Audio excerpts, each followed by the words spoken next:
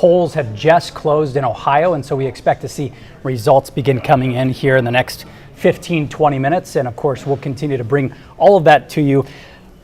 You know, the Ohio Senate race is what's going to be really pivotal here. Absolutely. Because not only have they spent the most money of a race so far in terms of a Senate race, but it's also very likely that what happens in Ohio with the Senate race between Sherrod Brown and Bernie Moreno could tip the balance to the balance of the Senate, whether it's Republican or whether it's Democrat. But this is expected to be a very, very close race. In fact, I have some information about some NBC exit polls that were happening just in the last few minutes that came in.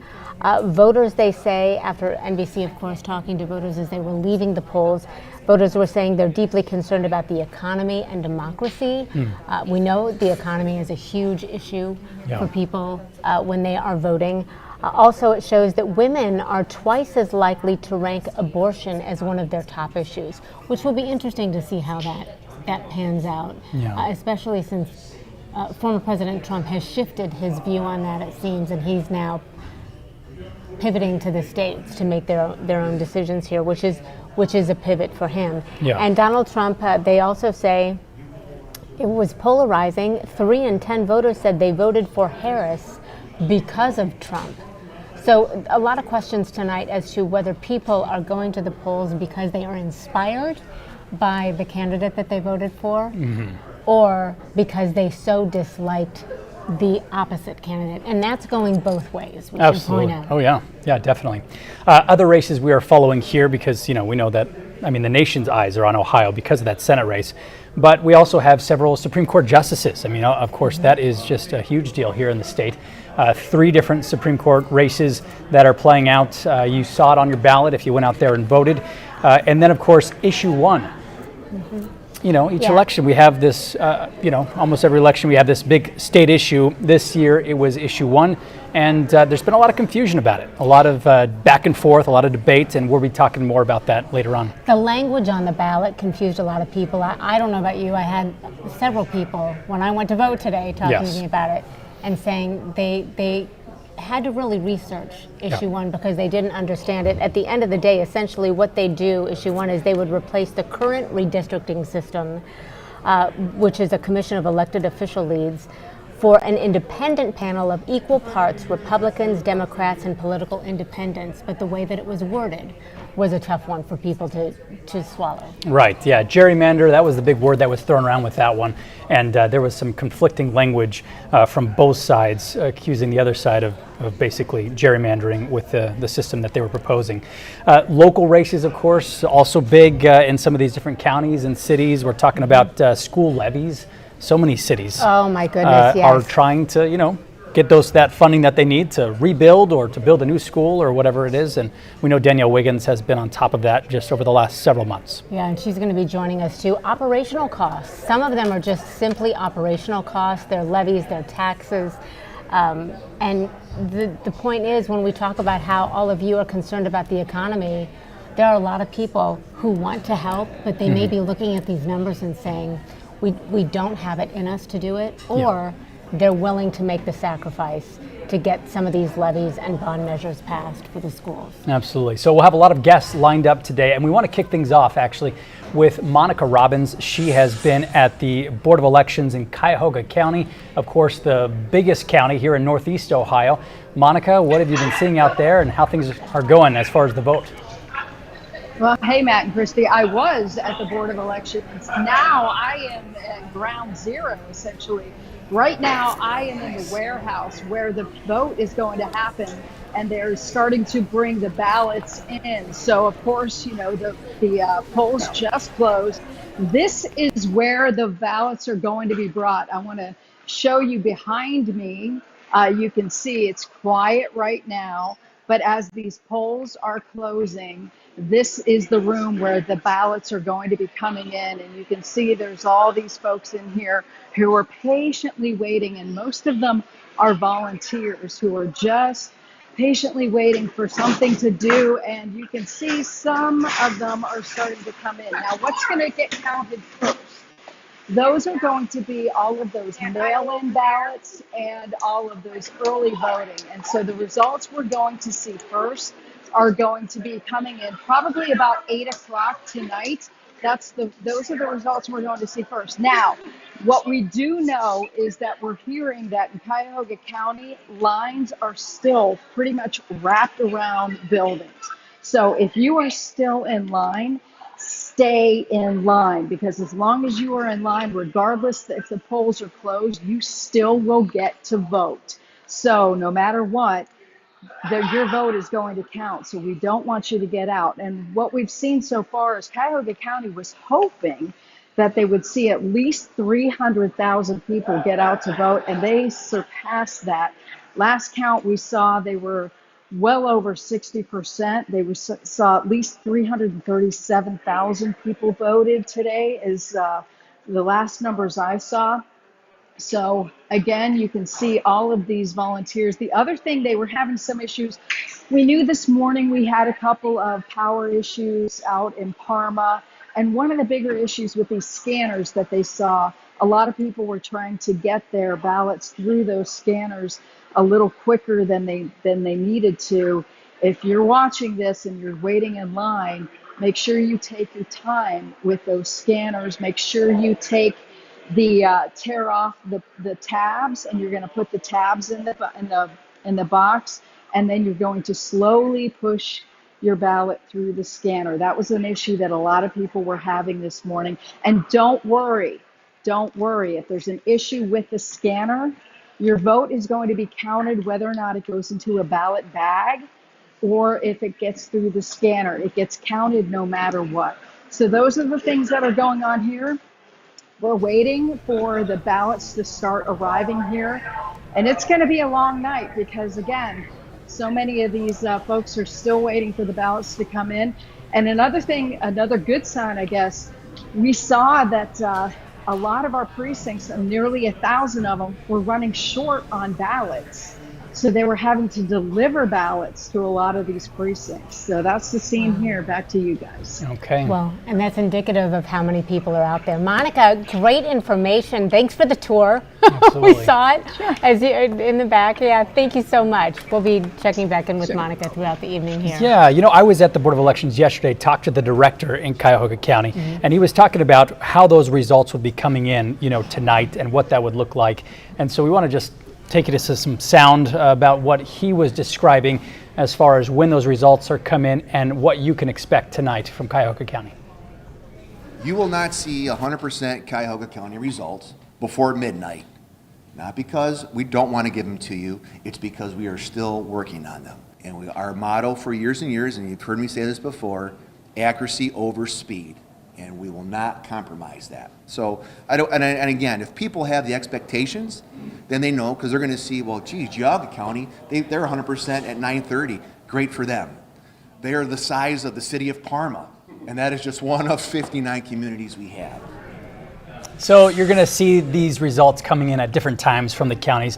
And really, like you said, it's because of the size of these. I mean, some places in Cuyahoga County, they are packing up their election books and things from these polling locations and having to drive a half hour to the Board of Elections Center or to where Monica was to then begin processing. It's not easy, and I wanted to ask you, since you've been there, I was listening to what happens in another state, where they moved all of the machines, and how they count them is there is a memory card in there. And they would take the memory card out, and that's how they would have results so quickly. And I'm not sure that that's the case here, because you had gone there and I had not. But I think it's fascinating for people to realize, okay, the polls close at 7:30, and yet we have a pretty solid tally sometimes very early on, and you wonder how that's expedited. Right. Yeah, absolutely. It is a big process. They have hundreds of workers that are working on this. They do have to drive them physically to that area, because this is not something that's, they're not connected to Wi-Fi, right? They're on their own system, and that, of course, just adds to the whole process being dragged out. Do we have Democracy Defense Project's Ken Blackwell and Zach Space with us? Ken, a Republican, and Zach, a Democrat, talking to us about election integrity. Gentlemen, thank you both so much for being with us. We appreciate it. Ken, let me go to you first. Do you have any serious concerns about election integrity this year thus far? No, I don't. I think our infrastructure, our bipartisan infrastructure, is rock solid. That doesn't mean that there are not some human errors, but we have a way of dealing with hiccups in the system in a very bipartisan way, and that builds confidence in the results. So I think we have a model system here in Ohio. Again, we can vigorously debate candidacies and issues, but in the final analysis, we have to have faith that the count is accurate. And I think we have an infrastructure that produces that sort of confidence. Okay. Yeah. And Zach, if you wouldn't mind also sort of addressing that, what you have seen from Ohioans when it comes to that trust in our elections that, has just become more paramount over the last several elections. So they have every reason to trust the process because it works. We've obviously heard a lot of folks talk about the election being rigged or that there's cheating going on. It's not. The only thing we really have to fear, to paraphrase Roosevelt, about the electoral process is the fear of it not working itself. It works, and I think the thousands of volunteers and poll workers and staff at the 88 county election boards around the state should be commended. It takes a lot of work to get to the point where we are today, as Ken knows, as a former Secretary of State. The run up to an election like this really is months of work. These folks in both parties have been working their tails off, and they should be commended. Today went pretty smoothly from what I understand. No major glitches. You have the typical, here and there you'll have a technological issue or someone shows up late, but there's zero evidence of any fraud or zero evidence of any problems with the process. So, Ken, I want to ask you, what have you seen thus far among Ohioans when it comes to their trust in elections and the process? Again, let me just underscore that we have a good system and we have a bipartisan infrastructure that I think feeds confidence in the results. It's a transparent system. It's a double lock system in terms of ballot security. And so all along the process, there are bipartisan sets of eyes and ears. And one of the things that Zach and I have underscored is the fact that this is at the precinct level. We have thousands of people working at the community level, and that's what gives it, I think, a significant human touch. That doesn't mean that we don't have vigorously fought campaigns, that we have, table pounding arguments about policy direction, but in the final analysis, people cast their ballots. The ballots are counted, and in Ohio, folks can have confidence in the results. Yeah, we know the Democracy Defense Project is doing work to try to help Ohioans have that faith in the system, so we appreciate both of you coming on to talk to us about that today. We want to turn now to... Thank you, gentlemen. Thank you both.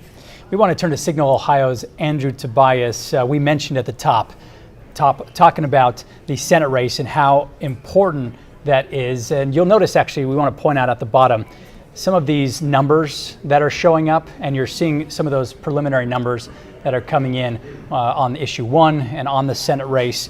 And so let's jump to those Senate race returns, what we're seeing so far in this important race, not only in Ohio, but across the country.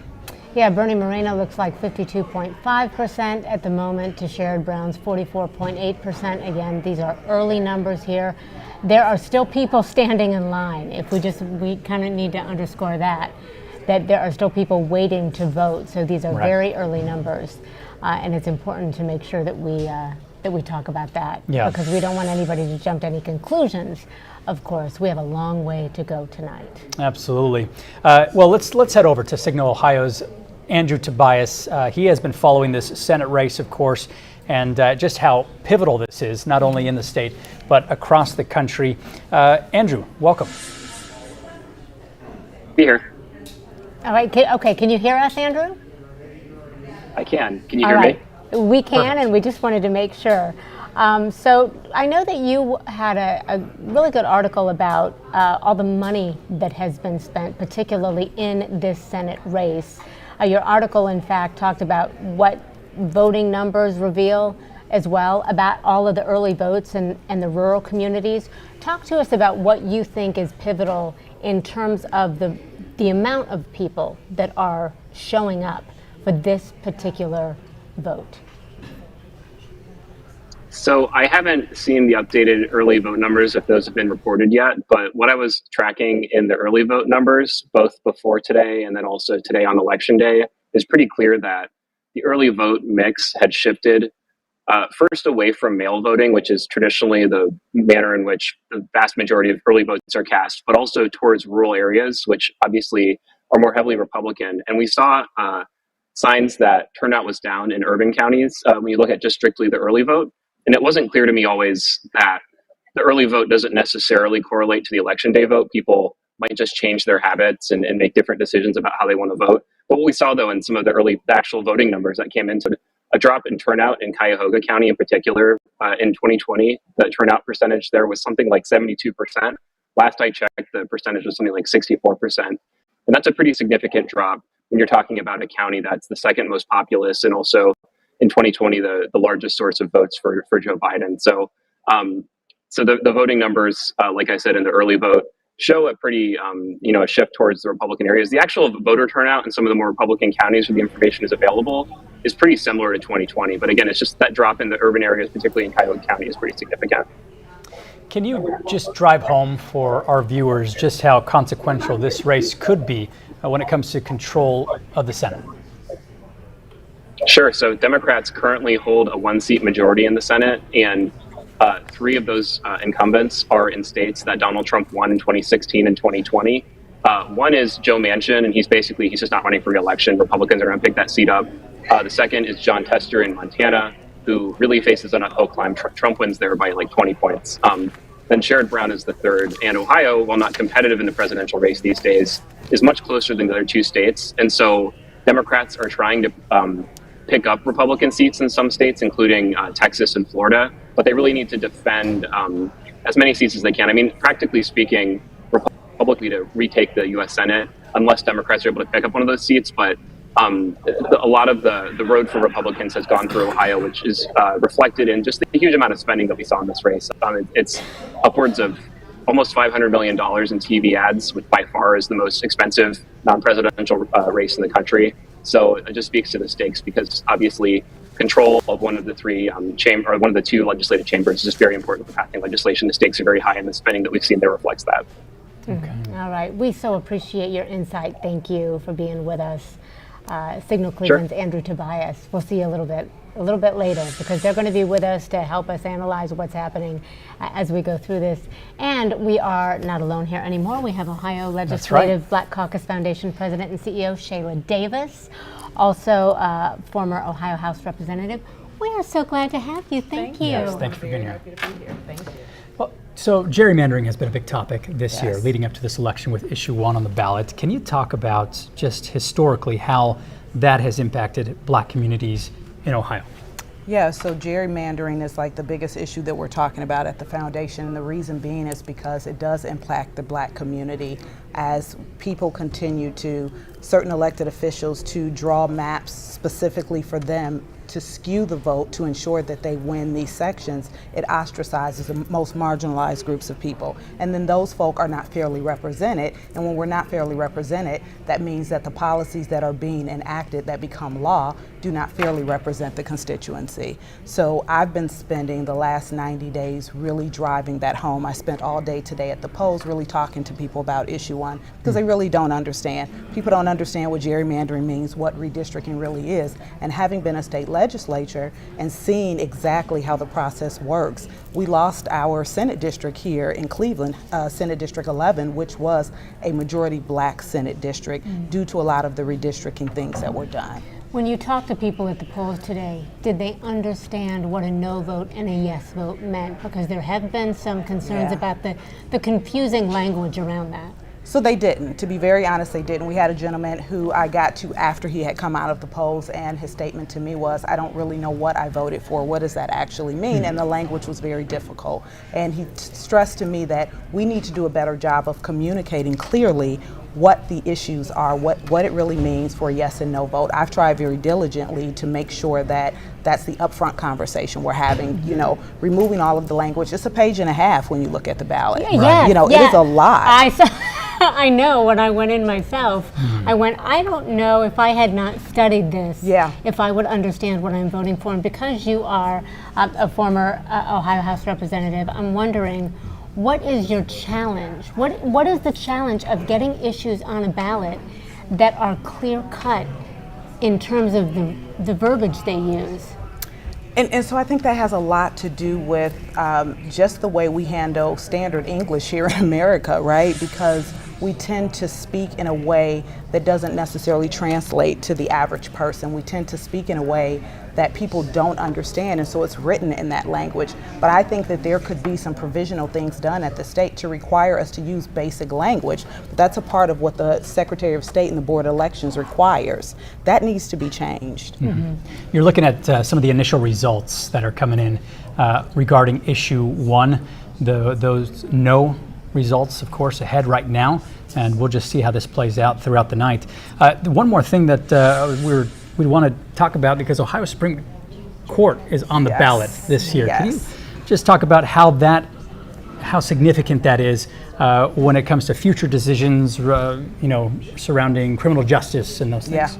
So it's critical, right? It's important that people are fairly represented at all levels of government, and our judiciary is so important. It's important that the person that has the philosophies that are making the decisions that are going to impact you, not for today, but 20, 30 years from now, because precedence is set when judges make rulings on cases. It's very critical. And while we are nonpartisan, there is a certain ideology and philosophy that we do stand by with the foundation, and we believe that there are certain people that should be reelected and newly elected to the bench, because our Ohio Supreme Court is at stake for everything. I mean, the reason that we were able to get issue 1 handled the way that it was because of the ballot initiative, but also because of what the Ohio Supreme Court did. Those are critical decisions that impacts everyone.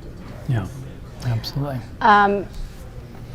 The fact that this election, what is very unique about it is that those Supreme Court justices and candidates are now putting either a D or an R next to their name.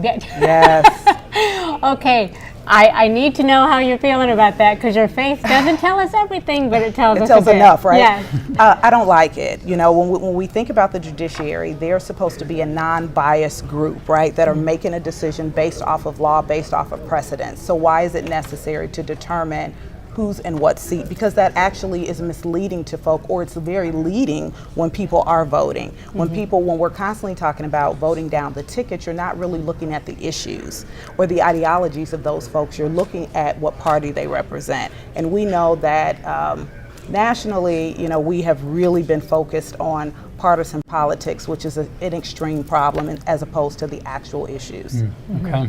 Shayla Davis with the Ohio Legislative Black Caucus Foundation. We appreciate your time. Yes, thank you so much for your insight. Yes, thank you, guys. We'll talk to you a little bit later, too. Okay, thanks. We want to go back to those initial results that we're seeing on issue 1 right now. You can see it on your screen. Of course, this is very preliminary. I mean, we're just 25 minutes removed from when polls close. There are still people in line, and we'll continue to see how this plays out. And you know, I just, if you're looking at this, I'm wondering if you are now questioning, as Shayla said, that people didn't really know what they were voting for because of the verbiage that was there. So I just want to reiterate to you, essentially, a yes vote meant a vote to change how our voting districts are drawn in Ohio by taking politicians out of the process. A no vote basically maintains the status quo. It allows politicians to control what our voting districts will look like. So we're just trying to make sure that, as you look at this, I hope none of you are at home saying, I don't know if I voted the way that I wanted to vote, but it's a good note for all of the leaders who are writing these issues, to just the importance of being clear, because what we all want is for our votes to matter. And you can see the no lost a little bit there. We went from 59 to 55%. So again, we'll continue to get these numbers to you as they update for us as well. Absolutely. So we want to bring in a GOP strategist now, Jordan Orler, a Republican, who is supporting former President Trump this election. And we should just start with issue one. That's what we've been talking about. Your thoughts on just the opposition to that issue leading up to the election. Yeah, it's great to see you all tonight and be with you on this huge election night. What you want to look for on issue one is that typically in the state where we've got a big statewide ballot initiative and folks don't know what they're reading, like we have with issue one, long, lengthy, complicated, full of bureaucracy, folks are going to tend to vote no. And so we're seeing that already. It's very, very early, but it's uncommon to see Republicans and Republican issues leading during early voting. So that's very interesting. It's got to have a lot of Republican office holders feeling bullish right now. And certainly Ohio is very excited to see their constitution protected against this what it truly is gerrymandering in the form of calling itself non-gerrymandering. So it's good to see issue one starting to go down very early, but signs are very good towards it. Do you feel like the opponents to this got it right as far as their strategy and with the ads in that campaign against issue one? Now, certainly Ohio saw $500 million worth of ads just in the Senate race alone. So a lot of voters saw a lot of different ads, but I'm not sure they saw a ton about issue one, at least not enough to get their hands around it and understand what they do with their voting. So I think the voters so far are seeing that they were confused. And when they're confused, they know to vote no.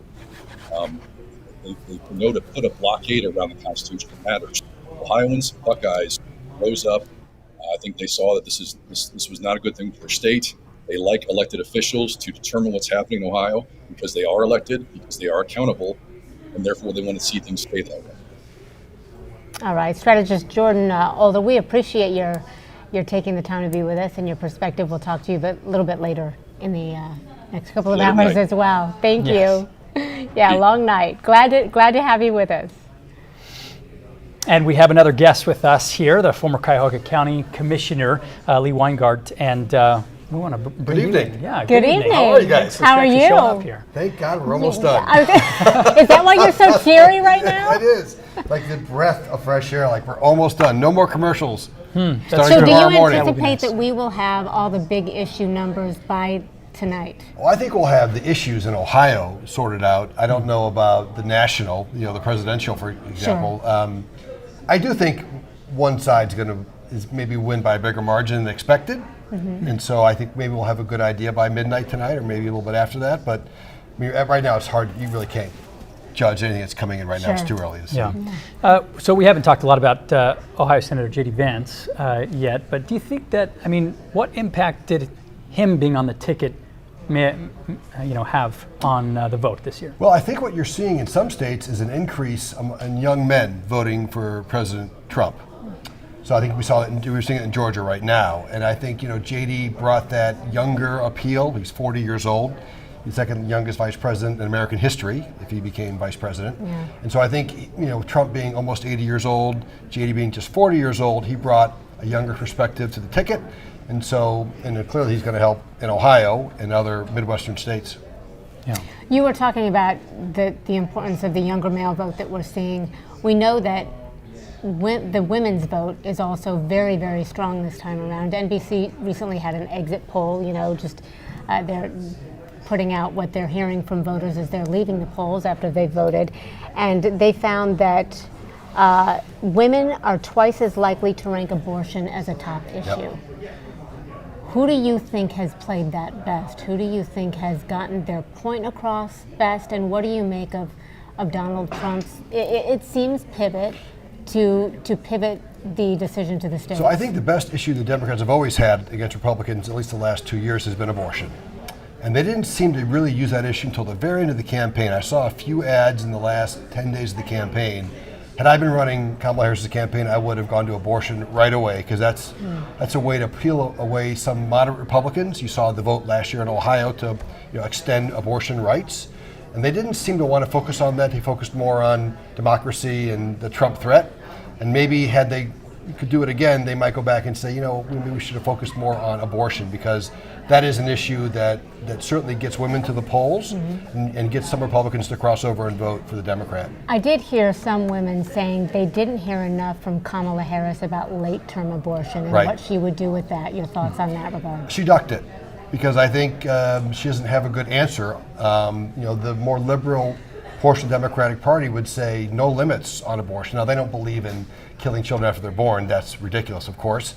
But, a ninth-month abortion would not be out of the realm, although we know that those only occur for reasons, deformity of the embryo or the mother's health. Okay. Lee, we so appreciate your time. Thank you so much for joining us, giving us your perspective, insight. Good to see you both. You too. I hope he's this happy all night, because this just, we are all just trying to get through this together, aren't we, people? Absolutely. We want to bring up the Senate race results, what we're seeing so far in this race for Senate in Ohio. Again, of course, still very early on, and we'll continue to follow how this plays out. All righty. Case Professor Justin Buechler is with us right now. We want to talk with him about issue 1 because, Professor, are you with us? There you are. It's good to see you again. Thank you so much for being with us. Absolutely. For people are a lot of times in their own bubble when it comes to how they feel, who they're talking to, what reports they're watching. People tend to watch what they agree with most of the time. Can you give us a good description of Ohio's current political makeup right now and what you think is going on? Sure. Ohio has been shifting from being a relatively evenly balanced state between Democrats and Republicans to a more Republican state. It's not exactly a deep South, firmly Republican state. It's a state that is still within reach for Democrats under certain conditions, but it's generally a Republican-leaning state. That's sort of where it is right now. So we sort of expect it to go for former President Trump in all likelihood at the presidential level, but it's not a solidly Republican state. Voting districts has been a big topic this year, of course, with issue 1 on the ballot. Can you just talk about the state of those districts? I mean, a lot of arguments from the supporters of issue 1 saying, hey, these are gerrymandered, the current system doesn't work. Give us your sense of that. Sure. So the process of redistricting is one of the more difficult and contentious processes in politics. And the latest round of redistricting in Ohio was really a mess because we had a back and forth between the legislature and the state Supreme Court, because according to the state Supreme Court, the plan that kept coming out of the legislature did not conform to legal requirements. So the Supreme Court ordered the state legislature to redo the plan. The legislature did not comply, and we wound up going past the deadline, and it turned into a gigantic mess. And the big problem, or at least one of the big problems with this, was that there was no backup plan for what happens when the legislature does not comply with the Supreme Court. And so as the aftermath, we wound up with a proposal to change the redistricting process again, and issue 1 is a proposal to come up with a new process to try to avoid that mess and maybe, depending on whom you believe, some of the other messes of the redistricting process. Yeah. So the controversy, I think a lot of people are at home wondering, why is there any problem with ballot language, when they go to the polls, why can they not understand it? I mean, some of the language is so convoluted. Why is it so hard to just get to the point of what you're voting for?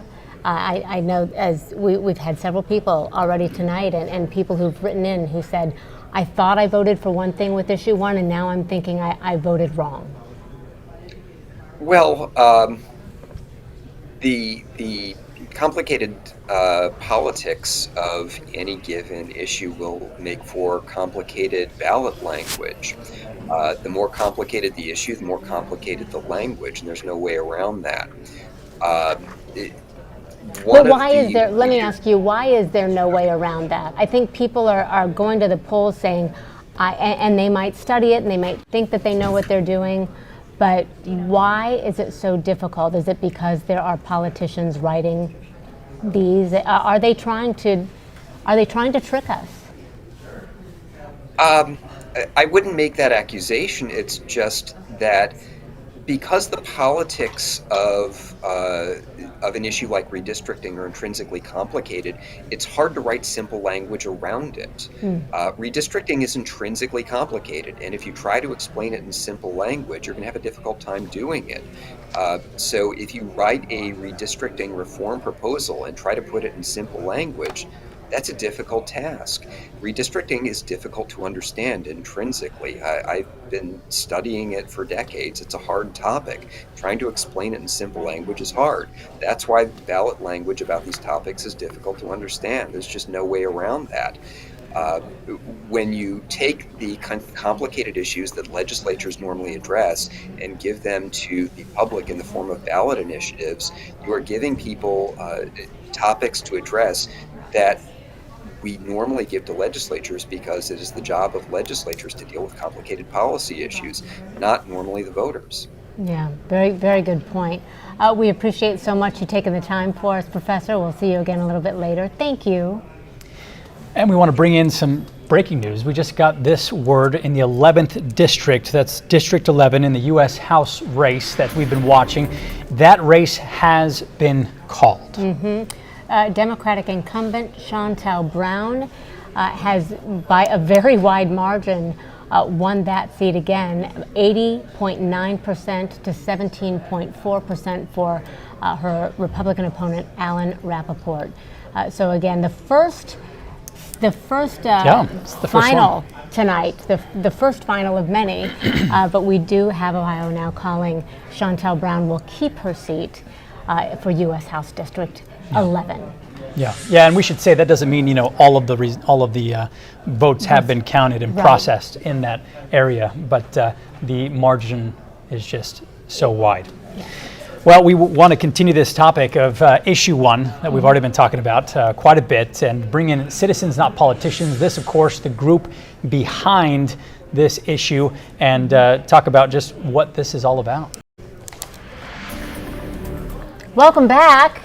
We disappeared for just a moment. We're back now. We're waiting on Citizens Not Politicians spokesperson for issue 1, Chris Davey, to rejoin us as well, because interestingly, when we asked him the question about issue 1 and the language of that ballot and why it seemed to be so difficult for people, he had a completely different answer than our guest before him, case professor Justin Buechler. So we're going to work on getting him back. But let's see if we can pull up some of the other numbers that we're getting in right now, especially with the U.S. Senators Sherrod Brown and Bernie Moreno. That gap has closed a bit since we first saw it probably about 10 minutes ago. I think it says 1% of precincts reporting, but that is very close at the moment. Obviously, and this is what we expected. This is what we expected, and we have 99% of precincts to go. Yeah, a long way to go in that Senate race. We know that in many counties it's those mail ballots, it's the early voting that are the initial ballots that are processed with these initial results coming in. And here's a look at state issue 1, what we've been talking about for quite a bit now. And this also, the gap has closed pretty significantly. Yeah, very close, just by 1% is the difference at this point. But again, just a reminder, essentially issue 1 as replacing the current redistricting system, which is a commission of elected officials that lead it, for an independent panel of equal parts Republicans, Democrats, and political independents. And we've been talking about the fact that there was some confusing language. So if you voted yes on this, that is a vote to change how our voting districts are drawn in Ohio by taking politicians out of the process. And then if you voted no, it basically maintains the status quo, which allows the politicians to control what the voting districts look like in those shapes. We want to bring in now Ohio Capitol Journal reporter Megan Henry to talk about some of these other races that maybe haven't gotten as much attention leading up to the election, but are really significant. Thanks so much for being here, Megan. Happy to be here. Yeah, so let's just go right into some of these Supreme Court justice races and just explaining who is running against who and just breaking down what those races have looked like. Yes, so there are 3 Supreme Court races. We have incumbent Democrat Michael Donnelly up against Republican Megan Shanahan, and then we have 2 newcomers, Democrats Elisa Forbes and Republican Dan Hawkins competing for a seat. Now, the third race is very interesting. It's 2 incumbents. We have Democrat Melody Stewart, who is going up against Republican Joe Dieters. And it's interesting that Dieters decided not to run for his current seat and decided to instead challenge Stewart, therefore opening up his seats that Hawkins and Forbes are vying for. He did this so that he could gain access to a 6-year term. His current seat is through the end of 2026, so that is what Hawkins and Forbes are running for. So talk to us about the current control of the court and the implications of this race in particular. Yeah, so the Republicans have the majority control of the Ohio Supreme Court with a 4-3 majority. If all 3 Republicans were to sweep the election, they would have a 6-1 super majority, so to speak, on the Supreme Court. However, if the Democrats were to sweep and win all 3 of their races, then the Democrats, that is, would flip the court with a 4-3 majority. So really, the control of the Supreme Court is at stake here with these races. Okay. Yeah, and such important races, we know, when it comes to that control of the Supreme Court. We'll be watching those, continuing to bring those results. Megan, thanks so much for being with us, giving us your perspective just a bit on these races. Thank you, Megan, Ohio Capitol Journal reporter there. We appreciate you. We want to go back to Citizens Not Politicians spokesperson Chris Davey. We were just talking to him about the ballot language surrounding issue 1, and then we got cut off. So Chris, we want to make sure we get your message out there. Yes, thank you, Chris, for staying with us here. You were saying that you did not agree with the assessment of Jordan Oler, who was right before you. Talk to us about why it feels unclear to some people when they go to vote for something and they're not sure if their yes means yes and their no means no. Well, it's because the politicians want to keep the system as it is, and so they wrote intentionally misleading and false ballot language. I mean, the spokesperson for the No on One campaign, when he was asked recently about how some people in the polls have been confused, he said, "I love to hear it." Frank LaRose wrote the ballot language, the Secretary of State, and before he wrote the language, and since he has tweeted and been out there very strongly condemning issue 1 and saying he's against it. So there's no doubt whatsoever that that language was written to deceive Ohioans. What we're hopeful of is that people are going to see through it, because issue 1 will end gerrymandering by giving us fair maps in an open and transparent process. And we think Ohioans are going to see through the lies, and they're going to vote yes on issue 1. Now, your previous guest had said, well, you know, it's really, really hard to write fair and accurate ballot language because this is so complicated and hard. You know, we wrote a summary of the Citizens Not Politicians Amendment way back in August of 2003, when we first set out to collect these signatures.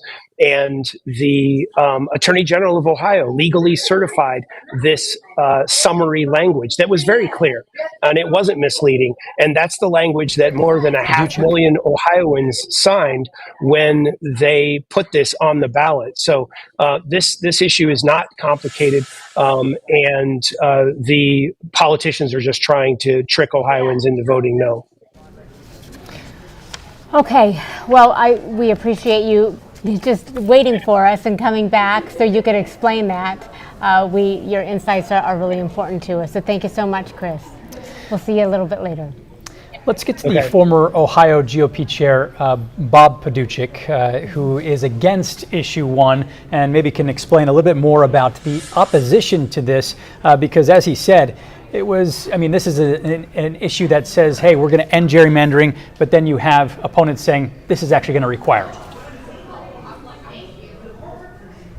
On tonight, I think it's a little bit of a case of false advertising here. What Chris had left out conveniently, I think, is that when the ballot language was provided, the citizens, not politicians, sued to have the Supreme Court look at it. Under Ohio law, if there's anything that is false or misleading in the ballot language, the court will strike it from the ballot language. They found that the language was truthful and accurate, and that's why it appeared on the ballot as it is. So I did not get to see the professor from Case Western Reserve talk about it, but the petitioners created this language. They didn't have to make it a 52-step process to select commissioners to draw the redistricting. They could have made it a much more simple proposition. They chose not to. And because of that reason, they're victimized in the ballot language. So I mean that's the situation. So what do you think will happen in Ohio if issue 1 does pass? Well, I don't think it'll pass, but what happened in Michigan is you had a situation where a number of different voting constituencies were disenfranchised. You had a appellate court decision that struck down those maps in Michigan as violating the 14th Amendment rights of African American voters in the city of Detroit, the most African American city in the country. And so we think it's bad public policy to put a commission of people together to draw district maps that is unaccountable to the voters. Those commissioners could not be removed by the voters of Ohio. It's one of the things we talk about in our advertising. We talk about the unlimited legal fees that issue 1 would force the state of Ohio to pay without any checks or balances or control over it. I mean, I understand if people want to change how we select districts in Ohio, but issue 1 was a bad deal for the voters, and we are hopeful that the voters will recognize that and reject issue 1 tonight. All right. Thank you so much. That was former Ohio Republican Party Chair Bob Paduchik, and we appreciate your perspective. Thank you, sir. You're looking at some of those initial results again. Only 1% precincts reporting, and so still very early, but a bit more of a gap than what we saw just in the last 15 minutes or so. Absolutely, 47.8% yes, 52.2% no. Polls are closed here in Ohio. We do need to make note that even though they are closed, if there were people in line at 7:30 when the polls closed, those people who were in line, some of them around the corner, as we understand, in buildings, still have the right to vote. So they will be allowed to vote, and it may delay just a bit some of the numbers that we get in. But of course, they went there, they stood in line, they were there in time, and certainly everybody wants their vote to count, and they're making sure that that's happening here. Okay, let's bring in a familiar face, Danielle Wiggins. And if you guys have been watching Channel 3, you know Danielle just knows everything about the school levies. Everything. Reporting them on it for quite a while now. So let's start in Cleveland. I mean, what should people know about the school levies there? Okay, so we know that we've been following Cleveland's financial issues for the past year. They have multi-million-dollar budget issues, new superintendent coming into now his second school year. So they have issue 49 on the ballot. It's an 8.6 mil operating levy, and it is expected to raise $52 million annually if it is passed. So, but here's the issue here, what I would say with that one though, is that the cost. Now, we must remember that Cuyahoga County, they just reappraised their property taxes, and on average, 30%, more than 30%, those property taxes will go up. In terms of not the property taxes, but rather the home values going up 30%. So this, the cost to taxpayers is $301 for every $100,000 of your appraised property value. That's a lot of money. That is a lot of money. From what I was hearing, people are saying that's a lot of money. However, looking at some of the early voter turnout just yet, right now it's passing 65%. So 65 to 34% right now. So Cleveland is passing. They need that levy to again to deal with some of the financial issues that they're having there. And it's also a combined 2.65 mil 35-year bond issue to help renovate some schools. Then we move to the south, Akron. Issue 27. We know we've been covering Akron also had a new superintendent start last school year. And so they are a 7.6 mil operating levy, want to generate 25.7 million annually for that, and also building a new North High School, $85 million for that. That cost is $310 annually for every $100,000 that your property is appraised at. So pretty high price tags. And looking at the results right now there, so Akron for 58.7% against 41.3%. Now, Akron hasn't had a levy in 12 years. And the superintendent said that is one of the reasons why they ran into those financial issues, is because they waited too long to have a levy. So for right now, Akron schools, that is passing.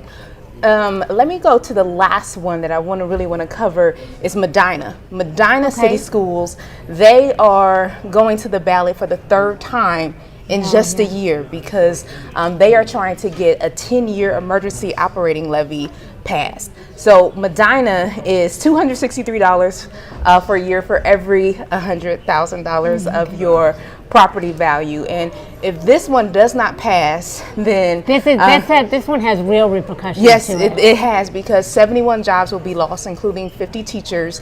And what they will do is they will consolidate buildings. So your kindergarten to fourth grade, every single year they will go to a different school, because each building will be one grade level. And you can't imagine, I mean, it's hard enough for parents to navigate their kids' schedules and get them where they need to be, but if every year they're changing, it's not only disruptive to parents, it's disrupting to those kids, yes? Yes, but, and again, everyone, those who are saying they are not going to vote for it, is because it's balancing your budget. If my budget, if I can't afford it, then I can't. Well, and the economy is the number one thing that people vote on, typically.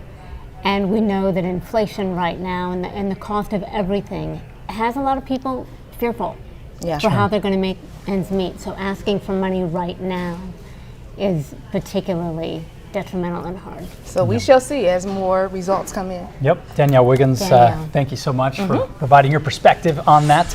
We want to take a look at the U.S. Senate race right now. And just as votes continue to come in, we're looking at Senator Sherrod Brown sort of widening the gap just a bit from the last time we took a look at this. Very early, of course, 1% precincts reporting at this point. Let's go to Buckeye Flame Managing Editor Dr. Ken Schneck. We want to bring him in to talk about LGBTQ issues, plus issues. And I'm wondering, first and foremost, thank you for being here, Dr. Schneck, but what are you specifically most interested in seeing tonight in terms of the numbers? What are you watching most closely? Well, certainly watching the Senate race that you both are covering. I mean, to hear the ads tell it, the most pressing issue in Ohio right now are the 6 trans athletes that were approved for competition in the past couple of years. So just really looking at how the hundreds of millions of dollars that were spent across the country on anti-trans ads are affecting these races and turn people out to vote. The other thing that we're tracking, there are 15 out LGBTQ candidates across the state of Ohio. So certainly have our eye on how they're going to do in this race. One is running unopposed, so we feel really good about that one. But there's still another 14, and we will see how they all do. And the Buckeye Flame statewide LGBTQ plus community-oriented online news organization. And so we appreciate the perspective you're bringing to this. Anything else that people should be aware of or that you are looking to see by the end of tonight? Sure. In some ways, we're looking at tonight, but all attention for the LGBTQ plus community in Ohio is not only on the election tonight, but how quickly the state legislature comes back into session for their lame duck session. We know that there are at least 3 anti-LGBTQ bills that are on the docket, and with them back in convening next week, we anticipate a lot of these bills coming up again. So it's going to be a really quick turnaround between the election results of tonight that I know you all will be up late covering and I'll be up late watching, but also how quickly the state legislature gets back in session and takes a look at some of these anti-LGBTQ bills, including a bill to out all LGBTQ youth to their families. It's called the Parents' Bill of Rights, but in some ways does the exact opposite. Okay. May I ask you, talk to voters right now who are watching you. What do you think is the biggest misconception they have about some of the things you're talking about, and how would you like to clarify for them? Yeah, it's almost hard to dispel at this point because so much money has been spent creating ads about a very small number of people. So these are trans women participating in athletics, and last year there were a total of 6 across the entire state of Ohio who were approved to participate in athletics after some really rigorous testing, and that didn't mean they were starting players. But again, if you're sitting at home and you're watching these TV ads or you're getting these robocalls, you would think this is something that is dominating Ohio's athletics on the high school and college level, when again, we're talking about a relatively few number of Ohioans who are being demonized to prove a much larger point. So we know that some of these tactics work in more rural areas of Ohio, and so we saw a lot of money pour into them when, in fact, that money probably could have had a better use for all Ohioans. Okay, the editor of the Buckeye Flame, Ken Schneck, we so appreciate your time and taking a look at some of these issues that are important to so many in the community. Thank you, sir. Thank you both. Let's bring in Democratic strategist Jeff Rusnak with the R Strategy Group to talk about some of what you're looking at. Of course, the Senate race, a big one with Absolutely. Senator Brown. Yeah, so the Senate race is, in Ohio right now is the top thing to be watching. Also issue 1, Supreme Court races, but we're also looking at a number of the local issues, Cleveland school issue and the arts issues, issue 55 as well. So is there any strategic move that you particularly like or did not like through this? Anything specific that you watched and said, that was a good one, that made sense, this other one, not so well, much? I mean, I think the negativity that Bernie Moreno ran such a negative campaign, never said what he was for, who he was, offered no vision or hope for people. It was just all negative, and attacking Senator Brown. And Senator Brown obviously has a long track record and a successful track record in the state. And so if you don't give people hope or vision for who you are and what you represent, then you're not really giving people a reason to vote for you. And I think that leads to really a lot of divisiveness. And just pandering to Donald Trump time and time again is not really a vision for a U.S. Senator. I think people want U.S. Senators who are going to deliver for them and represent them. Do you get the sense that it is something that, I mean, this has been continuing for years, the negative ads.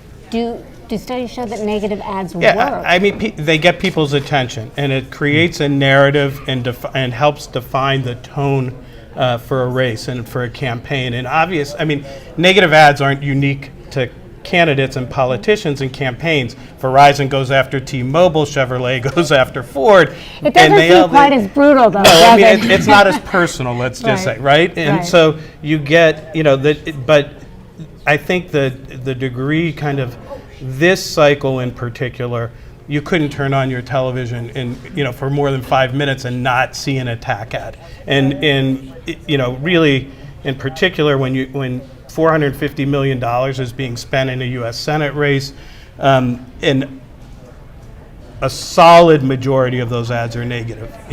most of those ads, those outside groups, those dark money groups that came into Ohio spending record amounts of money that we've never seen before. That negativity, it certainly has an impact on people, turns voters off, frustrates them, and it's no wonder people are disillusioned. So Senator Brown, of course, he's done it 3 times before, getting those voters that would split the ticket on the ballot. Did he do enough this race? Oh yeah, I mean Senator Brown. Look, I've known Senator Brown for almost 40 years, and there's nobody that's a harder worker than him. He's the best retail politician in Ohio.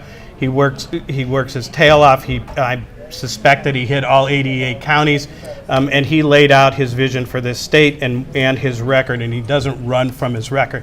One thing about Senator Brown that we all know is that he's as authentic as they come. Bernie Moreno, phony, kind of a fake fraud, whatever you want to call him, but Senator Brown is true to his word.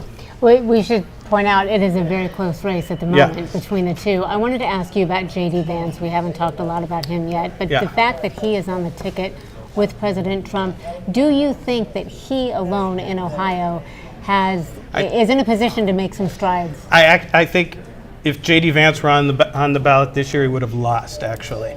I think J.D. Vance only did himself harm. He did not win people over. From the minute that he was announced as a running mate, he turned people off nonstop. He's alienated so many people. He's made false and bogus claims, and he says it doesn't matter. Well, of course it matters to people.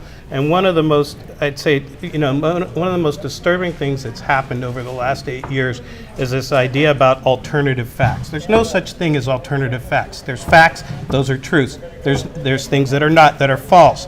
You can't have alternative facts. And the hate and the rhetoric and what he was spewing in this state, not only about his home state, really, I think, is going to come back to hurt him and haunt him in years to come. What do you think may have changed about him? Because years ago, he was saying that he believes that abortion should be illegal, and now that tune is changing, and he has taken pot shots at Trump, and that has changed. And in all fairness, that happens on both sides of the aisle with all of the candidates. I would say there's a fundamental difference between J.D. Vance and the rest of the candidates. I don't think you can find a candidate who's behaved in the same way as Vance. And what he's doing is pandering. I mean, he's an opportunist, and he's looking for his next gig. He's trying to climb the political ladder, and that's what it was about. And so he did whatever it took to get selected to be the vice presidential candidate and nominee, and now he's trying to do anything, say anything, and do anything to win. And that's a pretty dangerous place to be. Okay, Jeff, we appreciate your time, appreciate your perspective. No problem. And thanks so much. Happy to be here. Thanks. Thank you. Thanks. Let's bring in Cuyahoga County GOP Chair Lisa Sticken to talk more about, from the GOP side of things, just how this election is shaping up to be, and really what if these arguments on the side of the GOP really, reach voters. Hi, good evening. Happy to be here. Thank you, Lisa. Can you? I don't know if you heard when we were just talking to strategist Jeff Uznak. Did you hear what he was saying about J.D. Vance, and wondering if you would have a rebuttal? I did. I do have a rebuttal. I think it's interesting. He's trying to paint this doom and gloom on J.D. Vance, who's probably going to be our next vice president and will win handily with Donald Trump, Ohio tonight. I think we're going to see that, show of strength there. Additionally, I think there was a lot of good messaging coming out of the Republican Party. His talk about a lot of negative commercials. I mean, it was a summer of Sherrod Brown trying to paint Bernie Moreno as this criminal just because he was in the automotive industry. And a lot of people complained about that because it was too much. But we have a lot of great candidates on the ballot. It is early. You're seeing a lot of the early returns. I think we're in for a good night in Ohio for the Republican Party. I think J.D. Vance being our senator and being on the ticket as vice president is exciting for the Ohio Republicans, but I think Ohioans generally, he's got a great story. And I think, we should be in for a good night generally, nationally as well. So, of course, Senator Brown has managed to pull off a victory the last 3 elections against his opponents. Do you feel like, what can you say about Bernie Moreno's campaign, and did he do enough to try to change people's minds about this longstanding senator? Bernie Moreno traveled the state. He went to every county, every corner, every small town, every big town. He was so present. He would go to events. He would go to festivals. I mean, he was so accessible. I mean, just how he's not more exhausted, I don't know. He went everywhere. He worked very hard, and he raised good funds. He was just a strong candidate out of the gate, and I think a real challenge to Sherrod Brown. So I think he's in a good position. It's a close race, as I believe you noted, in the previous segment, and I think he's only going to get a stronger night for Bernie Moreno. All right, so thank you so much. We appreciate you being with us. And I think we're going to get back to you a little bit later, but it's so good to have you here. And it's good to get both sides of the story, talking to him before, talking to Rusnak before, now talking with her. It is helpful. Thank you. We do have some breaking news that we need to get to right now. Yeah, some good news for the GOP. We're talking about Representative Jim Jordan, who has won District 4. That's in the U.S. House for Ohio. That race has now been called, and that's with 17% of precincts reporting at this point. Jim Jordan, of course, the Republican incumbent. He beat Tammy Wilson, who is the Democrat in this case. But again, we understand that is being called. And since we're talking about what's being called, why don't we get to Candace Hare, WKYC. She's on the touch screen here to kind of walk us through some of the latest numbers and that are coming in early, and explain it to us. Or late with us. I don't know how you say that, Candace, when you're typically coming in at 4 in the morning. Yes, you'll see her overnight, all night. God bless you. Yeah, but it's for an important cause. And we're going to take a look here at the Senate race. You guys have been monitoring this all night long. Very, very tight here between Sherrod Brown and Bernie Moreno. You see 50% there, Brown.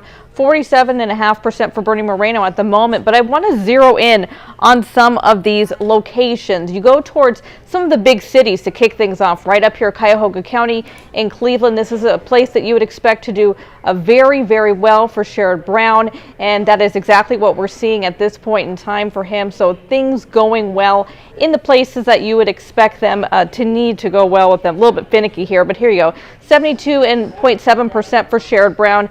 If you're with his team, that's good news. You need to put up big numbers in areas like that. Another area you would expect to see Brown doing well, that's down here in Columbus, Franklin County, 70.6% so far in favor of Sherrod Brown. That's with 39% of the votes counted. Again, if you're in his camp, that's good news. Those are the areas where you really have to run up the votes.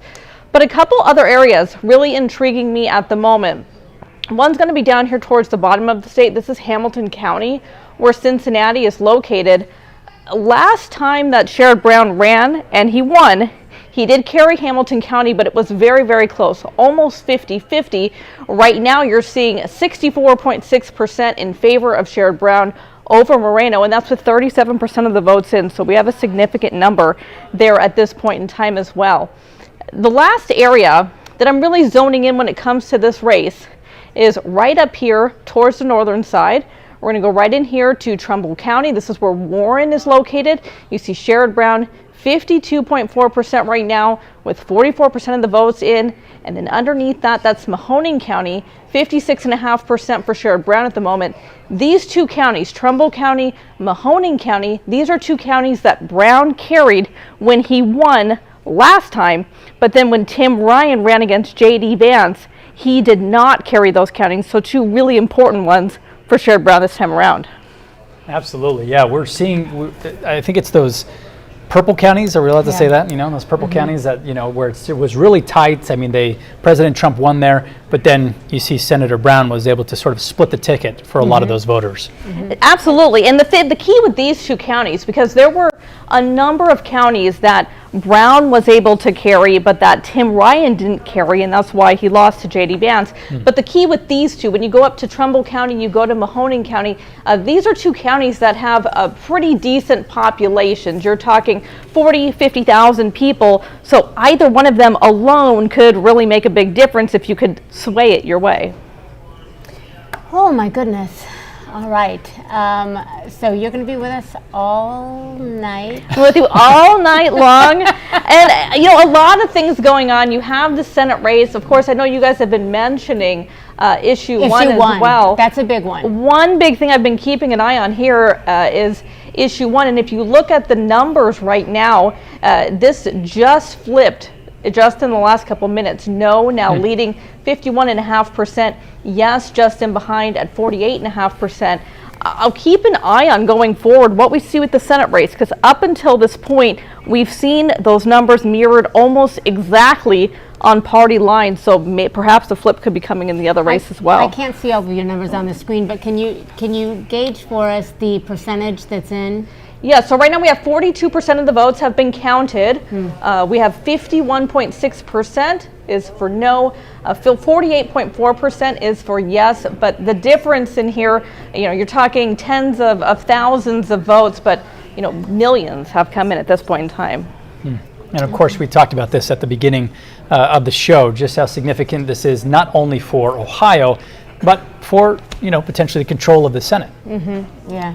No doubt about it. So we'll keep you posted. Candace, thank you so very much. Appreciate it. I think that we are going to wait here because Russ is going to be joining us here in a minute as they have some updates as well. But just to get you informed, if you are just now joining us, we do have a couple of returns that have come in. District 4, Jim Jordan, the Republican incumbent, he is now projected to be the winner of the U.S. House race for District 4, beating Tammy Wilson, who was the Democrat in that case. Also want to point out the winner of District 11, also an incumbent, Chantel Brown. She beat Alan Rappaport, her Republican opponent there. So those are some of the numbers that are coming in that are distinct enough. As you can see, Chantel Brown with 80.9% of the vote and Alan Rappaport with 17.4%. You can see that even though it's early in the evening, there is enough information there for these races to be called, and we're just waiting on some of the big ones. The issue one, some of these Supreme Court general, that are coming through here as well, because there are some things that are interesting about those. I mean, a couple of the Supreme Court issues are, you've got two that are, what's notable is two current justices are running against each other, right, which is something that you don't see every day. And Justice Melody Stewart is a Democrat versus Justice Joe Dieters, who is a Republican for that in particular. And Megan Shanahan, it looks like, is doing well in her race. Yeah, we're getting some of those initial numbers, and Candace Hare is back to maybe talk about some of these Ohio Supreme Court races. Yeah, certainly. I mean, a big deal. Supreme Court, I think people have really realized how much their state Supreme Court can impact their everyday life. You mentioned some of these. You're zeroing in on this race here between Joe Dieters and Melody Stewart here. Joe Dieters in the lead overall right now, 52.2%. One thing I find really interesting about this, you go back down here to Hamilton County, Cincinnati. This is an area that does tend to lean Democratic, but Joe Dieters was the county prosecutor down there for a long time, and yet Melody Stewart has a big lead in that area right now. But overall, that one, he has a big lead at the moment, about 5%. That's fairly significant at this point in time. We look to a few more of these. We have Daniel Hawkins for the GOP leading over Lisa Forbes from the Democrat Party. Significant lead there as well at this point in time. About 42% of the votes have been counted as well.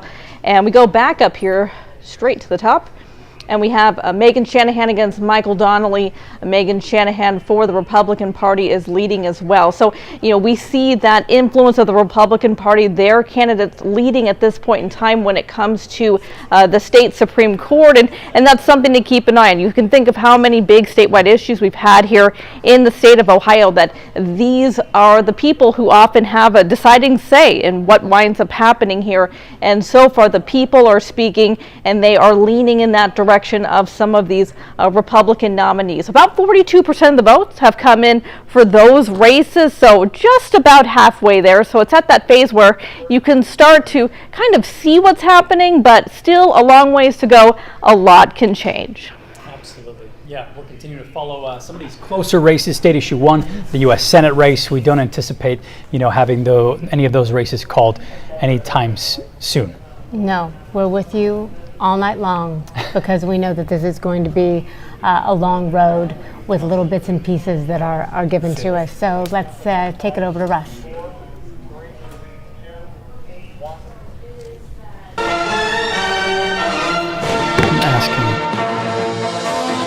Hey, good evening. I'm Russ Mitchell alongside Lena Lai. on this election night. We want to update you on some of the top local results. One of the big races to watch here in Ohio, the U.S. Senate seat. Let's take a look at the numbers right now. Incumbent Sherrod Brown facing Republican Bernie Moreno with 9% of the vote reporting. You can see that Senator Brown slightly ahead, 50% to 48%. Our Lydia Esparra is live in Columbus at the Sherrod Brown Watch Party, monitoring the mood there. How's it going, Lydia? It's going very well. Of course, there's a lot of people, they're still trickling in.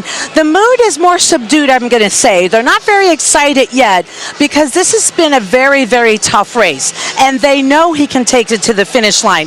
They believe that his experience and that he's already served 3 terms would benefit the state of Ohio. So that's what they're looking at. They're looking closely at the numbers, but they're more looking at Sherrod Brown and what he brings to the table. So right now, they're going to keep it slowly and closely optimistic. I'm going to send it over to my colleague, Annabelle Childers. She's with the Bernie Moreno team. And good evening to you, Annabelle. Hey, Lydia, thanks. Yeah, what you just said about the crowd being subdued there for Sherrod Brown, we are seeing some caution here. When those first votes came in, they showed Moreno up. There was lots of cheering, lots of energy here, and then that continues to teeter back and forth. And once Brown was up, it was pretty quiet as those results came in. I did get the opportunity to pull aside the lieutenant governor. He feels very optimistic that this will end in a win for Bernie Moreno. Now, he says he believes that is in large part due to the Trump endorsement. He says he believes Ohioans want Trump, and because of that, they will also usher Moreno in. Of course, lots to watch. We're going to be here covering it all, and back to you guys. Okay, Annabelle, Lydia, thank you so much. Also, we learned a short time ago that Ohio set a new record for in-person early voting. This according to a tweet from Ohio Secretary of State Frank LaRose. 68 of Ohio's 88 counties surpassed early in-person voting numbers set back in 2020, but exact numbers have not been released just yet. We'll have to wait and see how voter turnout fares overall as the numbers come in. Stay tuned to 3 News and NBC News for the up-to-the-minute team coverage of races right here in Northeast Ohio and across the country. A hot one being watched right now is Issue 1. Issue 1, of course, just to update you now that U.S. Senate race, Sherrod Brown 50%, Bernie Moreno 48%. That's with 10% of the vote reporting thus far. You could also tune into WKYC Plus and WKYC.com for continuous coverage. We're here back the next hour and at 11 o'clock for a full report. We'll see you in 60 minutes.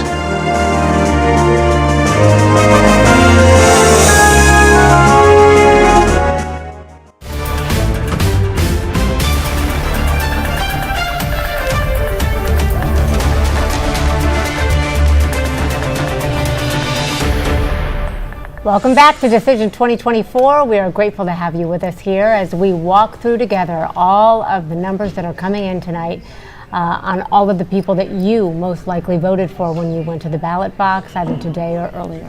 Yeah, we've already had a couple of races called, and we continue to follow some of those big races closely. Of course, State Issue 1, the U.S. Senate race that not only Ohio is looking at, but really the rest of the country. But now that, we are, almost an hour and a half removed from when polls have closed, we want to bring in Mark Namick from Signal Cleveland to talk about some of the voting trends. Well, let's keep updating some of these results. So with a little more than 40% on Issue 1, that's the ballot amendment to change how we draw those political maps. That is trailing by about 2 percentage points to 3. What's interesting there when you look at this early voting is it is tracking pretty closely to where the presidential vote is. So that's not a good sign for proponents of that Issue 1. And that is pretty consistent. We've talked a little bit earlier on Channel 3 about what we saw with the early vote. That's the in-person and by mail. And we've seen a shift in how people vote. In rural areas, they used to be more dedicated to voting in person early. Now they are voting by mail more than the more rural or urban counties, which were voting in person. And what that really means is that the messaging has gone out, and that could really help Republicans, because they always have to stack up their votes in the rural areas to counter what you see in urban centers, which traditionally could really pump up the Democrats' chances. But early vote totals tell us that voting was down in some key areas, including Cuyahoga County. So when we've had a lot of conversations about people who distrust the voting process.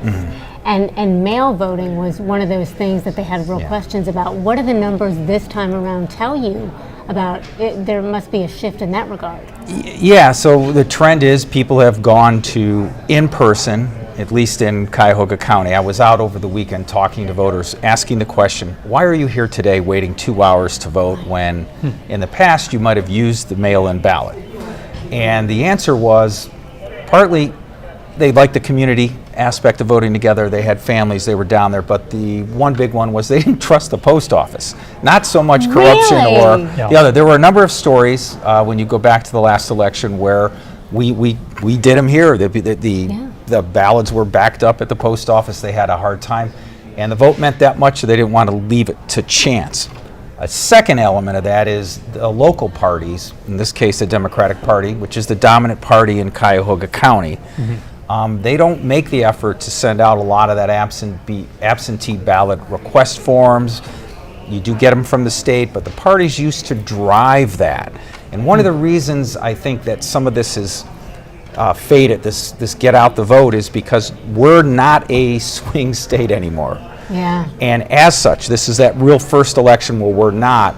A lot of the national money that gets spent in battleground states is what helps the organizing and the get out the vote, the early vote. So some of that is probably also affecting that trend, that shift from mail-in voting to in-person, and seeing how it's changed. It's gone rural when in the past the urban counties really drove that. Now there's great irony in this, of course, because former President Donald Trump made a big issue in the last election about mail-in voting being insecure, particularly in Pennsylvania.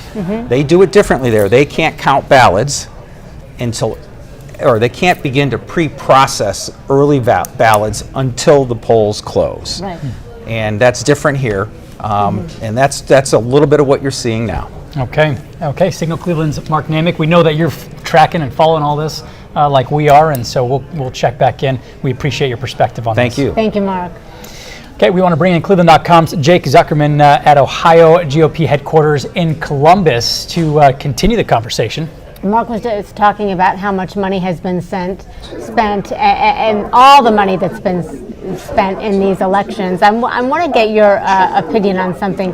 Are you seeing any change in the spending, specifically in the Ohio Supreme Court races, with the addition of partisan labeling? Because now voters know they went to the polls today, and when they saw their Supreme Court nominees, they had a D or an R behind their name, which is a first. It's very unique tonight.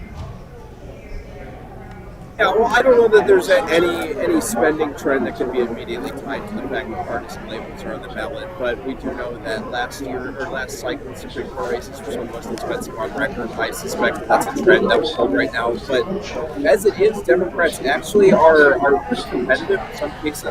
They have raised more money than the Republican challenge. As far as the outside money goes, it's pretty even. I think that the Democrats see these as races worthy of investment in, even though they are partisan now. Traditionally, they have not been, and with the court so likely to be the last word on abortion, on redistricting, on some of these really almost meta issues. I think that it looks like the Democrats spend well in these races, but right now Republicans are pulling ahead, and that's a trend that at least has been increasing as the results of the elections. Okay. We know it's loud where you are. We hope that people back home can hear you as best as they can. If you could also talk about just any evidence that a negative ad can turn a potential voter away from a candidate. I mean, we've just seen a lot of it this election cycle. Yeah, I think it's too early without actual hard data, and we don't have the pleasure of retrospective right now. But what I think is safe to say is that these ads have been overwhelmingly negative. I mean, these haven't been the sort of straight to camera, this is who I am and this is what I believe in.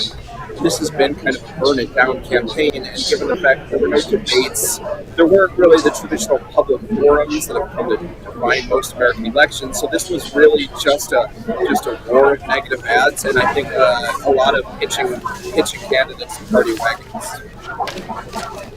All right, Jake Zuckerman with Cleveland.com. We appreciate so much you being with us. Thank you. We'll be talking to him again in just a bit as he's down at GOP headquarters there in Columbus. Yeah, well, now we want to turn it over to one of our colleagues, Annabelle Childers. She has been at the Bernie Moreno watch party in Westlake all day long. Annabelle, what are you seeing out there? I know it's still early, but give us a sense of the environment.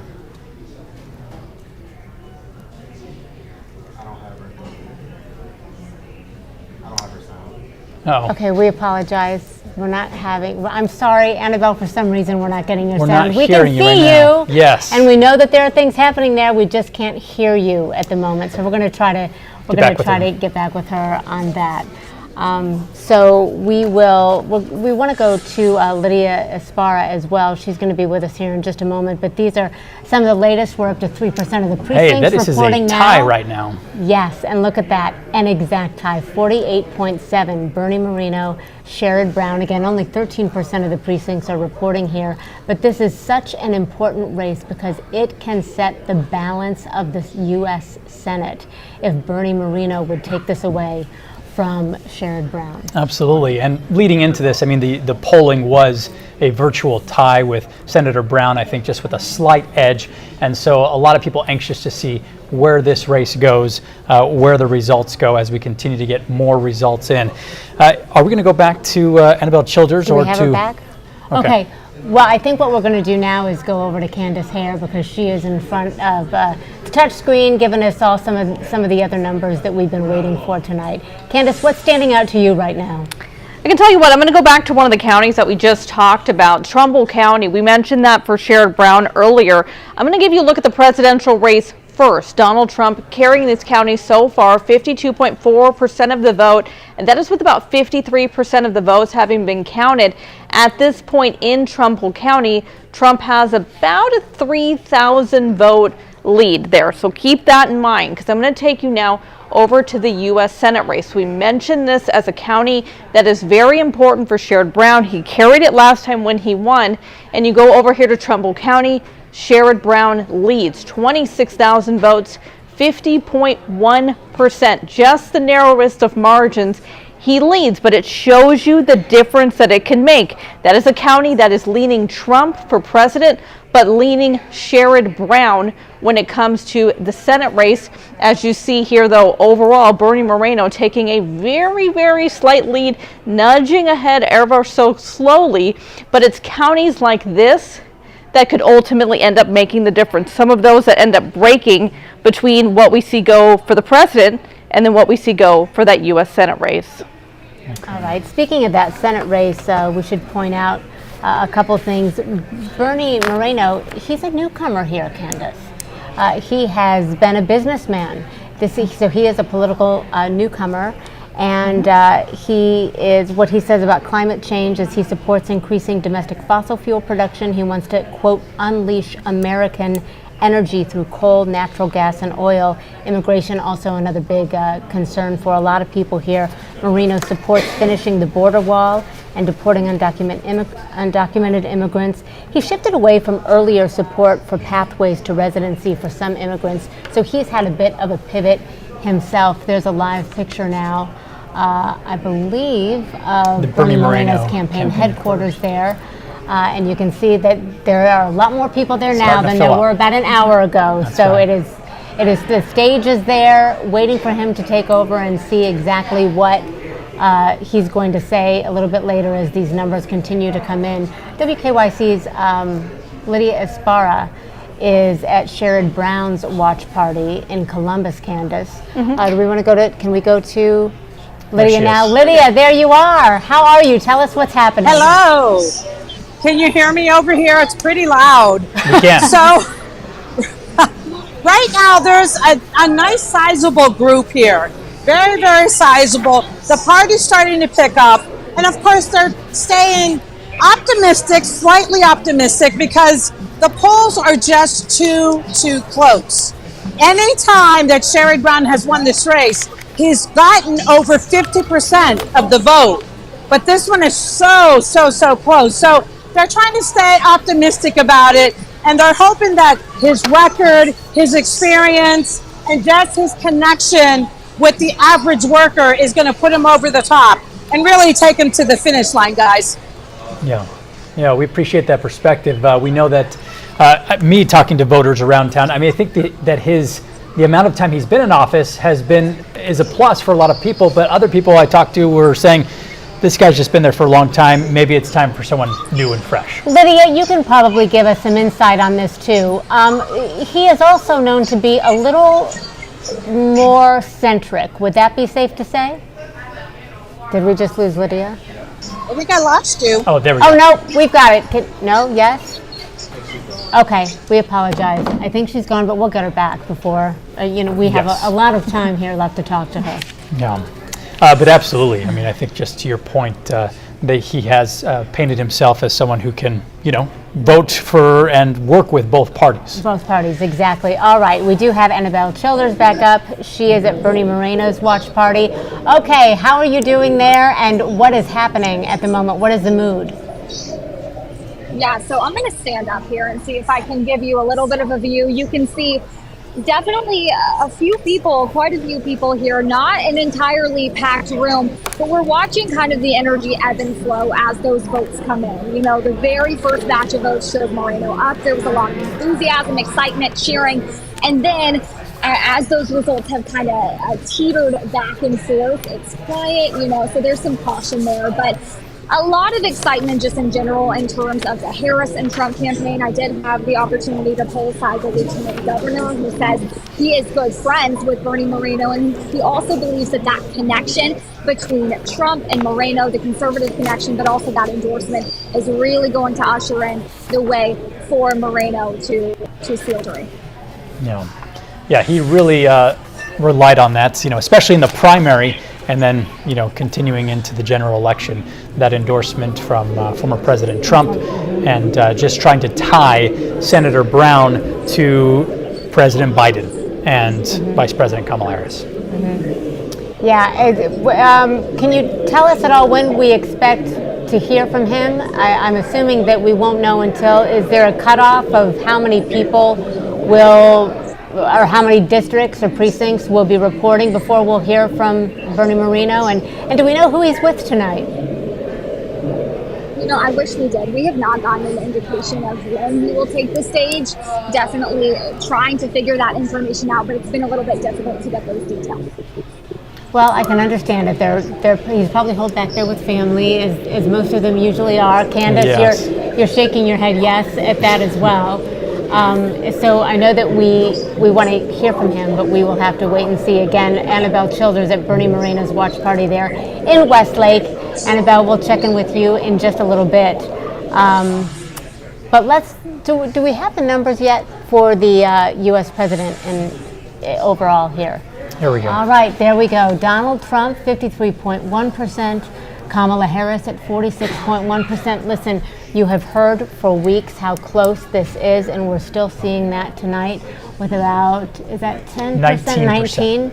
Yeah. I have my glasses on and I still can't see that small lettering. 19% of the precincts reporting. This, of course, here in Ohio. Donald Trump is expected to win this one without much of a battle, they don't believe, but Candace, we've seen things turn around. There may still be some wiggle room in terms of making those numbers close that gap a bit. Right. I mean, you never say never. That's what I say with any of these races. I've been focusing a bit here on the Senate race, so because we've still seen a little bit of that back and forth action with Moreno now nudging even a little bit more ahead now, 49.4% of the vote in for Bernie Moreno. That's with almost half, 49% of the votes have counted right now. You're looking at about a 45,000 vote lead right now for Moreno.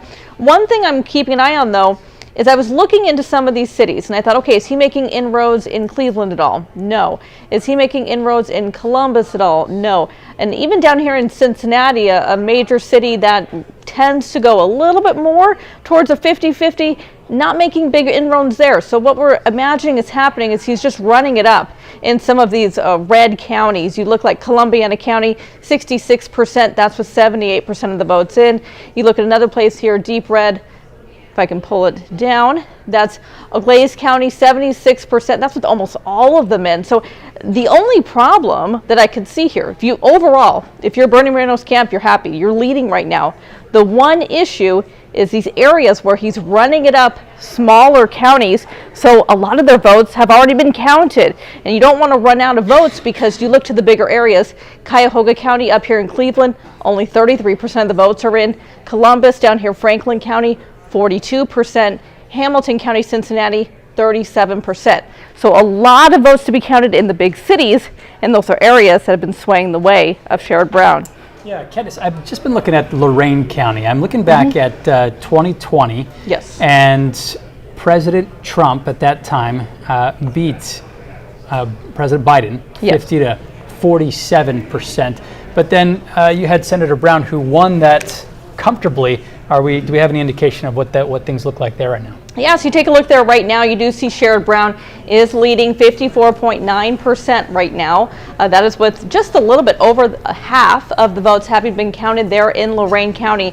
And as you say, that is a county that he did carry the last time he won. So it is one to keep an eye on. Again, I think here in Trumbull County, and then just beneath Mahoning County, those are some of those ones that have kind of broken from the way they've gone nationally to support Sherrod Brown in the past. And you're seeing them support him once again. But as you guys have mentioned, such a pivotal race, not only for control of the U.S. Senate. We've heard that a lot, depending on what we see happen in West Virginia with the Senate seat there. But also, a lot of people are looking into this race as a look towards the future in Ohio, right? We saw J.D. Vance win the Senate seat just a couple of years ago, and you could potentially, if Bernie Moreno were to win, you could potentially have two senators, both senators from Ohio, be from the Republican Party, either by way of him being alongside J.D. Vance, or if Trump were to win, Governor DeWine would then appoint someone, and you would imagine that would be a Republican as well. So many people looking at this race as a sign of the future in Ohio, too.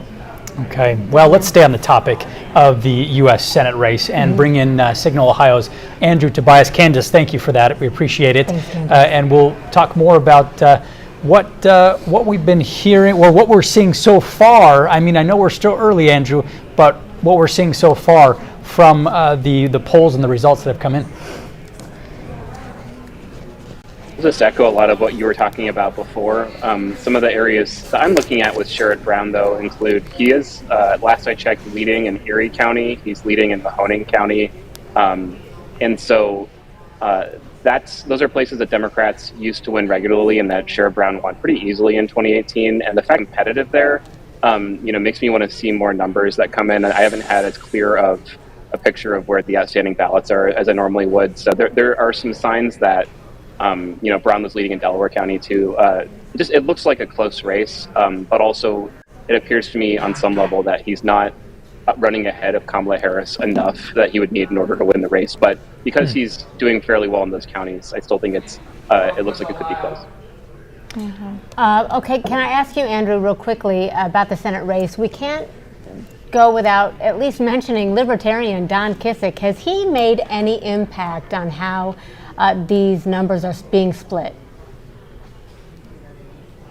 Yeah, so that's another factor that is kind of hard to read. So he's pulling about 2.6% of the vote, and while he hasn't been actively campaigning, I've seen in some other states that Democrats have touted the Libertarian candidate, kind of trying to be a spoiler, basically. There was nothing like that here, but 2.6% is a significant number. I just have to assume that those are largely conservative-leaning, independent Moreno. So that's just another factor to inject that I think makes it a little bit harder to project clearly that Bernie Moreno will win. But that's something that will have to be an ingredient for Brown if he's going to keep it close. Andrew, we appreciate that. We want to break in with some breaking news right now. We're just learning that Trump has been projected to win the state of Ohio. Yeah, let's see the numbers here. 53.8% to 45.4% for Kamala Harris. Again, 24% of the precincts reporting But as far as we know here, and as we can see, Donald Trump is the projected winner in the state of Ohio. He's taken several states, in fact, already today, according to NBC News. I think they've called him for Arkansas as well. Andrew, what is your reaction to this news? Is it expected? This early? Yeah, I mean, it's really honestly not surprising. Again, I don't have as clear access to some of the election projection type modeling that you normally see, but I saw on the New York Times website that they're estimating that Trump will win Ohio by 8.7%, and that's compared to 8% in both 2016 and 2020. So that's going to be really important for down ballot candidates and for Democrats and down ballot races, and that's a sign that Trump is obviously improving on his previous performance if those numbers hold. So when we know that, and when we get back, I want to get back to the Senate race real quickly because Lydia Asfara was just on. She's down at Brown's watch party right now, and she was saying they are. Earlier, she said they were cautiously optimistic, and they're a little less than that right now. There is some concern because in the past he has won by 50% or more. So these numbers are a little disturbing to them. Do you have anything, does it tell you anything about where we might be going with him tonight? Yeah, I would be concerned if I were them, but kind of looking at this factor of the third party candidate and some of the areas that he is doing well in, like I said, like Northern Ohio, like in Erie County, or Eastern Ohio, like Mahoning County, he's showing clear signs of running ahead of a typical Democratic candidate, but 8.7%, if that's in fact where Trump ends up in Ohio, is going to be almost impossible for Brown to run. That would be very difficult. Yeah. Well, Andrew Tobias with Signal Ohio, we appreciate your perspective on this, as we had just learned that former President Trump has been declared the projected winner in the state of Ohio, with 24% of those precincts reporting at this point. We want to bring in Andrew, thanks for sticking with us. We appreciate it. And we want to bring in now Ohio Capitol Journal reporter Megan Henry to continue the conversation as we look more closely at some of these Ohio Supreme Court races. We know there are 3 of them that are on the ballot, and maybe ones that didn't get quite as much attention as things like Issue 1 and the Senate race, but really have a big impact on Ohioans moving forward. And we saw that with some recent decisions, including on Issue 1 and the ballot language there. Yes, definitely. Thank you so much for having me. Yes, so the Supreme Court is up to them to interpret the laws in the state. And so abortion, reproductive rights, education, really boneless chicken wings, as we saw over the summer, are all things that the Ohio Supreme Court can play a role in determining here in Ohio. So let's look at something real quickly here. Regarding the Supreme Court, talk to us about Justice Melody Stewart and Justice Joe Deters. You mentioned the chicken wings comment, which is now infamous at this point, but between those two, what stands out to you most? Who has the advantage? Yes, so what's interesting, since they both are incumbents, and so they're on the Supreme Court together, sit side by side on the bench.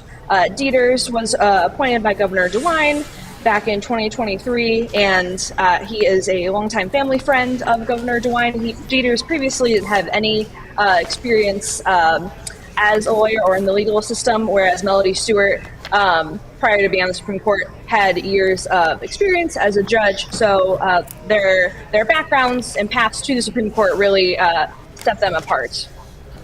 We're looking now at their numbers. Joseph Deters at 54.7%, Melody Stewart at 45.3%, with 27% of precincts reporting right now. Let me ask you this. With Donald Trump as the projected winner in Ohio, and that is not unexpected necessarily, but how much does Donald Trump prop up these other Republicans running? Well, I think it makes a huge difference, especially with the Ohio Supreme Court candidates now having party affiliation. And so on the ballot, voters saw today and during early voting, Democrats and Republicans, the D and the R next to candidates' names. And so if you're just going down the ticket and you see that, that could persuade you one way or another on how you're going to vote. Megan Shanahan, I want to talk about her and Justice Michael Donnelly. She has some real key endorsements: the Ohio Republican Party, the Ohio Chamber of Commerce, the Ohio Right to Life, the Fraternal Order of Police of Ohio, and the Ohio Farm Bureau. How much do you think, or is there any evidence to show how impactful endorsements are still? Yeah, I do think they make a big difference. I think voters do look at that, who's endorsing what candidate. I think, too, especially with Ohio Supreme Court justices who are running for election, they can't really say how they would necessarily rule on certain cases specifically. So I think voters really do look to the endorsements to see how, kind of get a sense of how they might potentially vote or make a ruling on a case in the Supreme Court. Okay. Good to know. Megan Henry, we appreciate your time again speaking with us about these important races on the Ohio Supreme Court. And we want to continue that conversation with the Ohio Supreme Court justices and talk about what the end result of these could really mean for the LGBTQ plus community. And for that, we bring in Buckeye Flame Managing Editor Dr. Ken Schneck. Can you talk about that? How significant are these when we're talking about these issues in this community? I missed you two over the past hour. So much has changed. Hasn't it? There are a number of cases that could work their way up to the Supreme Court, not the least of which, Supreme Court of Ohio, not the least of which is HB 68, which bans gender-affirming care for minors here in Ohio and also bans trans female athletes in kindergarten through college. That bill right now is law, HB 68, but it has been appealed and looks like it's on its way to the Ohio Supreme Court. So for parents of trans children here in Ohio, or any parents, families that are looking to relocate to Ohio who have trans children, they're going to be keeping their eyes really closely on whether or not this is a state that allows parents to make healthcare decisions for their children, including parents of trans children. So there's that case. There's certainly the bathroom bill that's coming up that is expected to pass pretty quickly in the next few weeks, which will force all individuals in kindergarten through college, including private colleges. I'm a professor at Baldwin Wallace. This affects us at a private college as much as it does at a public college. It would force individuals to basically present their birth certificate in order to use the restroom of their choice for multi-person restrooms. All of these bills could end up in the Ohio Supreme Court. So it's a really consequential election for the LGBTQ plus community here. I wanted to ask you, Ken, about the Senate race. Bernie Moreno is ahead at the moment, and he's 49%, 49.8% to 47.3% for Sherrod Brown. This is known and expected to be a very tight race. It was also a pretty brutal race. The ads that they put out, I've talked to so many people who said they can't wait for all of it to be over just because of those ads. To the LGBT community, what does this race specifically mean to them? I mean, can you imagine that you are one of those trans Ohioans who are being targeted? There were also amazing news stories out there of individuals whose likenesses were used without their permission in these ads. And can you imagine you're turning on your TV and you're in already this minority of folks in Ohio, and your likeness or just your very identity is being used as a way to turn out other people to vote against you? That's just a really specific tactic that's really harmful for the LGBTQ community. I think one of the big differences between Bernie Moreno and Sherrod Brown is their support of a National Equality Act. That's something that Sherrod Brown has supported before, and it's something that Bernie Moreno does not support. Right now here in Ohio, LGBTQ Ohioans do not have legal protections. That means in the areas of employment, public accommodations, or housing. So individuals can be kicked out by their landlord for being LGBTQ, and that's perfectly legal here in Ohio. And there's no national act that grants those legal protections. So this is a really consequential election for something like the Equality Act, which would prevent LGBTQ Ohioans from being discriminated against. And with that said, what is your reaction to the fact that Ohio is now projecting Donald Trump has won our state? Yeah, it's really difficult, I think, for LGBTQ Ohioans, given he has kind of been all over the place. But he has, former President Trump has said unequivocally that he does not support marriage equality, that he supports it personally, but that he would take steps against marriage equality. And whereas many thought that reproductive freedoms were settled law here in Ohio and across the country, we've seen that that's not the case. And so there are a lot of questions, particularly after the last Supreme Court case that overturned Roe v. Wade, with Justice Thomas saying, hey, maybe we should go back and look at some of these other cases like marriage equality. So the influence of former President Trump, both on our judiciary and also just on public opinion around marriage equality, that is not settled law. Nobody's feeling that way. So yeah, a really consequential election for LGBTQ plus Ohioans. Okay, that's Dr. Ken Schneck with the Buckeye Flame. We appreciate your time and perspective. Thanks. Good luck. Thank you, sir. We will be seeing you again in just a little bit, as we've got a long way to go here. Absolutely, and Candace is back talking about just more on what we're seeing so far in some of the different parts of the state. It's interesting, as we learn about Trump being the projected winner here, and then continue to follow, of course, the Senate race, which is still too close to call. Definitely. It's interesting to see the differences between some of them. You mentioned Lorain County having been going the way of Trump, and how that wasn't necessarily the case here in the Senate race, and we're still seeing that, right? You see Sherrod Brown still leading in Lorain County. That's with about 66% of the votes counted, so a good number have come in there. Overall, though, Bernie Moreno is leading and widening that margin a bit. You see another click just came through. 58% of the votes now counted, 50.1% going the way of Bernie Moreno. Sherrod Brown sitting at 47%. You're looking at a little bit over about 100,000 vote difference now, so that's a big click going the way of Bernie Moreno, who is really racking it up in some of these rural counties, winning by big margins at this point in time, and that is what's carrying him that way right now. I want to take a look, though, at some of the big cities, because that's where most of those votes are left. We look up to Cuyahoga County, still sitting at 35% of votes counted. That's one of the lower amounts as far as counties go in the state. So if you're in Sherrod Brown's camp, you're hoping to really rack it up in a place like that, because it is a place where there are available votes. Down in Franklin County, more votes have been counted there, 55%. That's a lot more than we saw last time we checked here. And we'll go down to back to Hamilton County, Cincinnati, 42%. So these bigger cities save Cuyahoga County, save Cleveland. Those areas are starting to get some of those votes in. And the problem then, if you're Sherrod Brown, is you're falling further and further behind now, over 100,000 votes behind. And now you're wondering, where do those votes come from if you want to catch up?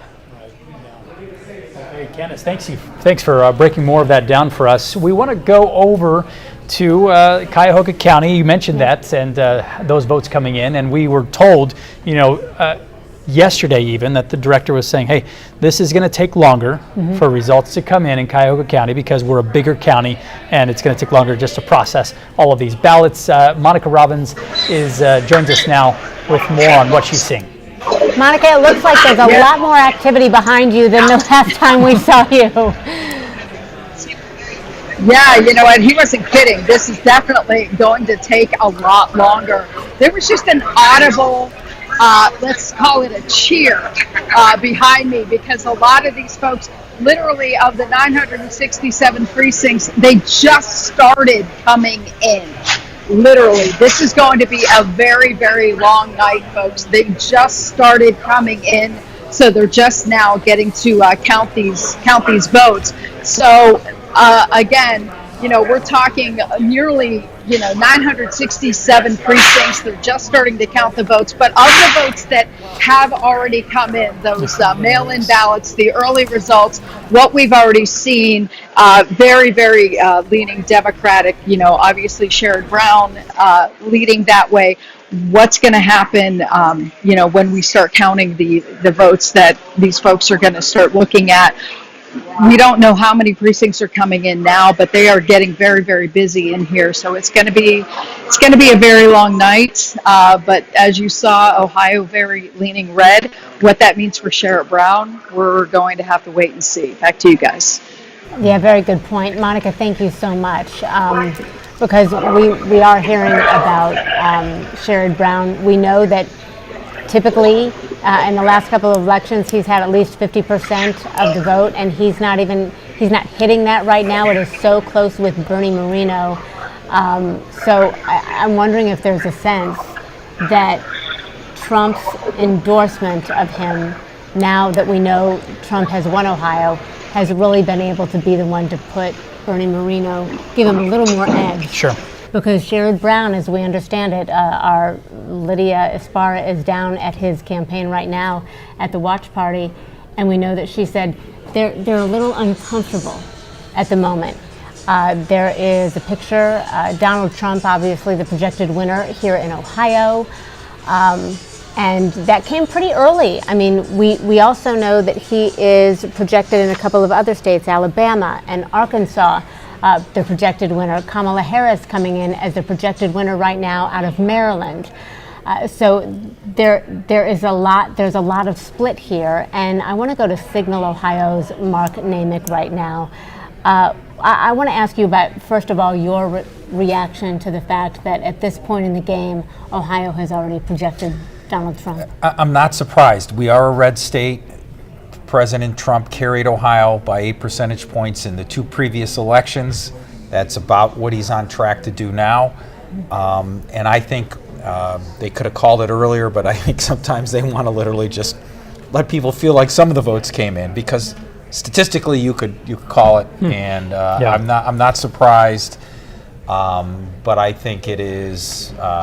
They're doing the right thing by making sure they do hit their numbers in their models before declaring it. Can you help us understand? I think people at home are watching and they're thinking, Monica was just on with us talking about how there are so many votes that still need to be counted. Talk to us about the process of a projection and how the numbers do not seem to make sense sometimes when you look at 27% of the precincts reporting and they're already voicing a winner. Yeah, I mean, look, there are people that are way smarter than me, way better in math, but they build some spreadsheets that tell you typically what the percentage of Republican and Democratic votes are in every precinct, and then every county, and they can see based on math how many votes are in each of these counties, and that even if we don't know what else is in, we know that particular precinct or county votes a certain way.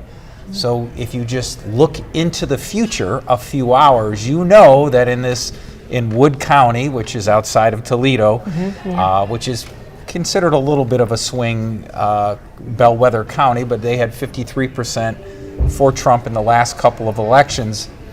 They can tell that's about where that's going to fall. They know in Cuyahoga County that the percentage of votes, because we're dominant Democratic county here, as we talked about earlier, they know that if you have, just making this up, 100,000 remaining votes, it's not going to go 50-50, or it's not going to go 60-40 for the Republicans, because that's just not what our registered voter base shows.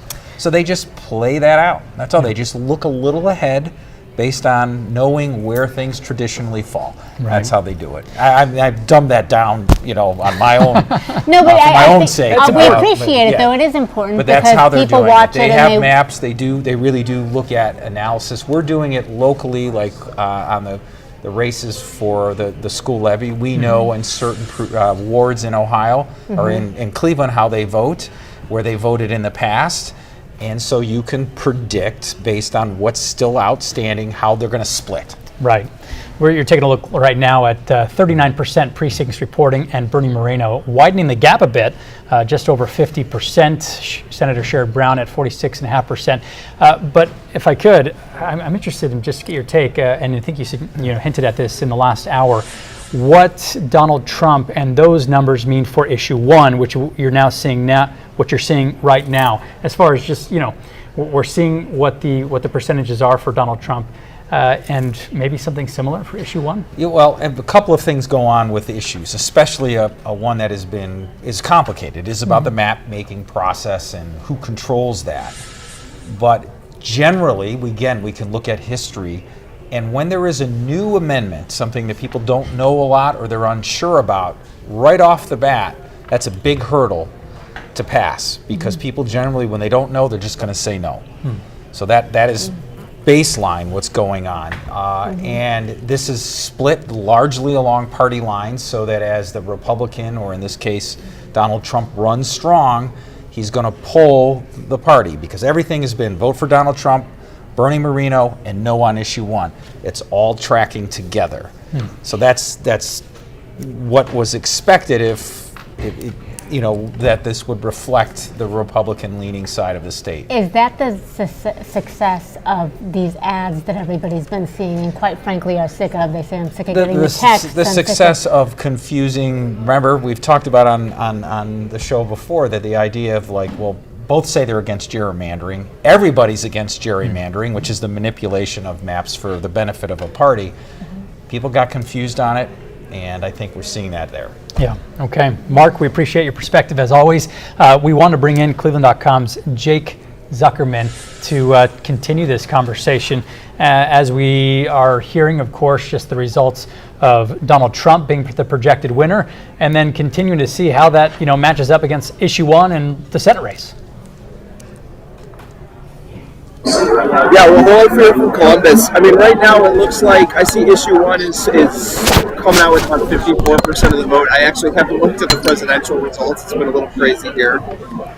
And yeah, it looks like it's tracking pretty closely. So when you look at that, it's hard. It's not impossible, but it is difficult to imagine a situation where you see a pretty significant swing toward a yes vote. But it looks like, at least as of now, it's safe to assume that people are just looking at this through a partisan lens. They are Republicans are voting no on issue 1, Democrats are voting yes. It might just be that simple. I wanted to ask you, about issue 1 too. When we're talking about campaign spending on it, who supported it financially and who opposed it financially? Yeah, well, so it's a tough question to answer because a lot of it is by nature untraceable. But I think it's safe to say that most of the money in the race is national. Most of it is not from Ohio. A lot of it's from D.C., a lot of money from California. Teachers' unions were supporting the yes side. There were groups interested in redistricting reform that were supporting the yes side. And on the no side, there were a lot of Ohio's business interests, the Chamber of Commerce, its affiliates, the Oil and Gas Association, the Nursing Home Association. Really, I think the way to think about it is a lot of groups who have done well under the status quo. A lot of groups who have gotten what they wanted politically out of the legislature as it's currently proposed under its current dynamics. And I think Democrats, their allies, groups that are aligned with them, are the people who they want to shake up these rules. These rules are not producing progressive outcomes. And I think that's the clearest framing to understand the money. Jake, we want to also talk about what we're seeing so far with the Supreme Court race results. So what do you make of some of these early numbers? I mean, it looks like the Republicans are running away with it. Again, the caveats here, I think about 40% of election day votes are counted.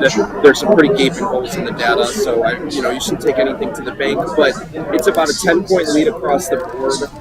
By the way that these races are also close, so there's no one race that's there's not much variance between any of the three of them. Again, it's just, I'm getting a real partisan filter here. This is really just simple Republican and Democratic stuff. I'd add here that this is the second election cycle that the ballot has specified which party these candidates are aligned with and which primaries they ran in. So Republicans are going 3 for 3, or at least looking like they're set to go 3 for 3. That would be 6 for 6 under the new rules. Oh, tell us about where you are and what's happening there right now, Jake. Yeah, I'm here at the Ohio Republican Party victory night. So far, the only official call that has been announced is Donald Trump, but I think that vibes are good. There's a lot of liquor on the breath here. I'm getting a very bullish attitude from around, and I suspect that some of these races will start getting calls pretty soon.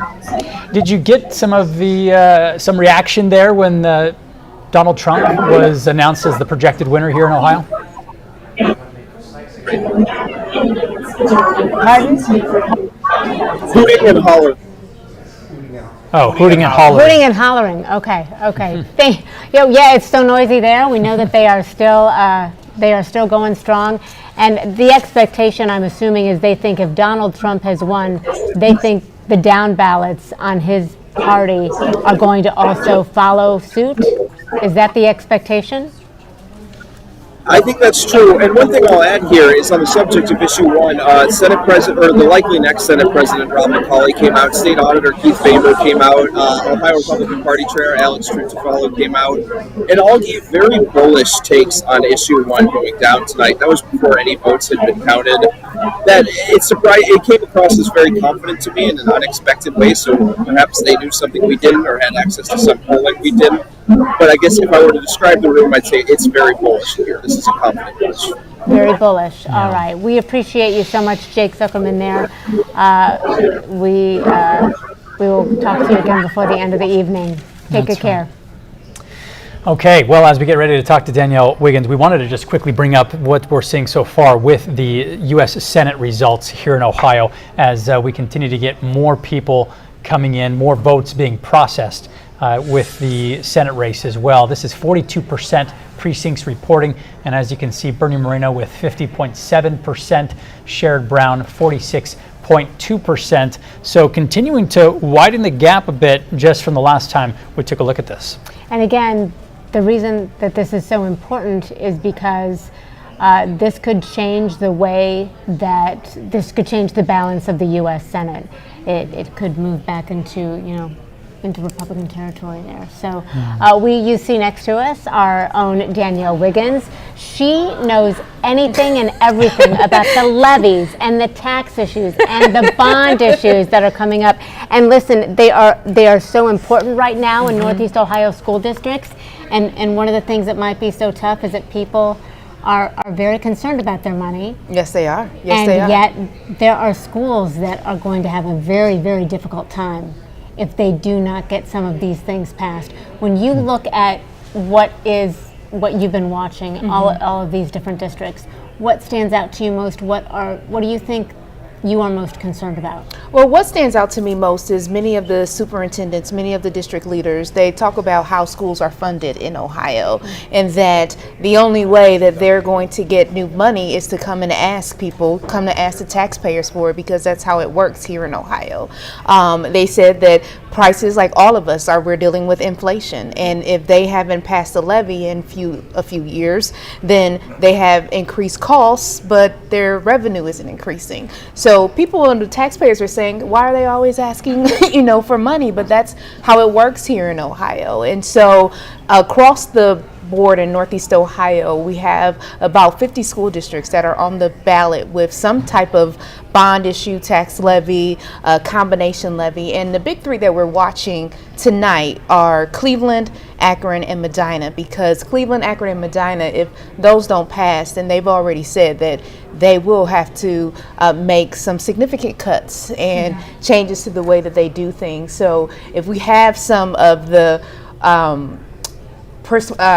results right now. I did take a look at them before I left and came over here from my desk. Let's talk about Cleveland, which is issue 49, because they have that 8.6 mil operating levy, which is combined with a 2.65 mil 35-year bond extension, which will help to renovate schools and things like that. So at last check, this was 66% for and 33% against. So that's pretty good for there. So from the Cuyahoga County Board of Elections, when going out and talking to voters, sometimes you were thinking, now remember Cleveland and Cuyahoga County, they have just reappraised property values, and that average property value went up 30%. Now this levy is off of old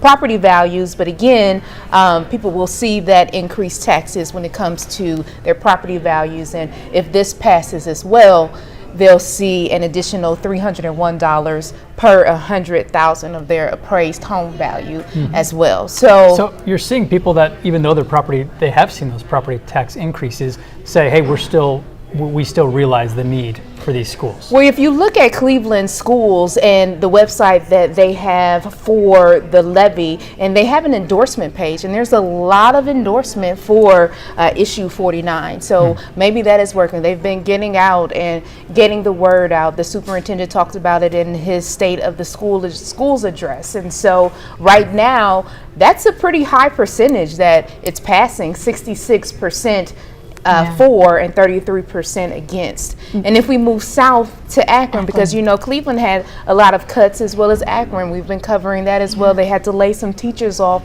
to deal with their budget deficit. They have issue 27, where they are trying to just like Cleveland, a combination levy there with the operating levy to pretty much, you know, pay for their operations, as well as a bond issue to build a new North High School. Right now, that one as well, Akron, last check, it is passing too, 58.55% for, 41.45% against. So if that one does pass, that's going to cost taxpayers an additional $310 annually for every $100,000 of their home value. And as we continue to say, Akron superintendent was beating the drum that they haven't had a levy in 12 years. That's a long time to go without a levy, according to him. So as you can see, as costs continue to increase, they need that revenue, and so they have to go back to the voters to ask for more money. What about Medina? Because I know you were really concerned about that one.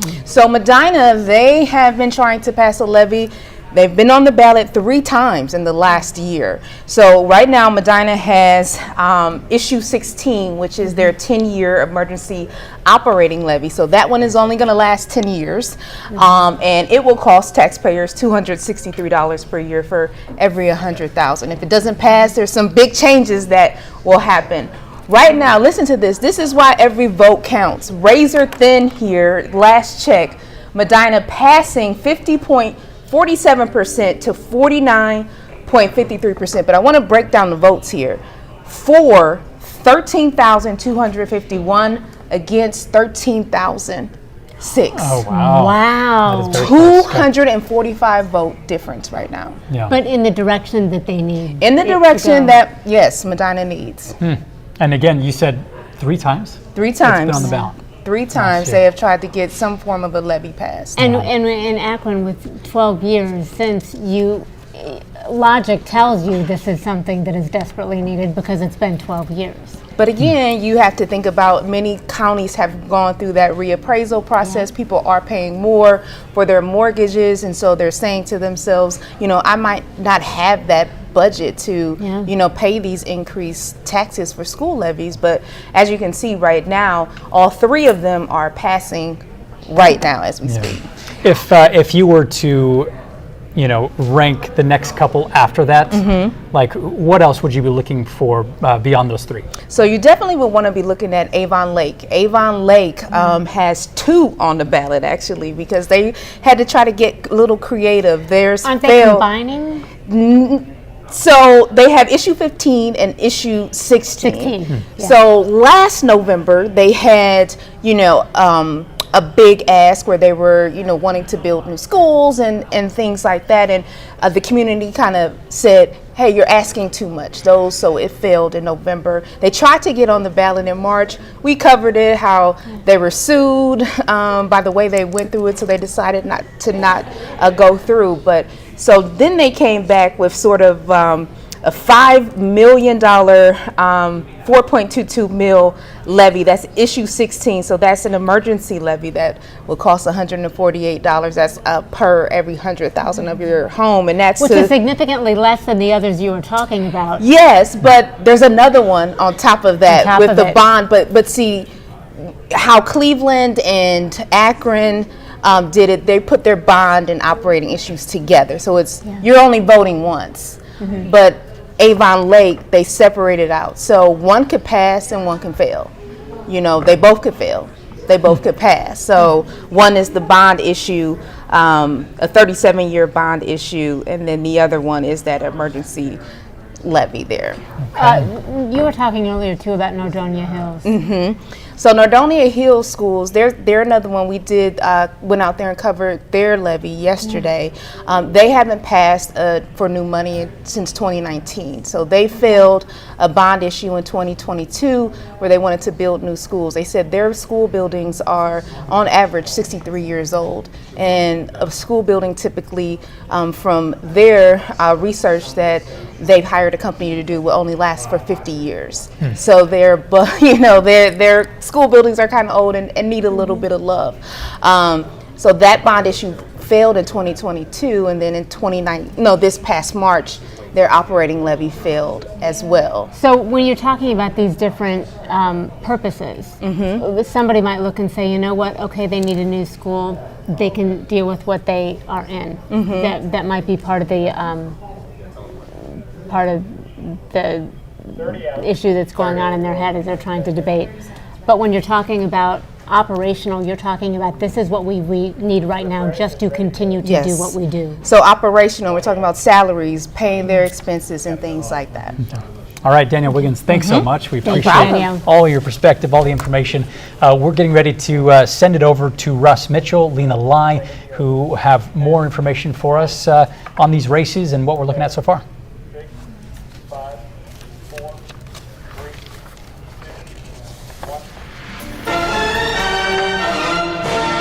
Good evening, I'm Lena Lai alongside Russ Mitchell. And we're here with some of the updates of the biggest races in Northeast Ohio. Let's start with a look at Ohio's Issue 1. With 48% of precincts reporting, 54% of Ohioans say no to Issue 1. That is the constitutional amendment to create a citizen-led redistricting commission. 54% preferring the status quo right now. Let's go to the Ohio Senate race. Things still close to call this hour, again with 48% reporting. It looks like Sherrod Brown, 46%. Bernie Moreno, 51% rather. Again, 52% of the vote in, still too close to call. Now let's get out to where the Senate candidates are holding watch parties tonight. Yeah, let's check in first with Annabelle Childers live in Westlake, where Bernie Moreno's campaign is watching results roll in. What's the mood like out there, Annabelle?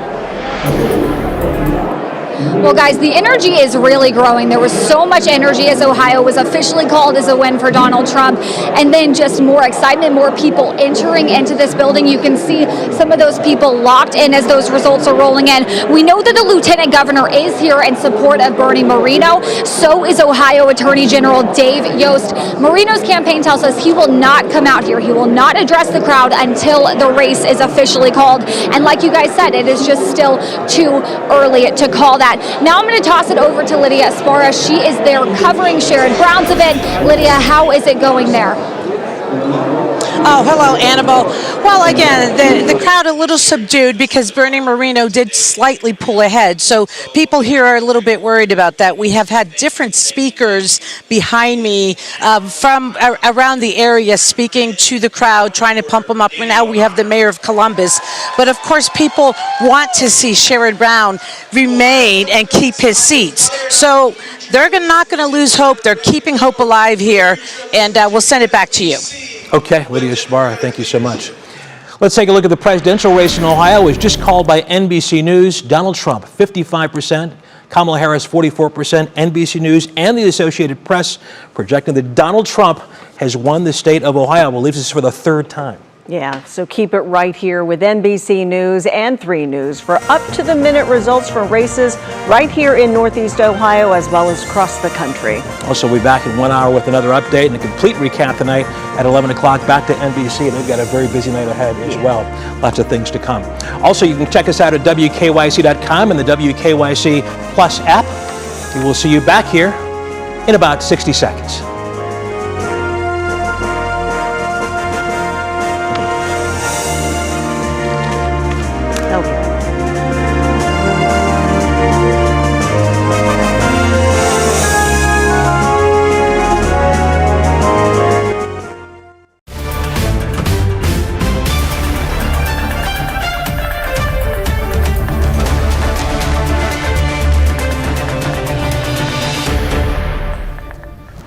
Russ and Lena, thanks so much. Welcome back. We are just 2 hours and 22 minutes after the polls have closed in Ohio. As you heard, Donald Trump, he has been projected the winner of Ohio. But we continue to follow some of these big races, the Ohio Supreme Court justices, the state issue 1, and then, of course, the U.S. Senate race. We should also point out that Ohio has already called District 4 Jim Jordan, the Republican incumbent, as the winner of the U.S. House races to watch. Again, that's in District 4.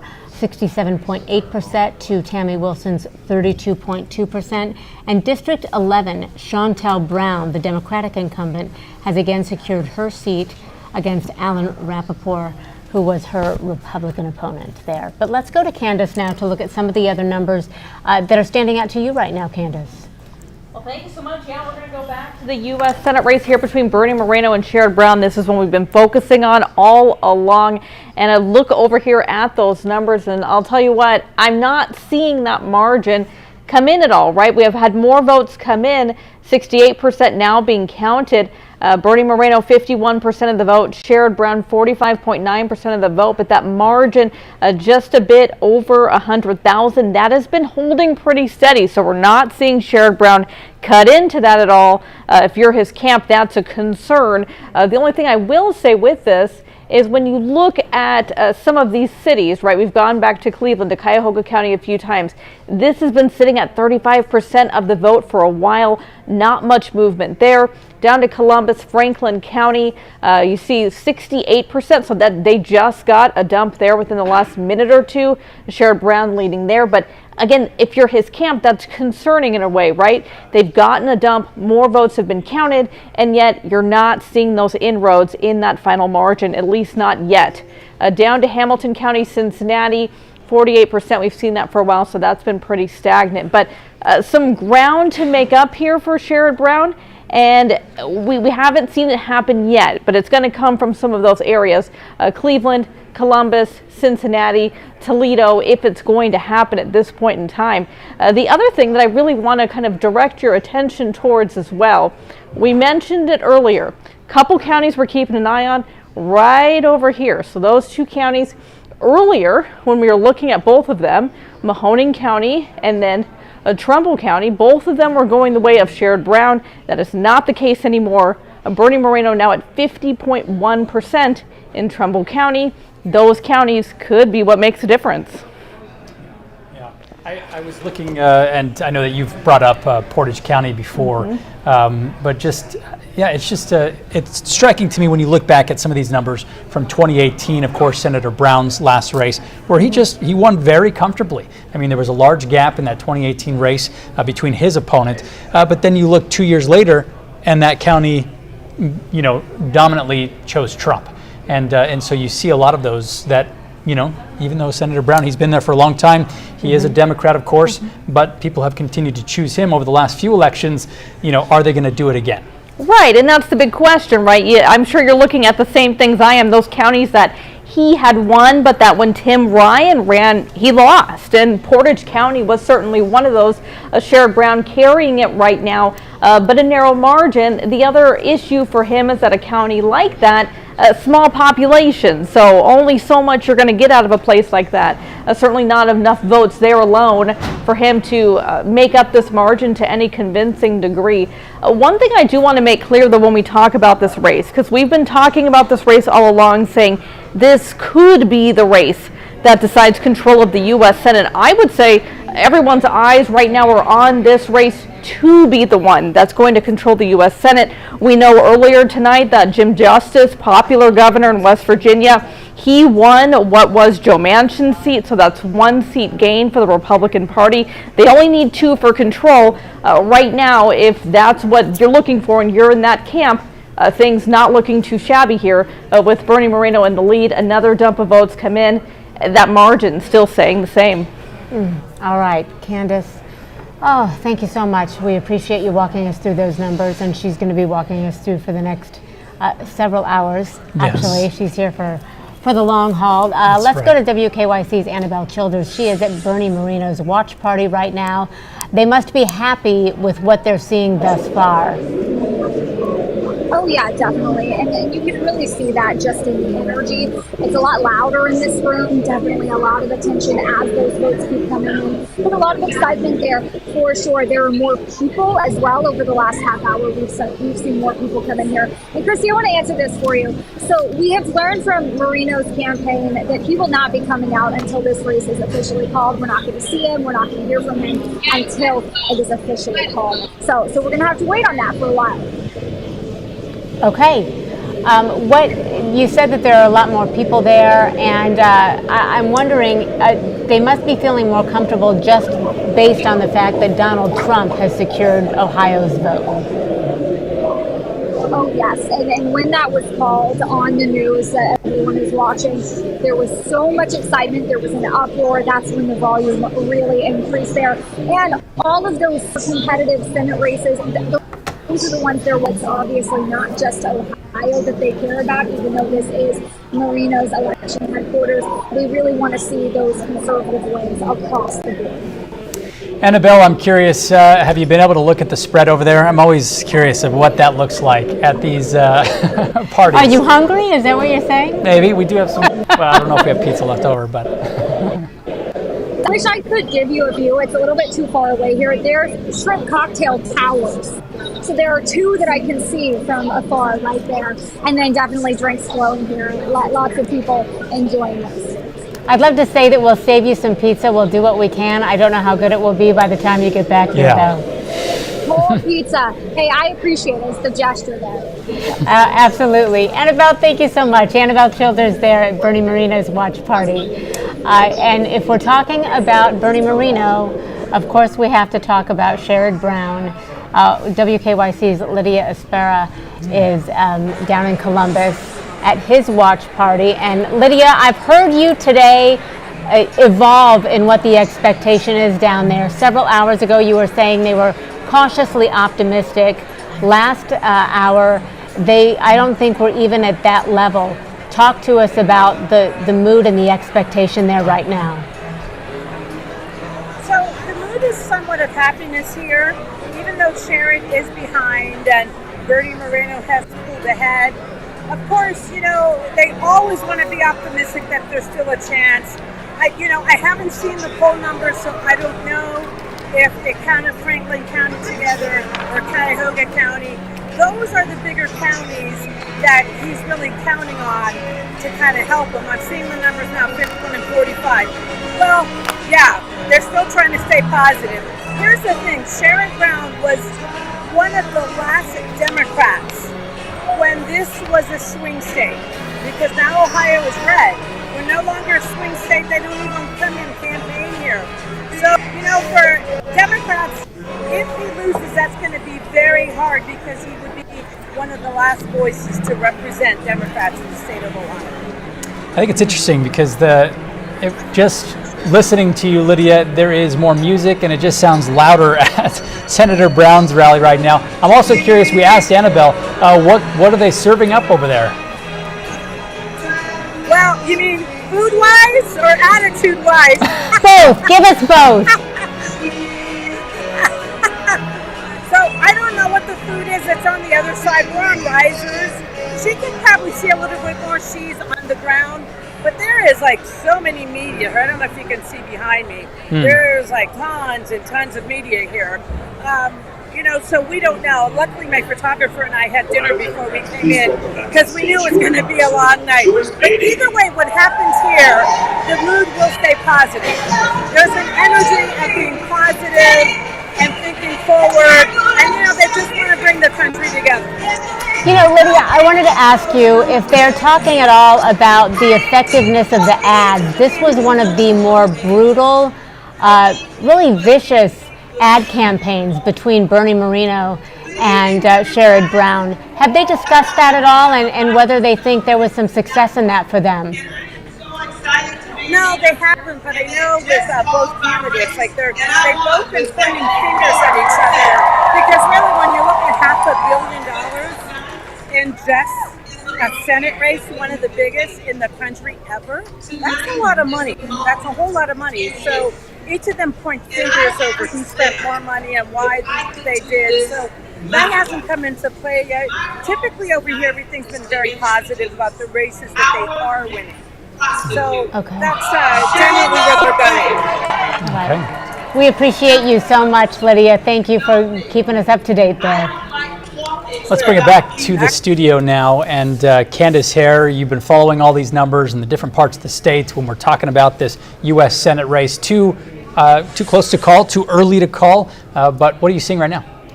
Too early to call, but one thing I want to draw some attention to, normally when we talk about these races, we talk about the two primary candidates, and that's what we've been doing, Bernie Moreno, Sherrod Brown. But I want to direct your attention to the Libertarian candidate, Don Kissick, because look at the votes. That's a little bit large there. Take that back. There we go. Look at those votes. 130,000 votes he's getting at this point in time, 3.2%. That percentage will likely go down as more votes come in, but 130,000 votes. That's important because look by the margin that Sherrod Brown is behind. He has 1,871,000 votes. 130,000 doesn't get him all the way to Bernie Moreno, but it's not far off. So this, Don Kissick might not be winning this race, but the number of votes he's getting, I think, is more than certainly most experts suggested he was going to get, and that could be a number that ultimately impacts this race, depending on what direction it winds up going in. So just something to keep in mind there.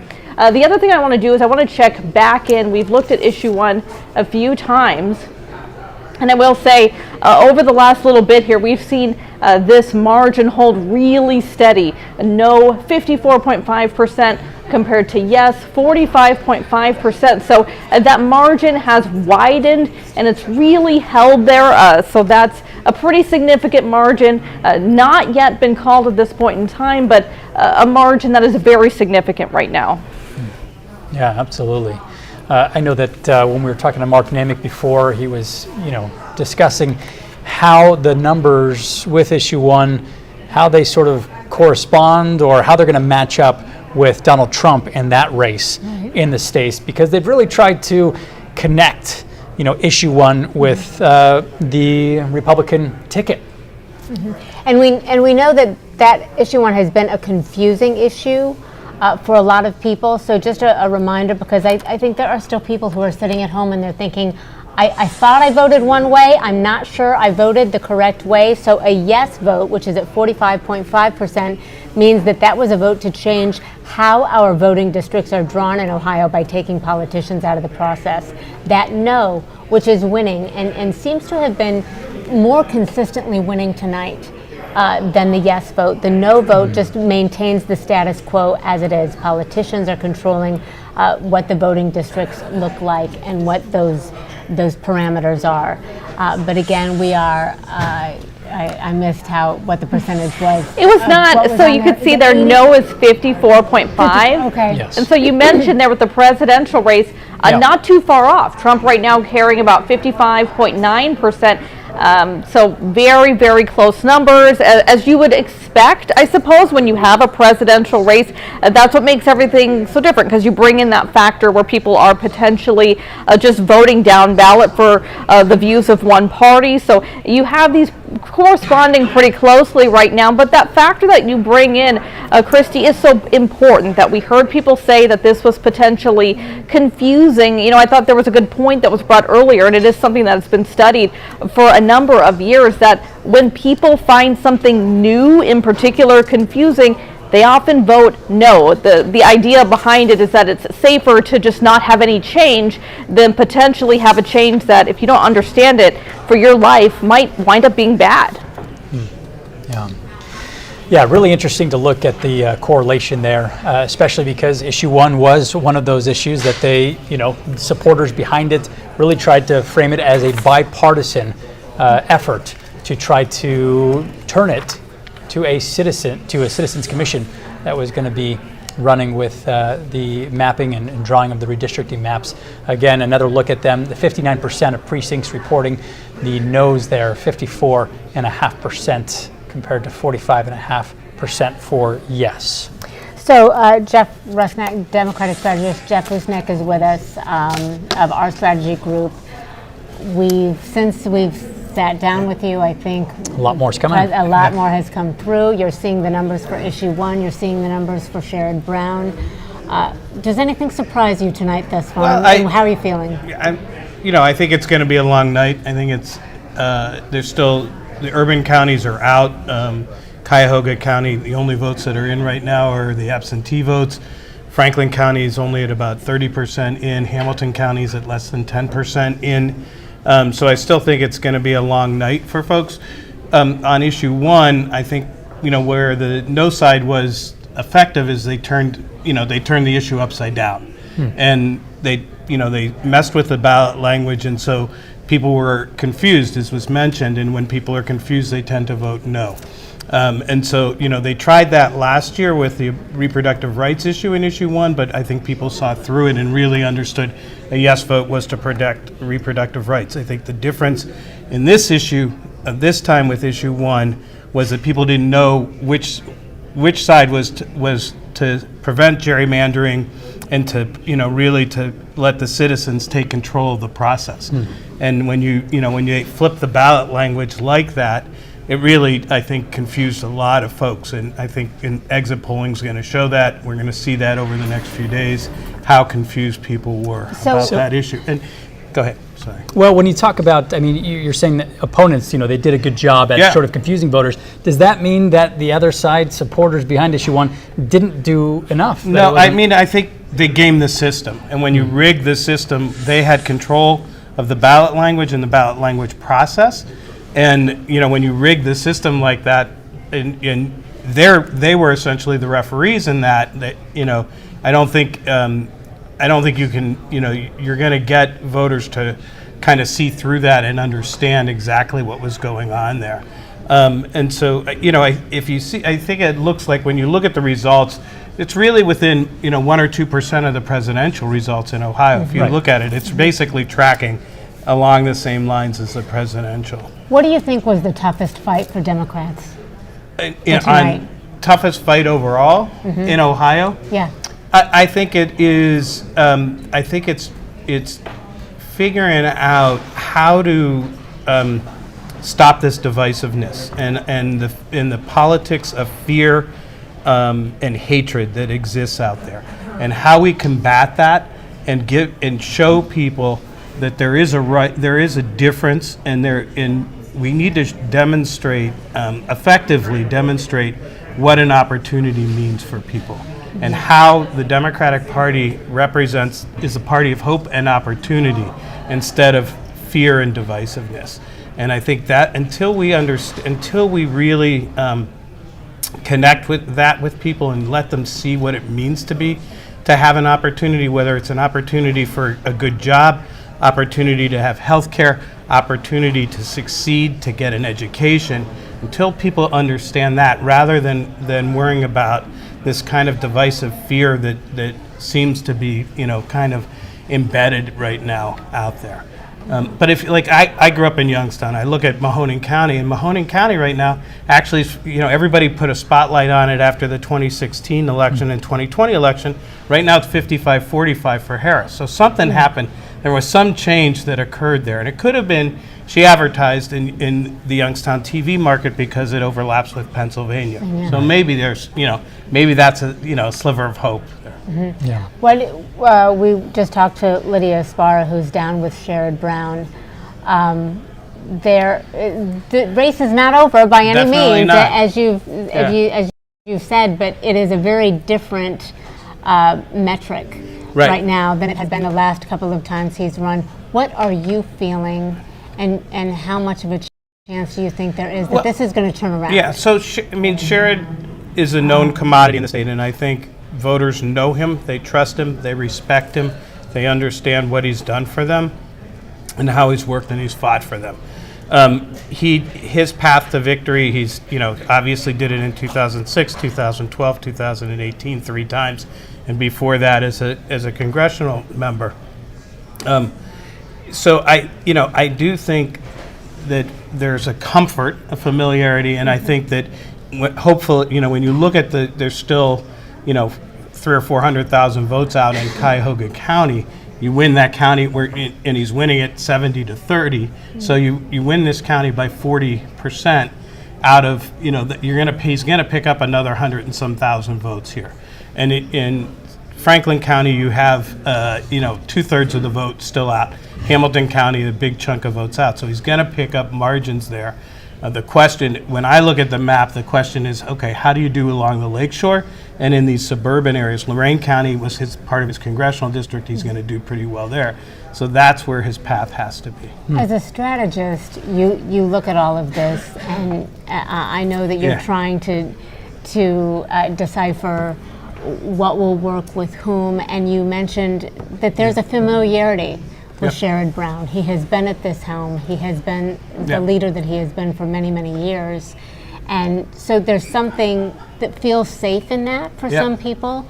How do you think, was there anything that was missed in this campaign to solidify that and yet not alienate people who might be looking for some sort of change? How do you balance that familiarity with, hey, let's move forward and evolve? Right. So it is a balancing act. It's absolutely in how you portray somebody and what part of their record you're going to focus on, but also how you talk about the future.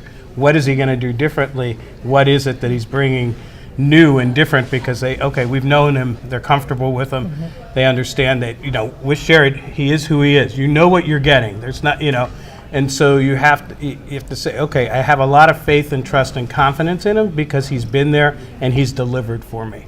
And he's delivered for, it's not just, yes, for the working people, but also, across the board, whether it's on infrastructure, pension protection. Sherrod Brown has been there for folks time and time again. Prescription drugs. I mean, I worked with Sherrod a lot, starting way back in 1992 through 2010, essentially. And there's nobody, quite like Sherrod. I mean, he and his team they are public servants. They understand what it means to be a public servant. And I think that gets lost today with a lot of folks. Yeah. Jeff, we appreciate your time and perspective. Thank you very much. Thank you for being here. Thanks. We want to bring in former Ohio GOP Chair Bob Paduchik to talk more about some of the results we've been seeing so far. Right now, of course, Donald Trump, the projected winner in Ohio, State Issue 1, is right now ahead in the results so far. And then Bernie Moreno is also ahead so far. So it'll be interesting to see and hear his reaction as well as we get some more of these results that are coming in. Yeah, do we have GOP Chair Bob Paduchik? We want to show Issue 1 and where it stands at the moment. The gap has widened a bit. At one point, it was a dead heat, 48.7 to 48.7 just a little while ago. Now the yes is 45.4. The no is 54.6. Again, a no vote is basically maintaining the way that it has been, the status quo, the fact that politicians are drawing these voting districts. Also, U.S. House District 5, now we have, looks like a projected winner, Bob Latta, at 67.1%. Keith Mundy was his opponent at 32.9%. And U.S. House District 9 right now. Ooh, this is really close, this race with Derek Marin and Marcy Kaptur. And so we'll continue to follow this. This is 48% of precincts that are reporting right now. Yeah, so we're almost at half who are reporting. Remember, Chantel Brown has secured again her seat in the U.S. House District for District 11, 81.2%. to her opponent, Alan Rappaport, at 17.2%. We should also point out District 4, we have another winner there, Jim Jordan, the Republican incumbent, beat Tammy Wilson, his Democratic opponent, 67.8% to 32.2%. Former GOP Cuyahoga County Commissioner Lee Weingart joins us now. I'm curious just your initial reaction to Donald Trump, the projected winner here. State Issue 1 is ahead, the no's are ahead. The no's are ahead. And then, of course, the Senate race, Bernie Moreno is also ahead. So let's start with the Senate race and maybe Ohio. Trump is up by 13 points now. In Ohio, Bernie's up by about 6 if you look at the latest returns. I think Sherrod Brown had said earlier if Trump won by more than 8, it'd be tough for Sherrod to win. I think we're seeing that. And I don't think it'll be a 13-point race, but it'll probably end up being about a 10-point race, and maybe Bernie's will be 3 or 4 points. So you continue to widen that gap. Yeah. Well, I think it'll come back because Cuyahoga hasn't come in yet. Right. But Cuyahoga County was down 9% from the turnout in 2020. 63% turnout today, 71% turnout in 2020. So that's not going to help Sherrod. It's not going to help Kamala Harris. Issue 1's interesting. Last year, this is a Republican state, at least by candidates, but last year you had 2 issues on the ballot that were liberal, amending the Constitution and abortion. In both cases, they won 57%, even though it's a conservative state. Issue 1 is also a social issue, but it's not like abortion or constitutional amendment. So I think Republicans kind of banded together and said, we're going to support the no on this one, whereas last year they felt more free to vote their conscience on abortion and amending the Constitution. So I'm not surprised. In a partisan issue like that one, I'm not surprised that it sort of mirrors the presidential election at 10 points in Ohio. Well, we just had Jeff on, Democratic strategist, talking about how he believed that the opponents had done a sufficient job of confusing voters, and that's why we're seeing, those no's pull ahead. Well, they're outspent, I think, 3 or 4 to 1. The yes, vote yes folks spent 3 or 4 to 1 with the vote no folks spent. And so when you have less money, you have to use obfuscation to win, and they did. And so they did a good job. So between obfuscation and partisanship, I think that's why you'll see the no votes will probably win by 10 or 12 points tonight. Yeah, similar, I guess, to what we're seeing with Donald For president, exactly right. Yeah, although I think that one kind of narrows. I don't think it ends up being 13 points, but it could be 10, which would be up from where he was in 2020 and in 2016. What do you think is the reasoning for that? Why is he pushing so far ahead? They did a good job of convincing people the economy was weak when it isn't all that weak. There is strong anti-incumbency feeling out there. The wrong direction, right track is 70% wrong direction if you look at the exit polls today. So there is great anti-incumbency that hurts someone like Kamala Harris, who is viewed to be the incumbent, even though Trump is a former president. So I think people wanted to change. We'll see what happens 2 years from now in 2026, because the voters are very fickle. They tend to bring in a president, a Senate, and a House of one party, and then 2 years later kick them out, at least the Senate and the House part. So, how much do you think the shift from Biden to Harris made in this particular instance? I think there were a lot of people who were watching President Biden knowing before it even happened that maybe he just was not going to be able to pull this off. Well, I don't know if he had been a better candidate tonight than Kamala Harris would have been. She's running very close. I mean, it's going to be, electoral college is going to be pretty close depending on how Pennsylvania, Wisconsin, and Michigan turn out. She ran a great campaign. I mean, it's hard to say that she ran a bad campaign. She had essentially 3.5, 4 months to run. She raised a lot of money. She organized a lot of volunteers. She had a great ground game, but I think she had this anti-incumbency thing working against her, and it was awfully hard for her to overcome that, as we'll see, I think, tonight, and the results finally come in. Yeah. Do you anticipate, a lot of difference, just as we get the rest of these results in on some of these big issues like issue 1 and the Senate race? Well, Cuyahoga County hasn't reported, as I said, but I don't think that's going to really drive the numbers that much. Issue 1 is going to fail. There's no question in my mind about that.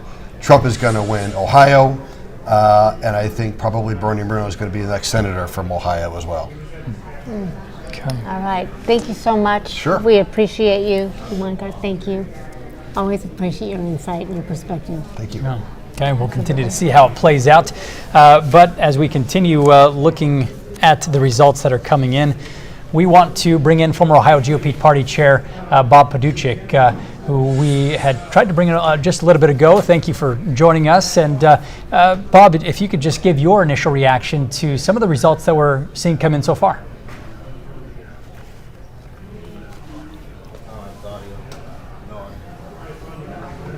Okay, no audio from Bob right now. Bob, we're sorry. We'll see if we can get that let's see if figured out. How about now? Does that work? Yes, Perfect. actually Okay, beautiful, great. Bob. Sorry about Thank that. you. No problem. No problem. No, listen, it's been a great night for Republicans here in Ohio. Bernie Moreno is going to be United States Senator. President Trump's winning by 13. That might tighten up a little bit. And then, the defeat of of issue one. I mean, we were outspent 5-1, $40 million, 85% of it from out of state, from special interest groups. And we were really the underdog in this race. But we were very fortunate that the ballot board put fair and accurate language out there, and that people really understood that issue one was a bait and switch by the Democrats to try to trick voters into thinking they would end gerrymandering when in actuality they'd be putting it into Ohio's Constitution. Bob, there are so many people, though, really, that came out of the polls today. We've heard from people over the last few weeks saying, I don't understand this issue. There was one person who came out and said, I thought I voted yes and I voted no, and they wanted to know if there was a way that they could switch it, and we're saying, as far as we know, no. Once you vote, you vote, and that's how it is. But is there a way that there are some people who feel duped tonight, who feel like there was language used that was used with intention to confuse? To that you say what? Yeah, absolutely. The language that the petitioners, citizens not politicians, put in their petition that they circulated for people to sign said that this would end gerrymandering. That was not true. The Ohio Supreme Court ruled that their amendment would actually put gerrymandering as a priority in Ohio's Constitution. When you make the overriding rule proportionality, that you have to have a certain number of Republican districts and a certain number of Democrat districts, that's the definition of gerrymandering right there. And so I it's unfortunate for people that feel like that they were confused, but they were confused because the amendment that issue one proponents put out was wrong. It was false, and it was a bait and switch for voters. And fortunately for Ohio, the voters were smart enough to see through it, and they've rejected it soundly. Yeah. Talk about the Senate race and what we're seeing from that race so far. It is, of course, in Bernie Moreno's favors at this point.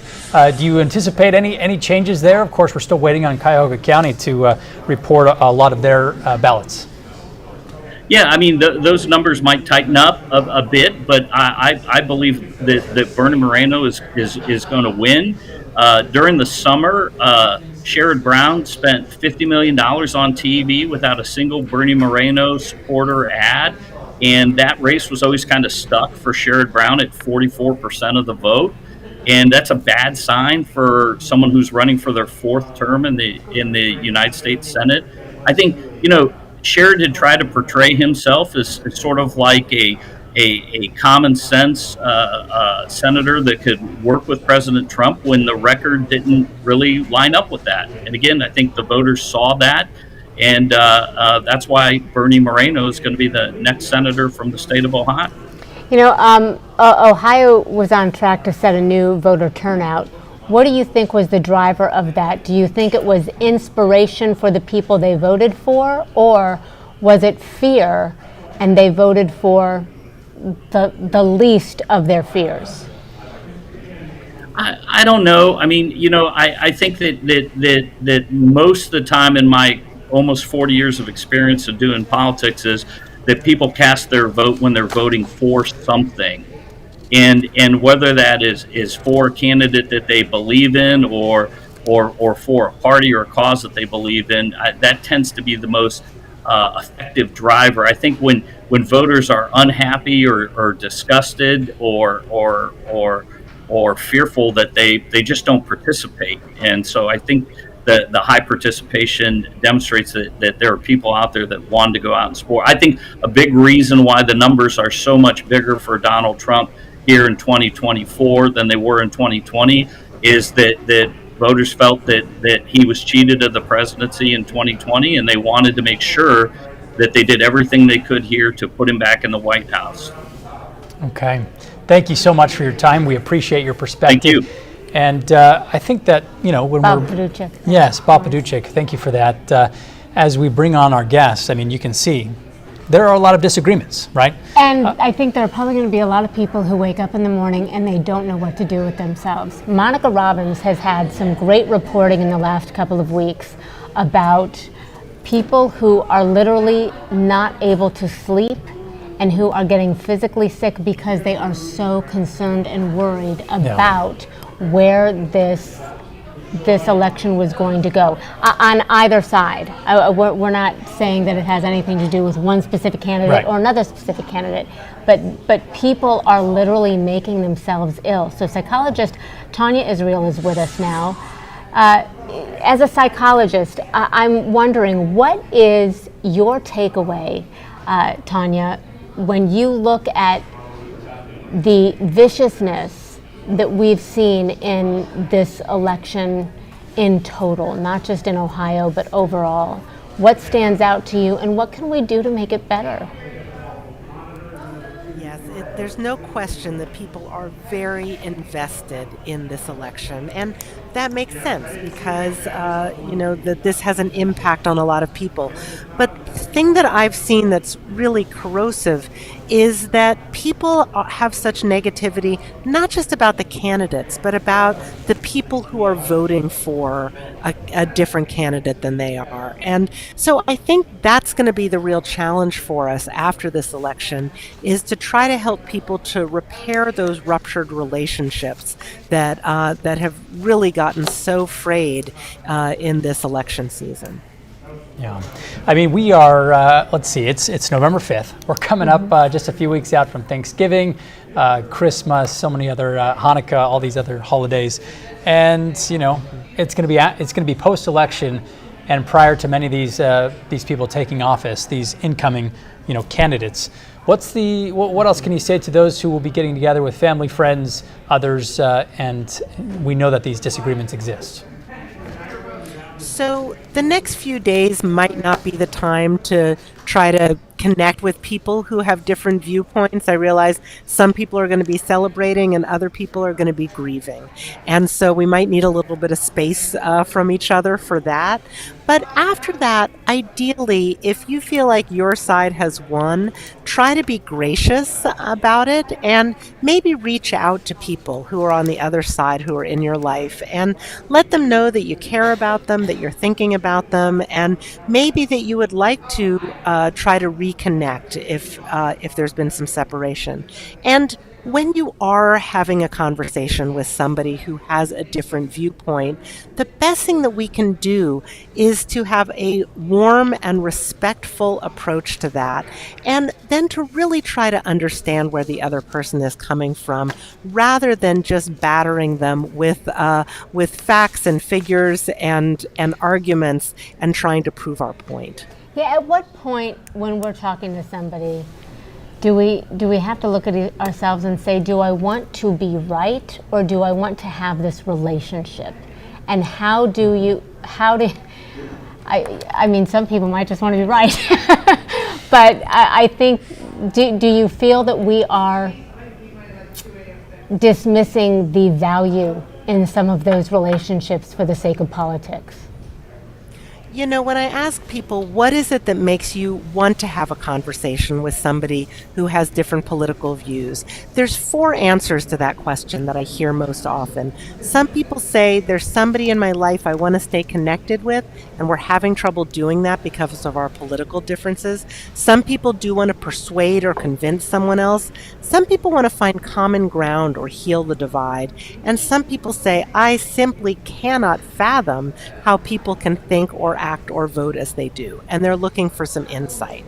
So we have a lot of different kinds of motivations that are going to make us want to actually connect with other people, and it's helpful to keep those in mind so that we recognize some value in that. At the same time, we may have competing interests. We may also want to feel validated in our views, and we may want to just express ourselves freely. And so sometimes we need to really weigh out, what am I looking for right now, and am I going to be able to have that goal in this conversation that I'm having, or do I need to maybe exit this conversation and try it again another time? Is there a point with which you have a relationship and maybe nobody has said it out loud, but you can tell yourself, okay, I need to get away from this. This is unhealthy. At what point, if you are on the receiving end, or if you feel like you can't control your need to be right, at what point do you recognize it's unhealthy, and what do you do with that? So I think it's helpful for us to know if there's something that's really driving us to, try to make our point. It's helpful for us to recognize that that's probably not going to help us to achieve any kind of goal that we have. We often have in mind the image of debate when we're thinking about having these conversations with somebody, almost like we're on a stage and we're behind that podium and, we're just going to drive our point home. But that, not only is that not going to convince somebody else, because that's just not what's persuasive to people, but it's also really going to have the potential to damage that relationship. So I do think that when we find ourselves going down that road, it's good to pull back from that and keep ourselves in check. Just recognizing it's not going to go the way we want it to. We're not going to change their mind, and we really might be doing some damage there as well. And it's great growth, I think, for all of us when we recognize we're not going to change your mind, you're not going to change my mind, but you make a concerted effort and an intention to save that relationship anyway and just set some boundaries. Yeah. We may not change people's minds about the issues, but we can maybe change their minds about people who disagree with them on the issues and have a positive interaction, and that can do wonders. It's a lot of growth. A Sure. lot of growth, Matt. Yeah. Rascone. Oh, yeah, absolutely. See, elections are growth opportunities. Okay. Yeah. Psychologist Tanya Israel, we appreciate your time today. Thank you. Thank you so much, ma'am. Thank you so much. Let's bring in GOP strategist Jordan Oler from Swing State Strategies to continue our conversation back to what we've been seeing so far. I mean, a lot has changed since we talked to you, Jordan. Yeah, the results are in now, and it's looking more and more like Bernie Moreno is heading towards a very strong defeat of Sherrod Brown, rejection of the Biden-Harris policies. Really, as we all know, Sherrod Brown's a very talented politician who's done a lot for Ohio in the past, but has the most liberal voting record in the Senate, and ultimately put up with it. So tonight, it's about Bernie Moreno, Donald Trump, connecting with the American people, and showing them that there is a better future ahead, and this is not the new normal. Better days are ahead. Prosperity is still possible. America's still better. Thoughts on what made the difference with this? I mean, of course, it's not over yet.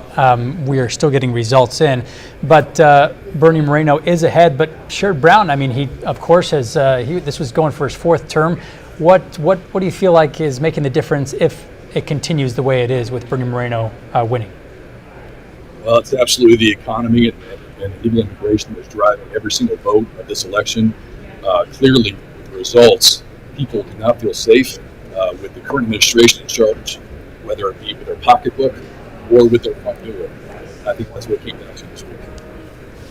What about issue one, when we were talking about what a yes vote means, what a no vote means? There was confusing language in that for some people. What is your takeaway of where issue one seems to be headed at this point? It's a very difficult issue to get Ohioans who are very, very smart. They know what they're doing. They know what they're talking about when they look at their Constitution and their Republic, and they know the risks that are out there with some of these extremist groups that are out there. And they saw a very confusing ballot language, as they've seen in the past. The left has declared open warfare on Ohio's Constitution. And they're bringing ballot issue after ballot issue to Ohioans, and they're now seeing that they're suspicious of it. They know that it's outside groups bringing it, and they're seeing it now being rejected here in Ohio on election night. Jordan, anything else you are, really following closely or looking forward to seeing the results of by the end of tonight? I think everybody's looking at Pennsylvania and Wisconsin right now, which are more deadbeats than Ohio is. When I started in this career with George W. Bush back in 2004, Ohio was the swing state of all swing states. So we'd be up till 3 a.m. in Ohio counting votes. But now we're looking at Pennsylvania, Wisconsin, and those are dead heats. Again, those are places where Democrats have typically done very well, but because of energy, economic, and illegal immigration issues, Kamala is behind in some of the early voting and certainly in the voting that's coming out on election day. Very far behind in some of the results from 2020 in the past, and I know Democrat pollsters are worried right now. Okay. All right. Jordan, we appreciate your insight and you taking the time for us today. Thank you. It's nice to see you both. Yeah, you as well. Let's bring in Ohio Legislative Black Caucus Foundation President and CEO Shayla Davis. We were talking to you at the beginning of the show, and of course, a lot has changed. We're seeing a lot of these results come in. Your eyes widened a little bit. How are you thinking about all this? You know, I'm very disappointed in what I'm seeing with issue 1. It's clear that it is political opportunists that control the outcome of this, right? We've been talking about the language. The language has not been clear for the average American citizen to really make an educated guess and vote adequately. That's very disheartening. Again, it's control of one group of people who really don't want to represent the masses. We are a massive state of a multitude of different people with opinions and ideas and backgrounds, and that should be represented. You know, I guess the silver lining here is that when I look at the state offices for state representatives, it looks like the Democrats are kind of taking the lead here in Cuyahoga County, which is pretty positive, but it's disheartening to see. I'm still keeping my fingers crossed in hopes that, you know, we will have a different outcome, but language is an issue here. We know across the country that the average American reads at a 4th grade reading level, so why do we have language to that magnitude, a page and a half on a ballot? Yeah. Your reaction to what we're hearing about Ohio and that former President Trump is the projected winner of Ohio and many others, Florida, Nevada, Indiana.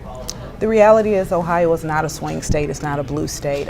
There was some glimmer of hope that we could potentially be a blue state, but I didn't have great expectation for that for Ohio. I'm looking at the rest of the country to really show up and do what it needs to do.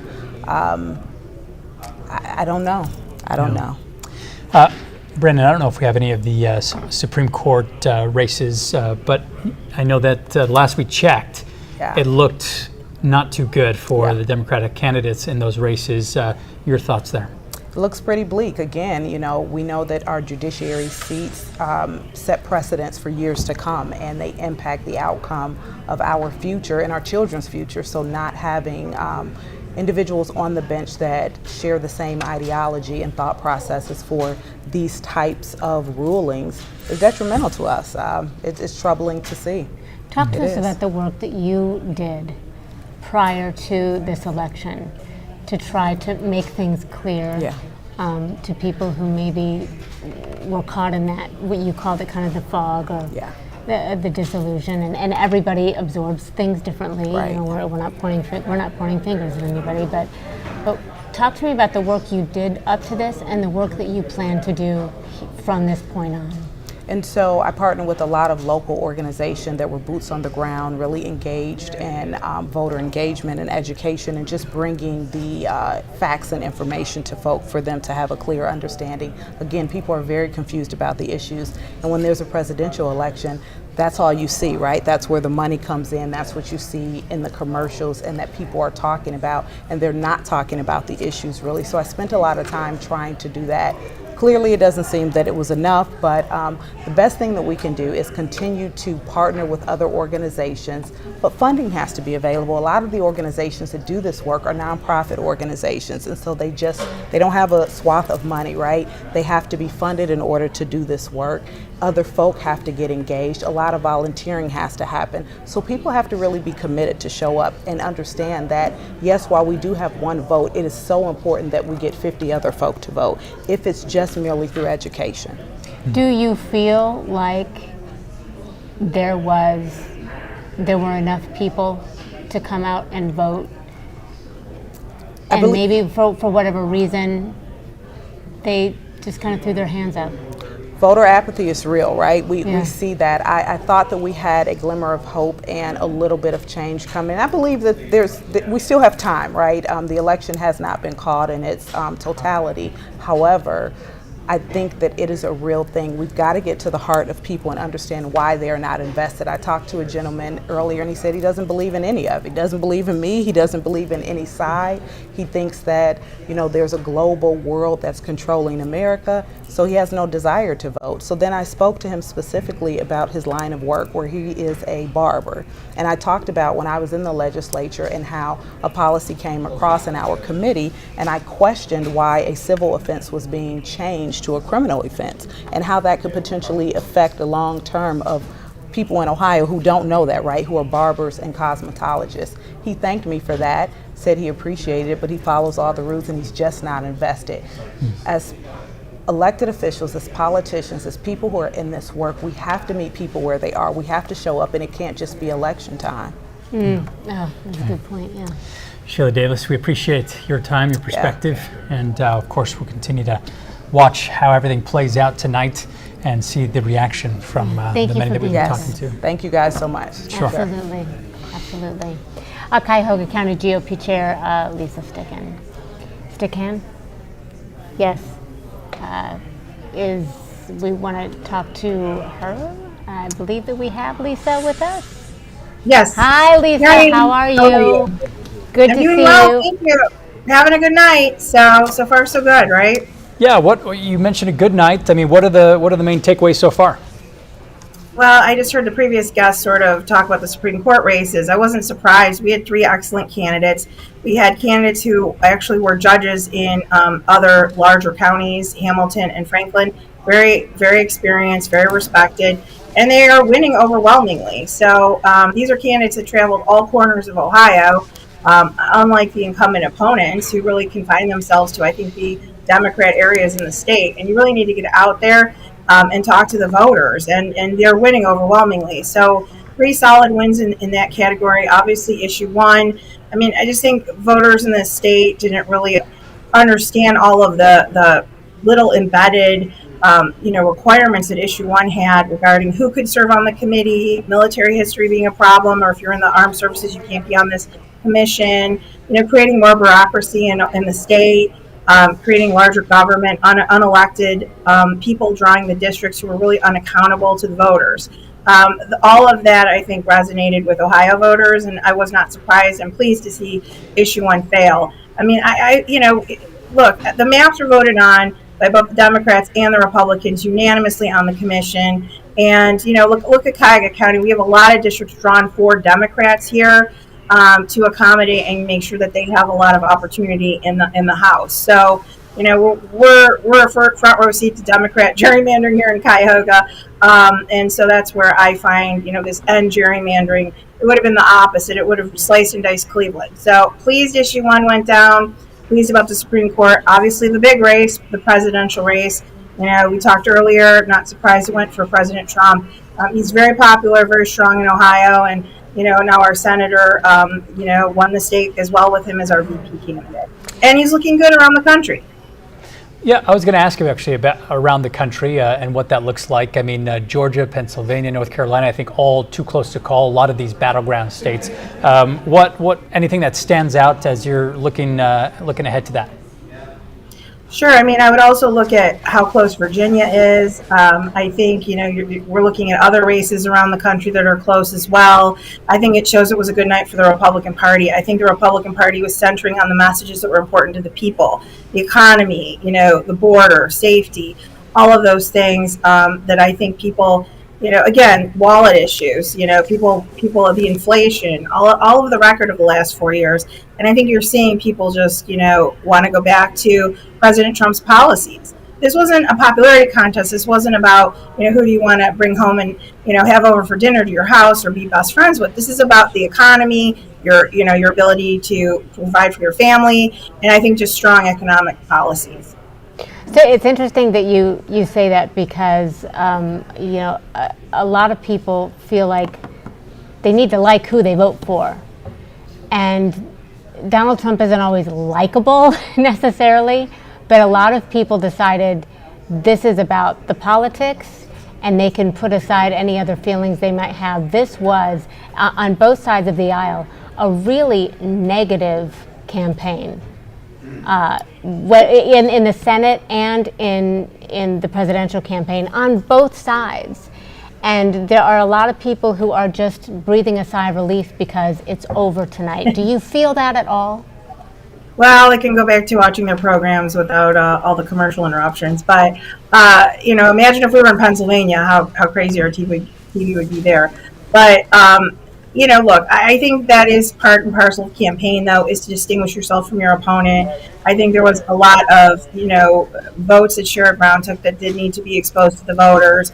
And a lot of the attacks on Bernie Moreno were just because he happened to be a car salesman, or he was in business and prior to running for Senate, he's a community leader, but now that he chose to run, all of a sudden they're trying to vilify him. So I do think, once someone has won, election's over, we all should come together, support that person, and, come together as Americans. I do think there's a lot of people who are very, very supportive of President Trump. He has quite a popular following. But, that's the state of where we are right now. People are a little polarized post-COVID, but hopefully we'll be on the track to come together. Okay. Lisa, thank you very much for your insight and perspective on this. Thanks for taking time for us tonight, Lisa. We appreciate it.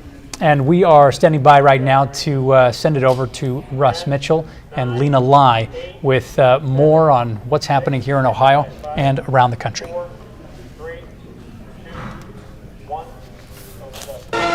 Good evening, I'm Lena Lai alongside Russ Mitchell. And we are here with some updates on the biggest races in Northeast Ohio. Right now, let's take a look at Ohio's Issue 1, the constitutional amendment to create a citizen-led redistricting commission. 54% of Ohioans saying no to Issue 1, with 80% of precincts reporting. 80% of precincts reporting in this next race as well. Let's go to the Senate race, where it is still too close to call. You see right there, Bernie Moreno with 51%, Sherrod Brown with 46%. Again, 80% of precincts reporting. Now, let's check in first with Annabelle Childers live in Westlake, where Bernie Moreno's campaign is watching results coming in. Annabelle.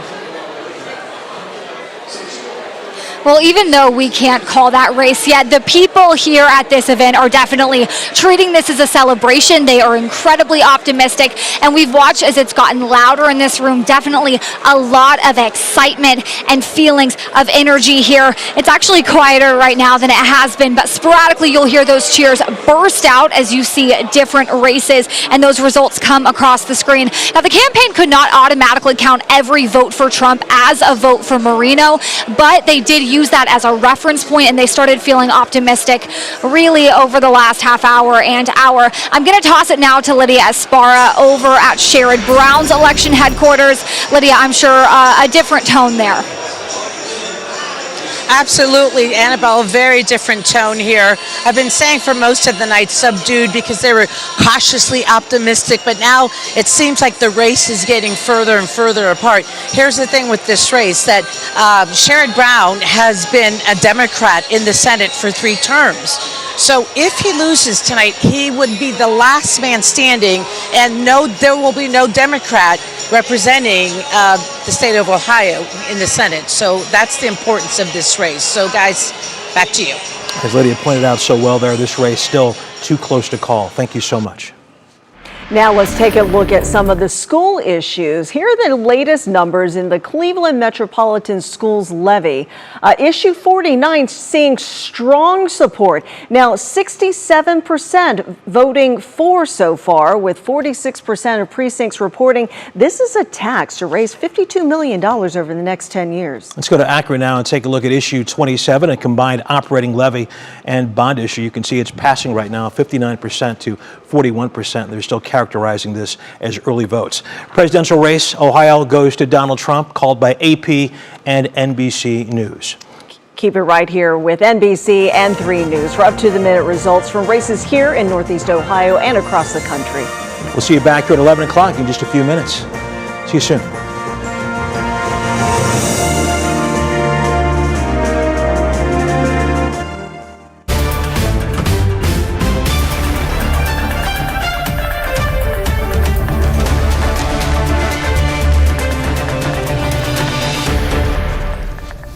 There are still some numbers coming in, but let's get you caught up real quickly. As you heard there, former President Donald Trump and Senator J.D. Vance have won the state of Ohio.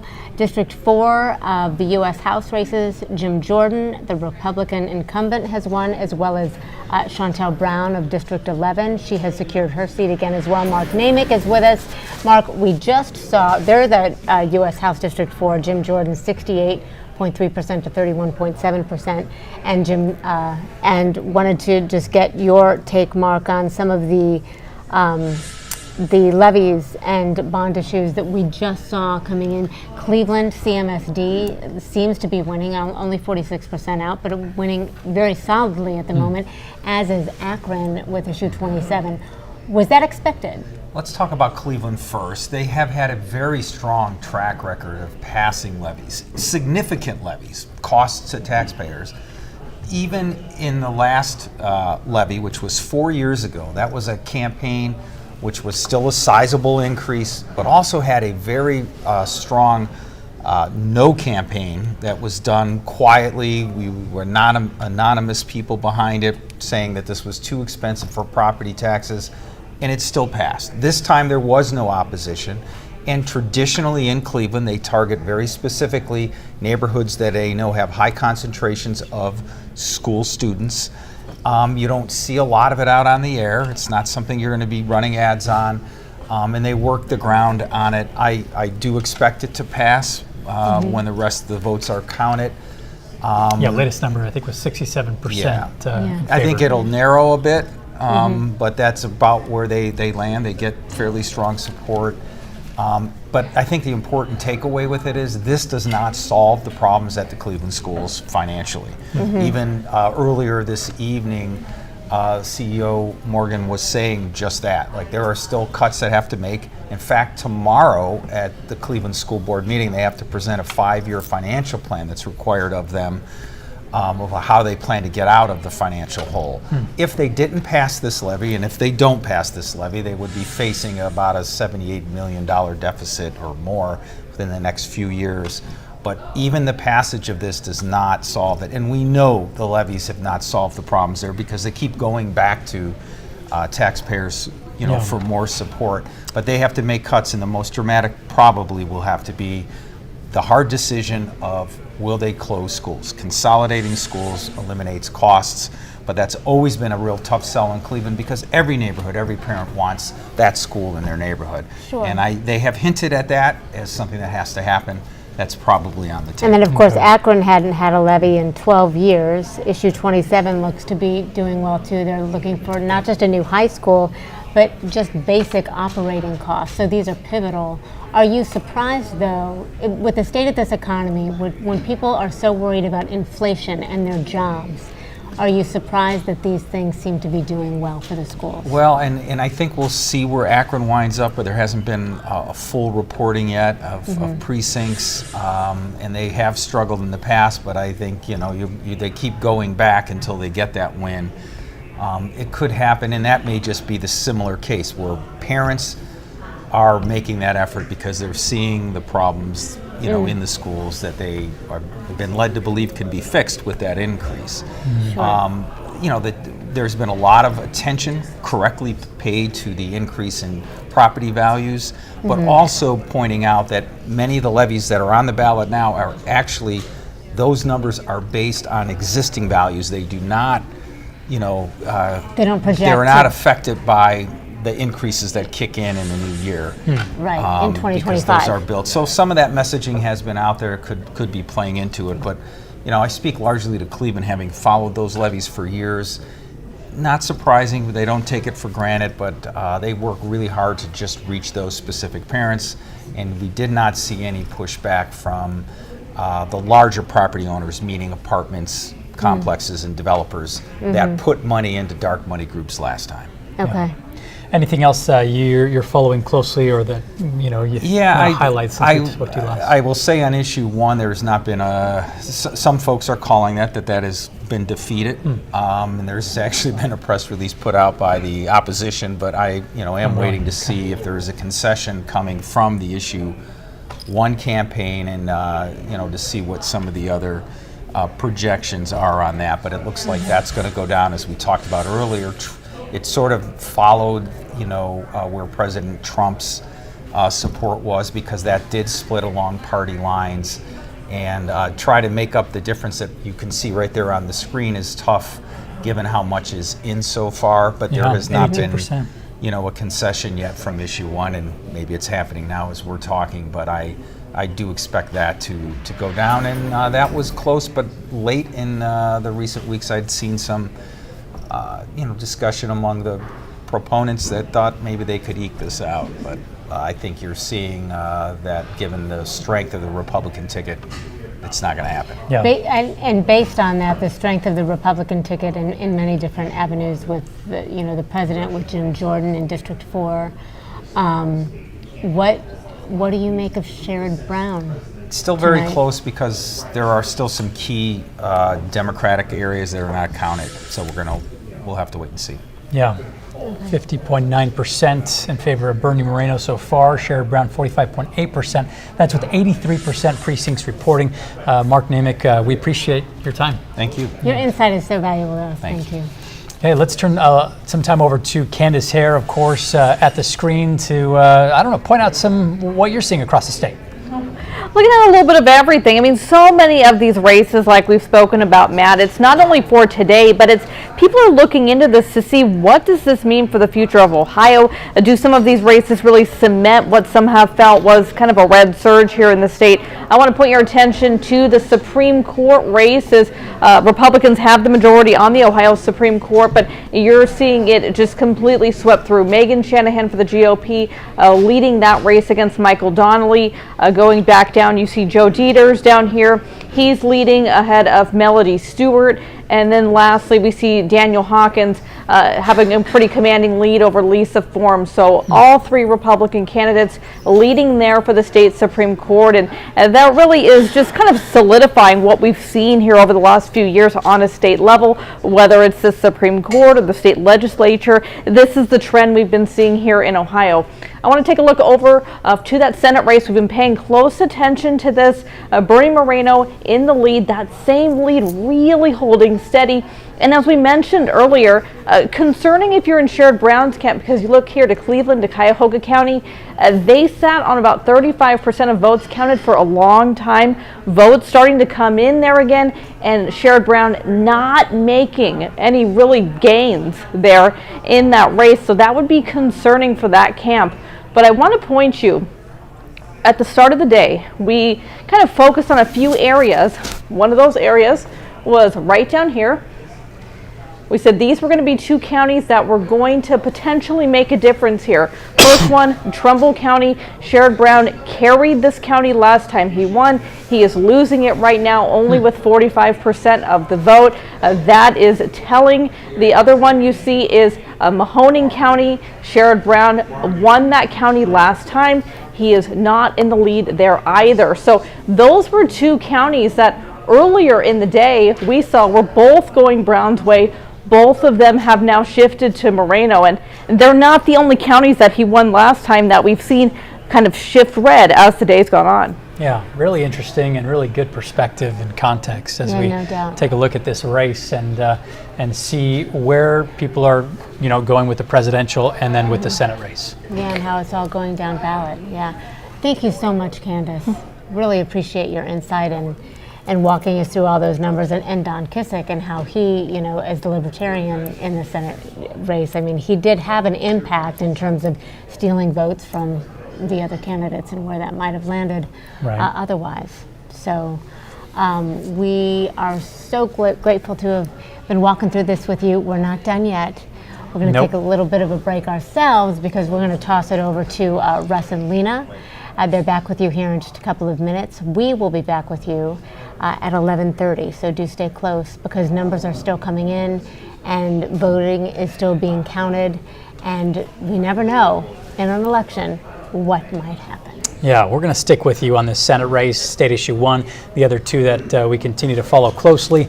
But here in just a few seconds, we're going to be sending it over to Russ and Lena for what's next and the news at 11 o'clock.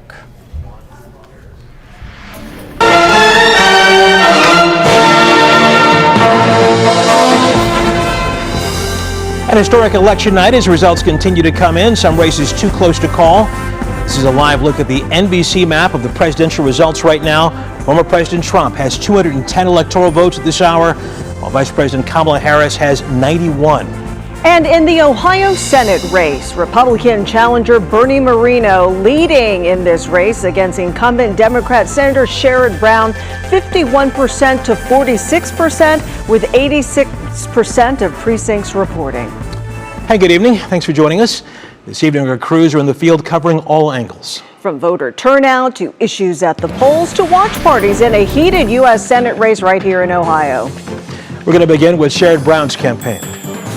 Let's check in with Lydia Spar right now, who joins us live in Columbus. And Lydia, what is the mood there right now? Well, the mood is they're still having somewhat of a party, but obviously they're a little down because of the numbers that he is behind. They haven't called the race because they keep saying it's still close to call. But obviously people were hoping for a different outcome because this is the fourth term he was seeking. He's been here for 3 terms. Here's the most important thing. If he does lose this Senate race, as I said, for 3 terms, he's been serving and he'd been working across the aisle with Republicans. So if he does lose, you'll have 2 senators that are Republicans, so Democrats lose a voice, and that's the big deal here. So we have yet to see Sherrod Brown here in the hall, but I'm sure when he does come, he'll get a very good welcome. Some of the other things, they're celebrating some other big races that they've had in this area. For instance, they have the first African-American woman to be the Franklin County prosecutor. So they're happy about that. So they're having some big moments here, but the main moment they want to celebrate is yet to happen. Back to you guys. And it looks like behind you folks are taking the stage. Don't know if any activity is going to happen there soon, but Lydia, of course, you'll be there to tell us if it does. Lydia Spara from Columbus. Absolutely. Thank you so much. We want to go now to Annabelle Childers, who is in Westlake with the Bernie Moreno campaign. And Annabelle, you're telling us that we're hearing that Bernie Moreno may be close to addressing the crowd where you are. That is what a member of his campaign told us, that at around 11:05 he is set to address this crowd. We assume that will be a speech of celebration. This entire election headquarters, everyone here, they're really celebrating. They are treating this race as if it has been called, even though we know it hasn't. Now, earlier in the night, everyone was a little bit quieter. Obviously not the case right now. Lots of excitement, lots of energy. People here are watching the other races, other massive Republican races that are going on, and they're celebrating every Trump win, every Republican congressional win. Now, Bernie Moreno's last push earlier today was that his supporters get out and get their family and their friends to vote. We are hearing some cheering here. We are trying to track this. We will make sure to get that to you. Now, earlier today, we did talk with Lieutenant Governor John Husted. Here's what he said when he was talking about the massive implications of this race. Will be a fresh voice in Washington, turning the page on a long time that we've had Sherrod Brown as our U.S. Senator. Bernie Moreno is going to bring the frustrations that he's heard from the people across this country on immigration, on the economy, on inflation, and enacting policies that are going to help fight those things. Now, in the background, we are hearing some Ohio chanting as if there is a crowd that is preparing to come in here to take the stage. Now, as you can see behind me, lots of people here, incredibly excited to be here. This is a celebration, and as soon as these updates keep coming on the news, people are watching those, people are cheering, and definitely following this closely, treating tonight as a massive win for Bernie Moreno. All right, Annabelle Childers, when Bernie Moreno comes out, we'll check back with you later in the show. Let's get back to the presidential race. Also, former President Donald Trump and Ohio Senator J.D. Vance are in West Palm Beach, Florida, attending an election watch party. Meanwhile, Vice President Kamala Harris is spending the evening at her alma mater, Howard University in Washington, D.C. NBC News correspondent Alice Barr and Bree Jackson covering both fronts. We begin in Florida with Alice Barr. I'm Alice Barr in West Palm Beach, Florida, at the Trump campaign watch party, not far from the former president's Mar-a-Lago estate, where he's been watching results come in throughout the evening with family and friends, close advisors. Looking around me, you can see supporters have been gathering here at the Palm Beach County Convention Center. They are hoping for a front row seat when the former president is expected to come speak. As ballots are being counted across the country, the enthusiasm here is building. A decision tonight would cap off 9 years of near non-stop campaigning for former President Trump. A win, of course, would hand him his second term in office, and he would become only the second U.S. president to serve terms that did not come back to back. He would also make history as the oldest U.S. president to be sworn in as commander-in-chief. In West Palm Beach, Florida, I'm Alice Barr, NBC News. And now let's go to Washington, D.C., where Vice President Harris is holding her watch party. NBC's Bree Jackson has the latest. I'm Bree Jackson on the campus of Howard University, and as you can see and hear behind me, this is where Vice President Kamala Harris is holding her election night watch party. Thousands are gathered here in an area that is known as the Yard. It's really a gathering place for students, and university officials also tell me that this area has served as the backdrop for speeches for several U.S. presidents, including Calvin Coolidge, Lyndon Johnson, and Barack Obama. And tonight, supporters hope to witness history with a first woman president elected. On the campus of Howard University, Bree Jackson, NBC News. Of course, another major issue we're keeping an eye on is Issue 1. This amendment would change how our districts are drawn by creating a citizen-led redistricting commission. Candace Hare from 3 News Go. We don't see her a lot because she works on the morning show. She joined us tonight in the studio to break down how the race unfolded tonight. Candace, good evening to you. And good evening, Russ and Lena. It still is a very close call. We want to take a look at those results because we know it has been tight throughout the course of the night. But one thing I can tell you is that a no vote means that the process to draw up districts stays the same. And now when you're looking at those two issues and what's going on, if you vote no, everything stays the same. But if you vote yes, there would be a change in how Ohio's maps are created. Essentially, you take a look there. Those are the current results right now for Issue 1, but let's get you back to Russ and Lena. All right. Candace, thank you so much. Appreciate it. We understand that Bernie Moreno is speaking or is about to speak at his headquarters in Westlake right now. We want to go back out to Annabelle Childers, who is covering that. Annabelle, what can you tell us?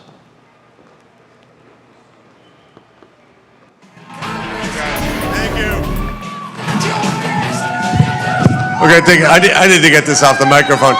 Thank you, by the way, thank you. Look, today starts a new wave. You know, we talked about wanting a red wave. I think what we have tonight is a red, white, and blue wave in this country. Because what we need in the United States of America is leaders in Washington, D.C., that actually put the interests of American citizens above all else. We're tired of being treated like second-class citizens in our own country. We're tired of leaders that think we're garbage, and we're tired of being treated like garbage. You know, my opponent talked a lot about helping the working man, and I will agree with him on the need to help working Americans. But the difference is talk without action is nothing. So what we're going to do, thanks to now having a Republican majority, by the way, how about that, in the United States Senate,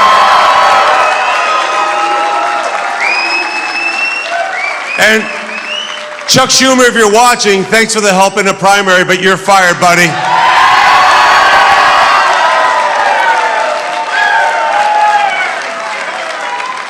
This is a new dawn of Republican leadership. With President Trump and J.D. Vance in the White House, we are going to advance an agenda that is an American agenda. An agenda that says we are pro-immigration, but not pro-invasion. We're going to make certain that the people who come to this country are invited here like I was, like my family was, on our terms. We're going to make this country an energy-dominant nation so that my kids do not grow up in a country where we ever rely on a foreign nation for energy ever again. And we have that energy right here in Ohio. That means coal, that means natural gas, it means oil, and it means nuclear. And in terms of EV mandates, they need to be gone first thing in January. And we're going to make certain that we tell California, you don't get to dictate to the whole country what our emission standards are. We're going to dictate that at the federal level, and we're going to allow consumers to pick the kind of car they want. Look, the other piece that I want to talk about is what President Trump has brought to this country, which is peace and stability around the world. America will be a leader in the world, will always be a leader in the world. American leadership has made the planet safer, more prosperous, and more secure than at any point in human history. But it means that we ensure peace through strength.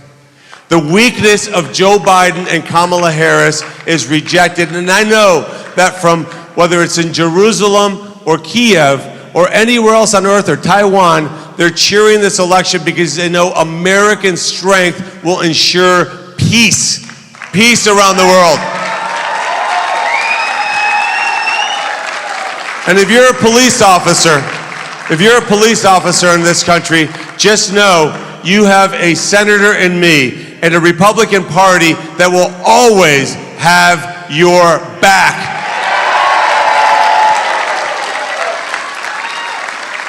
And we got rid of Chuck Schumer tonight, but pretty soon we're going to get rid of another couple people that need to be gone. First among them, Randy Weingarten should start packing her bags. Because what we need in this country is school choice for all Americans.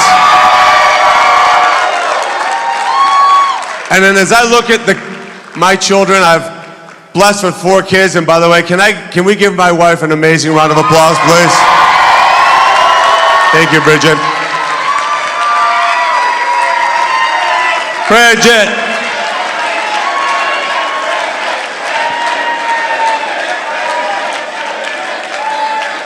Look, we need to make certain that we honor teachers, They're doing great work in every corner of the country. Teachers are our front line. Unfortunately, they have a teachers union that doesn't care about them.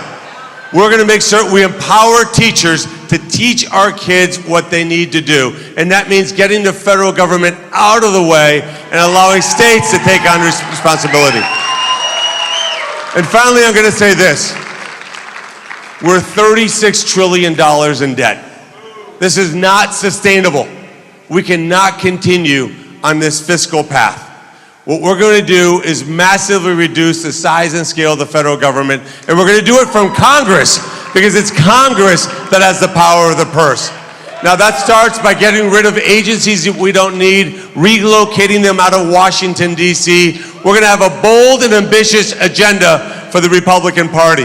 And I know that President Trump is going to bring greatness back to this country unlike anything we've ever seen. So President Trump, if you're watching, thank you. Thank you for being decisive in my primary. Thank you for being the greatest president of my generation. And thank you for the sacrifices that you've made for this country.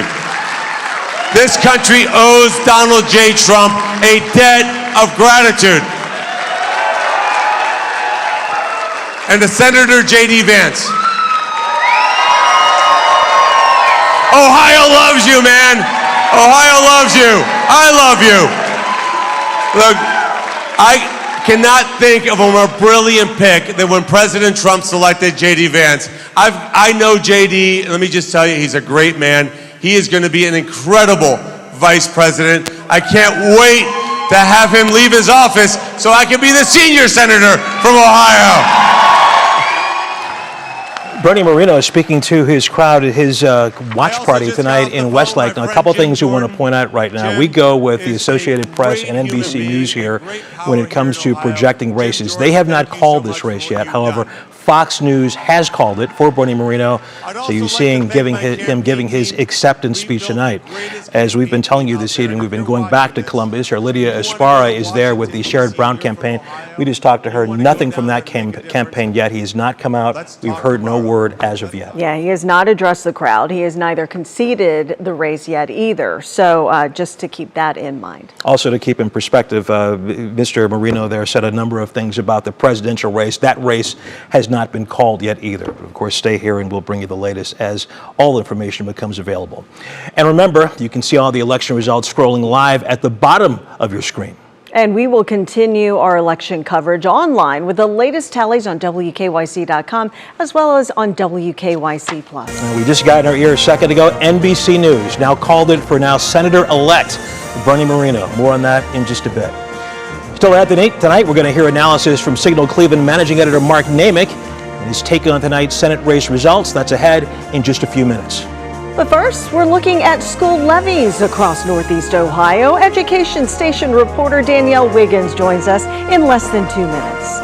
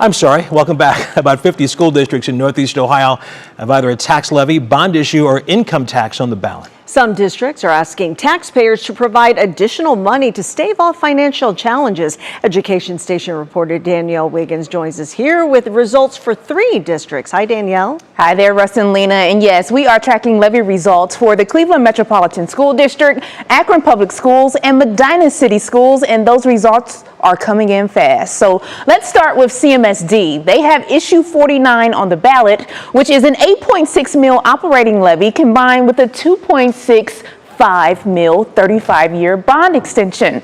Right now, with 68% of the precincts reporting, the levy is passing 67% to 33%. And to the south, Akron Public Schools has issue 27 on the ballot, which is a $7.6 million operating levy combined with a $85 million bond issue to build a new North High School. With 7% of the precincts reporting, the levy is passing 59% to 41%. And then in Medina County, Medina City Schools is hoping to pass issue 16, a 10-year $7.5 million emergency operating levy. With 94% of the precincts reporting, the levy is passing by just 245 votes.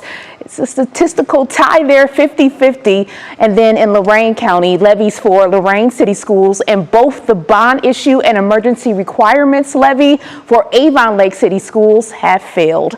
And Russ and Lena, all precincts have been counted for those issues. All right, Danielle, thank you. All right, let's check the weather real quick. Jessica Van Meter standing by. What you got, Jess? Hey there, guys. Things changing for us. We had a beautiful day out there. Record high set for Cleveland Hopkins. Change is brewing, though. Rain will be moving in later tonight and into tomorrow. So going to be a damp start. Still very mild by morning standards for early November in the 60s. The thing is, our temperatures do not improve too much as we go through the day tomorrow. We're drier through the afternoon, but those temperatures still likely to be stuck in the 60s. That's because a cold front is going to be heading our way. You see that lining up just off to our west, a good line of showers there. Those are pushing into western Ohio, just kind of knocking on our doorstep. So we've been dry all day, still dry for right now, but those showers are going to track in as we go through tonight and into tomorrow. National Design Mart hour-by-hour forecast going to show that rain moving through, some moderate showers, maybe some pockets of heavier rain possible through the overnight hours. We do need some rain out there. We still have some light shower activity, maybe a couple more moderate showers lingering into the early morning commute. You probably need the windshield wipers, maybe briefly that rain gear first thing in the morning if you're heading out early. General trend through that morning commute is that those showers are going to start to dissipate. So we're looking a little drier as we get into the late morning and heading into the afternoon. But again, those temperatures are going to struggle through the day tomorrow. It's going to be noticeably cooler. Rest of that Union Home Mortgage extended forecast, cooler but still above average. We're back in the upper 50s and 60s for the rest of the week. We're back after the break. Here's a look at tomorrow's Carrier Comfort Index, sponsored by CarrierOhio.com. You make it home, we make it comfortable.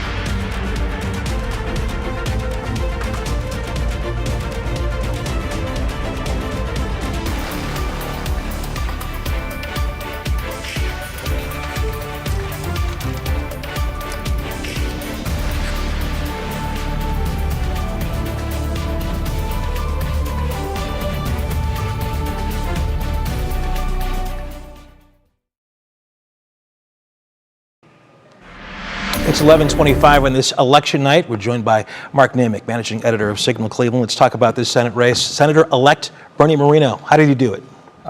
Riding a lot with President Trump. President Trump maintained a 8 percentage point lead, which is what he had in those 2 previous elections here. And I think that carries a lot of weight, carries a lot of votes with it. I saw a real push among rural counties. We saw that in early voting. Underperforming in some of the Democratic rural areas. Certainly less money being spent here because we're not a battleground state, and that certainly hurts some of the Democratic organizing. We talked earlier tonight about some of those key swing counties, places like Wood County, Portage County, Delaware County, so that's Toledo, Kent area, and Columbus, and Bernie Moreno was edging Sherrod there, so which really says there wasn't a lot of room for him to jump in. I think there'll be some post-analysis, but big issue here, that was the last Democrat standing statewide aside from Jennifer Bruner, right. Supreme Court Justice. It doesn't appear that Sherrod Brown was able to maintain his base. You talked about those rural counties. I noticed, Ashtabula County, Trumbull County. Sherrod Brown won both of those counties in 2018 over his rival GOP Jim Renacci. Tonight, Brown lost Ashtabula by 17 points. Unlike Trumbull County, Brown won that in 2018 by 16 points. Tonight, he lost it by 6 points. So a huge shift like you were talking about. Yeah, but a really unprecedented amount of money that was spent in this election that certainly makes a difference. Now, both sides had that money, right. But Republicans on the issue of immigration, the issue of a wedge issue, gender really played strong. You saw it in the ads. And those things, Democrats have never jumped in strong on the immigration issue. I think that one will be something they think about. Sherrod Brown obviously believed that too, because you saw him in ads that at times he looked like a Republican on the border with sheriffs doing all of that. Okay, Mark, thanks a lot. We are told that right now we want to go back to Columbus, and Sherrod Brown is getting ready to speak to his supporters at his watch party down there. Let's go ahead and take that live if we can.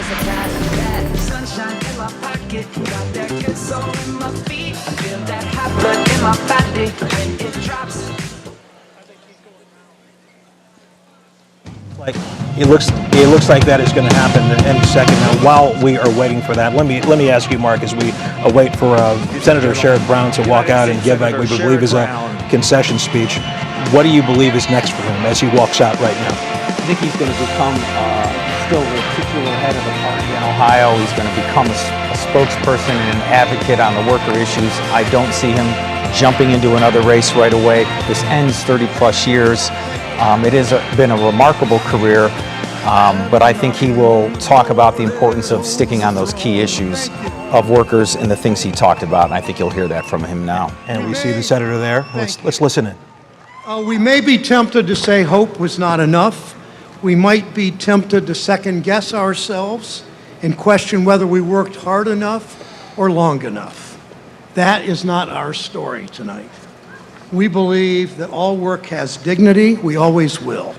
We believe in the power of people over corporate special interests. We always will. We believe if you love this country, you fight for the people who make it work. We always will. This is a disappointment, but is not a failure. It will never be wrong. It will never be wrong to fight for organized labor. It will never be wrong to fight for the freedom of women to make their health care decisions. It surely will never be wrong. It surely will never be wrong to fight for civil rights and human rights.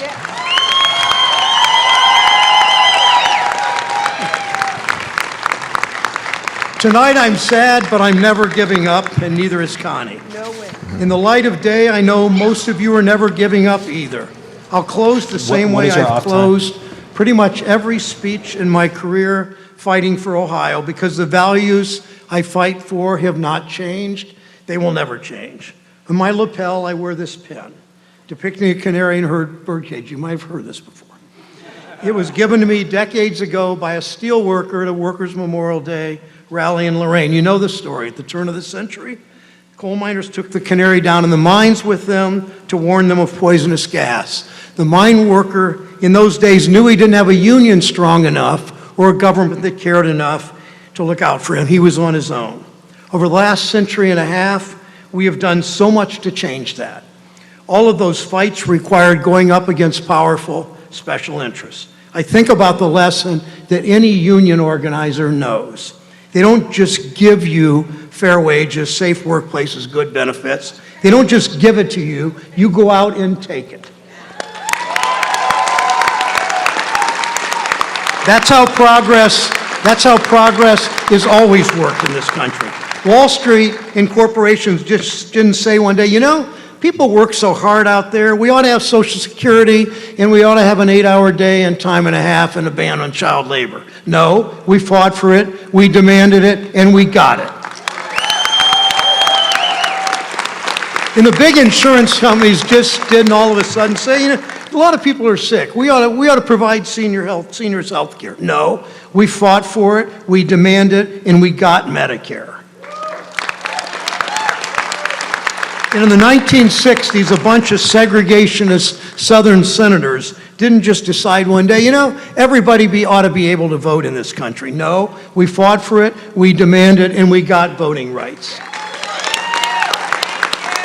And then last year, politicians didn't all of a sudden say, you know, we really ought to stop interfering in women's personal health care decisions. Of course not. We fought for abortion rights in Ohio, we demanded it, and we got it.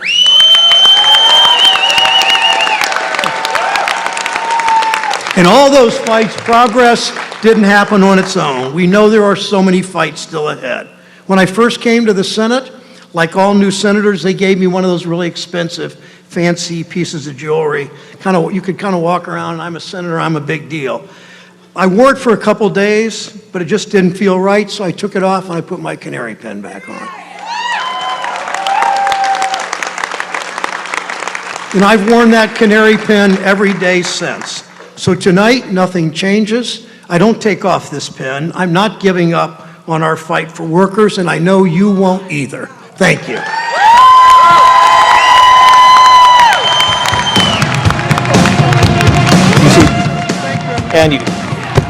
And you see Senator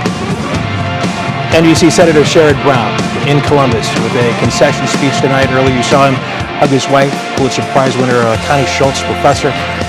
Sherrod Brown, after 18 years in the Senate, 3 terms, loses tonight to Bernie Moreno, who gave his acceptance speech a few moments ago. And what a hard-fought race. We talked about the money that went into this race. The Ohio Senate race involved $477 million in ad money, the most expensive non-presidential contest in the country. Lots and lots of cash there, lots of analysis coming. And you saw it on TV. Days you saw it on TV, lots of times. Let's take a final look at tonight's elections results, and final look for us anyway. Former President Trump is leading in the Electoral College. Now, I can't see that. It's 214 for President Trump, and what is that? Help me out, control room. 172. 172 for Kamala Harris. That's as of right now. Yeah, and meanwhile, let's take a look at the results from the Ohio Senate race. Bernie Moreno declared the winner of this race with 51% over incumbent Sherrod Brown with 46%. We want to remind you, you can get complete election results sent straight to your phone. All you have to do is text the word results to 216-344-3300. Again, the word results to 216-344-3300, or just head to our website, WKYC.com. Election coverage continues with NBC News right after this. You can also tune in to 3 News Go starting at 4 a.m. sharp for up-to-the-date results and more. Stream us in the WKYC Plus app. Going to go back to NBC News now to continue their coverage, leaving you with a live look at the Terminal Tower. It is in purple this evening for the Epilepsy Awareness Campaign. We thank you for joining us. Have a great night. We'll see you soon. Thank you for watching What's Next and making it Northeast Ohio's #1 11 p.m. newscast. Continue with us and watch free now on the WKYC Plus app everywhere you stream.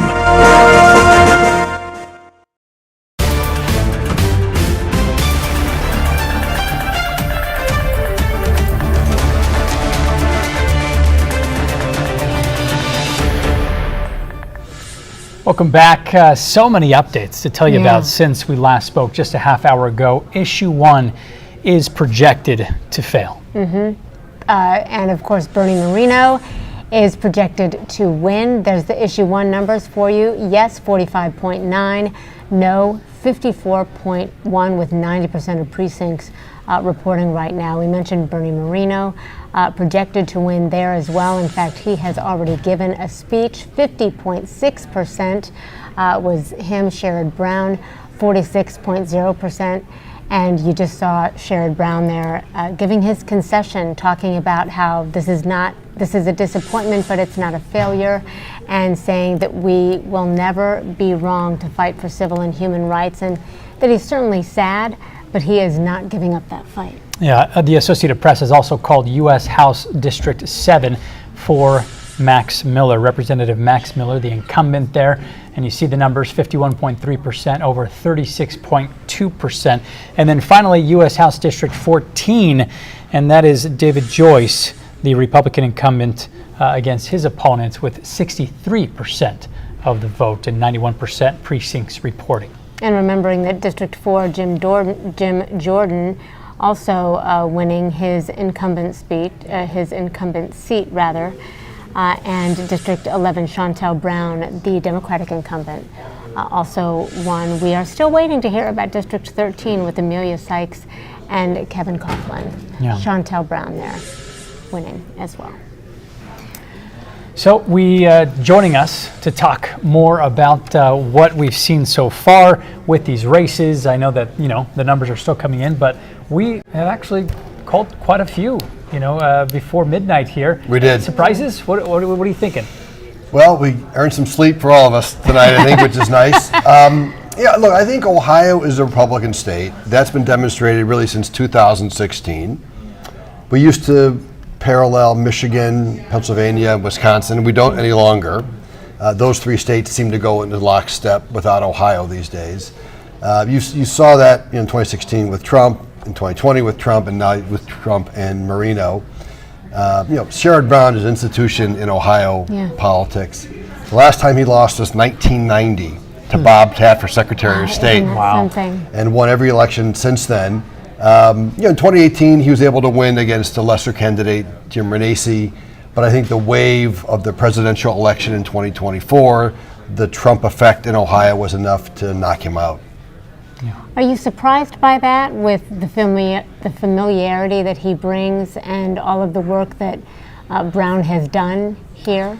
I'm not. The last poll had Bernie ahead by 3 or 4 points, and he'll win by looks like 4 or 4.5 points today. I was tracking results in Lorain, Mahoning, and Trumbull counties, which are the urban kind of union-friendly counties. And Bernie was only running 4 or 5 points behind Trump in those counties. And for Sherrod to have won, he needed to have won those by 10 or 12 points, I think. And so, when those aren't falling in line for you, and then you're not winning some of the other kind of collar counties around the state, it's not gonna pair out. So Sherrod had said at one point, if Trump won by more than 8 percentage points in Ohio, he didn't think he could win, and Sherrod was a good prognosticator. Trump's going to win by more than 8, and Sherrod is not going to win. So let me ask you about issue 1, because that is projecting to have failed as well. Governor DeWine has come out and said, okay, it failed, but what are we going to do now? Because they have promised some change in some capacity when it comes to redistricting, have they not?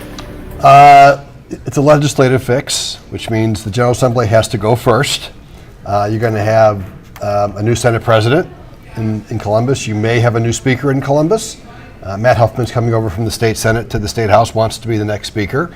I don't know that he'll be too motivated to make a change. They have right now commanding majorities in both chambers of the General Assembly. I don't see Republicans doing much to change the system as it stands right now, because it's to their advantage as the incumbents to draw the districts to keep themselves in office. Yeah. You mentioned, we've mentioned a lot of these races that have been called, but we're still waiting on District 13. I know that was, some of the polling was showing, that this could be a pretty tight race. It looks like as if, Amelia Sykes is going to take this, but just thoughts on just some of these races we haven't seen yet. It does, and you saw a lot of Kevin Coughlin ads in the last couple of weeks. I think there was money put into his race by the National Republican Campaign Committee. But I think that district leans Democrat, and Amelia is a very strong candidate, well-known name. Her dad, of course, was also in the legislature with her. So I'm not surprised to see that result. The one I'm really tracking is Marcy Kaptur out in Toledo. You know, she has never lost an election, and she is the longest-serving member of the House from Ohio, and maybe in the country. Oh yeah, this is so it's very tight. She's up by a little bit. And I don't know how many votes are left. 99%. Okay, then she might do it again. She may overcome all of the odds and once again get elected to the Congress from Toledo. I think she was elected. She was in a position when I was in college. I want to say this is her 23rd term. 20. I mean, she's been in Congress for 40 some years. I think. Yeah. That would and make so, so that will be the one bright side for Democrats tonight in Ohio is that Marcy Kaptur looks like she's going to hold on. Everything else, I mean, the state Supreme Court races, all three are going to go Republican, which means you'll have a 6-1 majority on the Ohio Supreme Court. Only Jennifer Brunner is a Democrat, and she's not going to run for re-election. She's announced, I think. So the Republicans will control just about everything that you can control in Ohio. Except Marcy Kaptur. It'll be her 22nd term if she wins. That's right. Okay. And big, whatever side of the aisle you sit on, congratulations to her, because that is quite an accomplishment at the end of the day. I mean, wow. All right. Lee Weingart, thank you so much. Thank you very much. Great to see you guys again. Always appreciate having you here. Well, let's take a closer look at some of the numbers across the state, and for that, Candace Hare joins us with a look at some of these numbers. We've been talking about the Senate race for the last couple of hours. I mean, what were some of the things that stood out? Well, before we get to the Senate race, I do want to update you. We were talking a bit there about the state Supreme Court. Republicans already had a majority, but all three races have been called. All of them have gone to the Republicans, and that includes the seat here that was held by Michael Donnelly, now going to Megan Shanahan. So you have a flip there. Joe Dieters projected to win that seat, and then Daniel Hawkins projected to beat Lisa Forbes. So you heard just a minute ago, that means a 6-1 majority, so that's a pretty commanding lead when you talk about that state Supreme Court. And I think it's important to highlight things like this because we focus on the people sometimes that are running for Senate, that are running for president, some of these issues, but all of these aspects, they really do affect our lives, and this is one of them. So Republicans already had control here, but really strengthening their command over this aspect of the state system. We talked so much going into this, Candace, as I'm looking at that map, about the Columbus area, about Cuyahoga County and Hamilton County and Franklin County, Columbus, Cincinnati. And because those dots there are so big, you think those are the ones you want to win. But look at how the rally of all the small red dots made this happen. Certainly, and it's a lot of Northeast Ohio, honestly, that when you're talking the Senate race made this happen. We focused on a few of these areas earlier, but look at those shifts. Lake County, that's a county that Sherrod Brown carried last time. He lost it this time. He carried Ashtabula County last time. He lost that as well. Same with Trumbull County, same with Mahoning County, same here with Erie County was another one that he was supposed to win or won last time, couldn't get the job done. Ottawa County as well. So you're talking 1, 2, 3, 4, 5, 6 counties at least that he carried the last time he won. This time, all of them went for Bernie Moreno. These aren't necessarily huge counties, as you say. They're not the size of a Cuyahoga County or a Franklin County or a Hamilton County, but all of those numbers, they add up. Yeah, you add up those small ones, and you can never count. You can never count out the rural areas in any state. All right, Candace, we appreciate that perspective, showing us a closer look at some of those numbers. We want to bring back Ohio Legislative Black Caucus Foundation President and CEO Shayla Davis. And when we talked to you last time, it looked as if a lot of these races were going in this direction. Yeah. Now that these have been called, your initial takeaways? My initial takeaway is a sad day for Ohioans. I truly believe that. I do not believe that the direction in which the state is going, we've already been a red Republican state, right? But now with domination in every facet of our electoral process, I think that we're going to struggle for people that want to be represented fairly, for people who want the right to just to human civility. You know, as a black woman, I want to know that my civil rights are being protected every day. And I'm not certain that we are going to see that as we continue to move forward in the direction that we've gone tonight. I'm very concerned. Yeah. Any bright spots, things that stand out? I mean, it's nice to see that our House of Representative women, it seems like they've all won their races. When we talk about Chantel Brown, Amelia Sykes, Marcy Captor, that's great. Joyce Beatty as well. So it's nice to still know that we have women in Ohio that are leading.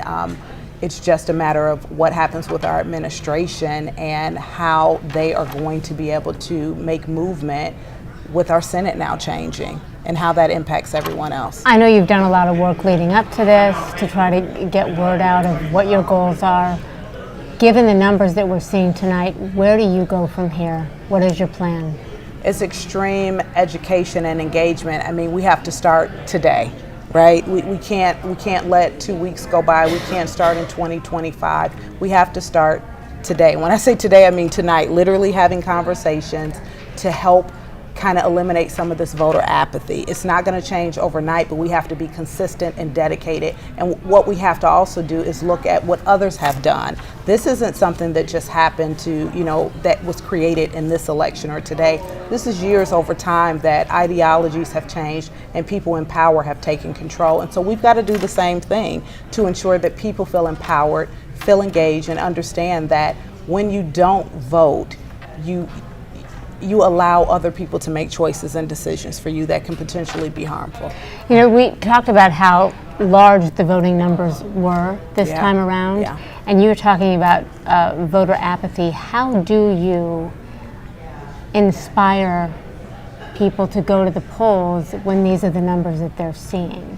I think we have to really be honest and show people that because folk didn't go to the polls, so we did see an increase, but did we see the increase in the folk that are going to need the change effectively, right? Are the people that are impacted by the changes that have happened, are those the folk that went to the polls? I'm not quite sure about that. And so really, explaining to people that the lack of voting is what also contributes to this, and being honest about that. What contributes to the lack of voting?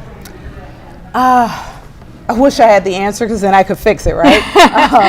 But I think it's a variety of things. People don't trust, as a former elected official, it is very difficult when you look at offices and seats that are 2 years long. You run, you're in for 1 year, and then you're campaigning again, and folk don't really see the work that you're doing. Although you're doing the work, they believe that you're only coming because it's election season. So there's so many things that we have to look at. We need to bring civics back in schools. Kids aren't learning that. And so if they're not encouraged in their academics, how do they feel empowered as they become adults to be invested when 18 is the voting age here? Well, Shayla Davis, we appreciate your perspective on that. Yeah. Thank you for being with us. Thank you guys. Thank you guys for being here. And, I'm still hopeful. I'm still hopeful. We still have a little ways to go tonight. We appreciate your voice here. Yeah. Thank you so much. Thank you. We want to go back and just, if you're joining us just recently, the Senate race has been called. Bernie Moreno, the projected winner in that Senate race. And we recently heard from him, sort of his acceptance speech, and we want to play some of that for you.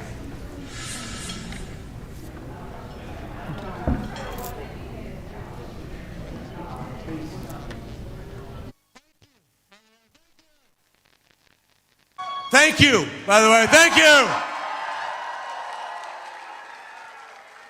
Look, today starts a new wave. We talked about wanting a red wave. I think what we have tonight is a red, white, and blue wave in this country. Because what we need in the United States of America is leaders in Washington, D.C. that actually put the interests of American citizens above all else. We're tired of being treated like second-class citizens in our own country. We're tired of leaders that think we're garbage, and we're tired of being treated like garbage. My opponent talked a lot about helping the working man. and I will agree with him on the need to help working Americans. But the difference is talk without action is nothing.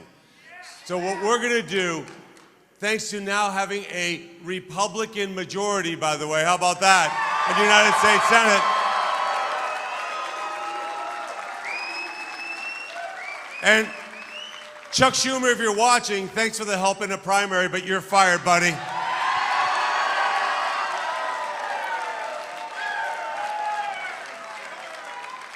This is a new dawn of Republican leadership. With President Trump and J.D. Vance in the White House, we are going to advance an agenda that is an American agenda. An agenda that says we are pro-immigration, but not pro-invasion. We're going to make certain that the people who come to this country are invited here like I was, like my family was, on our terms. We're going to make this country an energy-dominant nation so that my kids do not grow up in a country where we ever rely on a foreign nation for energy ever again. And we have that energy right here in Ohio. That means coal, that means natural gas, it means oil, and it means nuclear. And in terms of EV mandates, they need to be gone first thing in January. And we're going to make certain that we tell California, you don't get to dictate to the whole country what our emission standards are. We're going to dictate that at the federal level, and we're going to allow consumers to pick the kind of car they want. Look, the other piece that I want to talk about is what President Trump has brought to this country, which is peace and stability around the world. America will be a leader in the world, will always be a leader in the world. American leadership has made the planet safer, more prosperous, and more secure than at any point in human history. But it means that we ensure peace through strength. The weakness of Joe Biden and Kamala Harris is rejected, and I know that from whether it's in Jerusalem or Kiev or anywhere else on earth or Taiwan, they're cheering this election because they know American strength will ensure peace around the world. And if you're a police officer in this country, just know you have a senator in me and a Republican Party that will always have your back.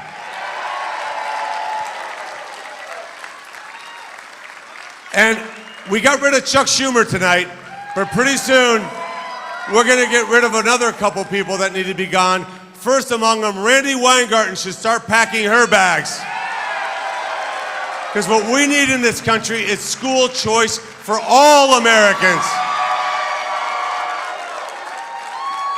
And then as I look at my children, I've blessed with 4 kids. And by the way, can we give my wife an amazing round of applause, please?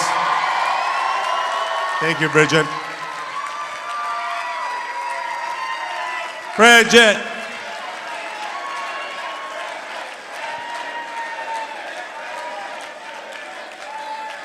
Look, we need to make certain that we honor teachers,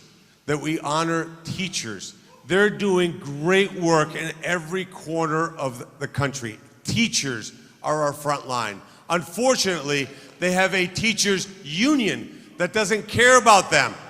We're going to make certain we empower teachers to teach our kids what they need to do. And that means getting the federal government out of the way and allowing states to take on responsibility. And finally, I'm going to say this. We're $36 trillion in debt. This is not sustainable. We cannot continue on this fiscal path. What we're going to do is massively reduce the size and scale of the federal government, and we're going to do it from Congress, because it's Congress that has the power of the purse. Now that starts by getting rid of agencies that we don't need, relocating them out of Washington, D.C. We're going to have a bold and ambitious agenda for the Republican Party. And I know that President Trump is going to bring greatness back to this country unlike anything we've ever seen. So President Trump, if you're watching, thank you. Thank you for being decisive in my primary. Thank you for being the greatest president of my generation. And thank you for the sacrifices that you've made for this country. This country owes Donald J. Trump a debt of gratitude. And to Senator J.D. Vance, Ohio loves you, man. Ohio loves you. I love you. Look, I cannot think of a more brilliant pick than when President Trump selected J.D. Vance. I know J.D., and let me just tell you, he's a great man. He is going to be an incredible vice president. I can't wait to have him leave his office so I can be the senior senator from Ohio.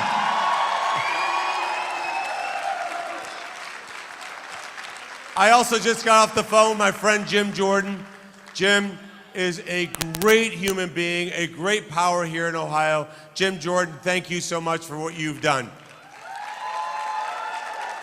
I'd also like to thank my campaign team. We built the greatest campaign team out there, and if you're watching this and you want to go to Washington, D.C., and you're from Ohio, and you want to go down there to make a difference, let's talk tomorrow. Let's talk tomorrow. Because we're going to build an incredible campaign incredible Senate operation, an incredible constituent services operation, because I believe that people who pay taxes deserve a government that works for them. And then finally, let me just say to my kids, thank you so much for being on this journey with us.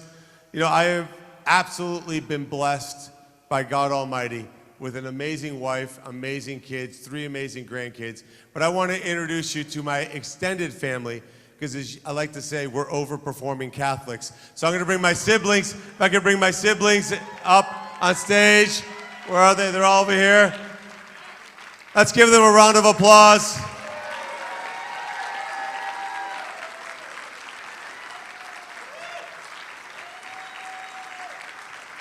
I'm going to say one last thing.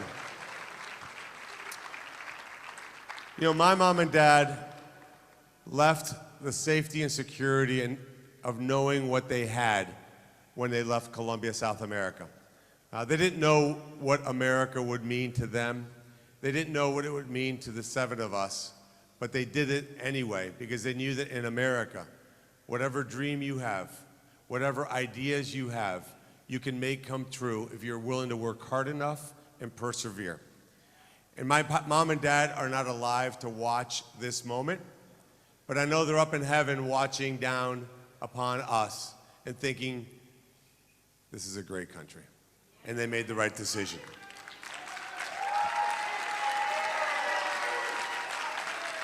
And I know for one person that my mom and dad would be looking down and saying, this is an amazing thing, is my sister Vicky. We'd be so proud of you, Vicky, for everything that you've done. You've been kind of our substitute mom along the way. Look, Vicky, you were almost like my mom growing up, because both my parents worked really, really hard. So Vicky was the one who would make sure that I always stayed true to myself. My brother Luis, thank you for your leadership and guidance. I think Sherrod Brown and Chuck Schumer owe you a little bit of an apology, by the way. I don't think it will come. I don't think it will come. And to Jose and Alex and Richie, thank you so much for kicking the crap out of me when I was younger. I appreciate it. You made me tough. You made me tough. Hey, look, to all of you, we celebrate tonight not as Republicans. We celebrate tonight as Americans. And and to the people out there in Ohio who didn't vote for me, just know that I will always advocate for you. I will always have your back, and I will work for the next 6 years to win you over. Because my responsibility is to the entirety of Ohio, and I will always work tirelessly to make certain that we do everything possible, that I work my tail off to make your life better. So to Ohio, to all the people I've met on the campaign trail, to the thousands and thousands upon people who prayed for me, prayed for Bridget, and kept us in your prayers, I can't tell you what this means. This is the greatest honor of my life to represent you in Washington, D.C., and I will not let you down. Thank you so much. Energy, excitement, gratitude coming from Bernie Moreno during his acceptance speech. He is the projected winner of the U.S. Senate seat here in Ohio, which has the potential to change the balance of the Senate, as a whole, obviously on the federal level there. He's a political newcomer, beating Sherrod Brown, who Sherrod Brown has come out and said that he's sad, but he's never giving up. And on that, let's go to Sherrod Brown addressing the media with his family, just like Bernie Moreno's, with his family standing on stage beside him. We may be tempted to say hope was not enough. We might be tempted to second guess ourselves and question whether we worked hard enough or long enough. That is not our story tonight. We believe that all work has dignity. We always will. We believe in the power of people over corporate special interests. We always will. We believe if you love this country, you fight for the people who make it work. We always will. This is a disappointment, but is not a failure. It will never be wrong. It will never be wrong to fight for organized labor. It will never be wrong to fight for the freedom of women to make their health care decisions. It surely will never be wrong. It surely will never be wrong to fight for civil rights and human rights.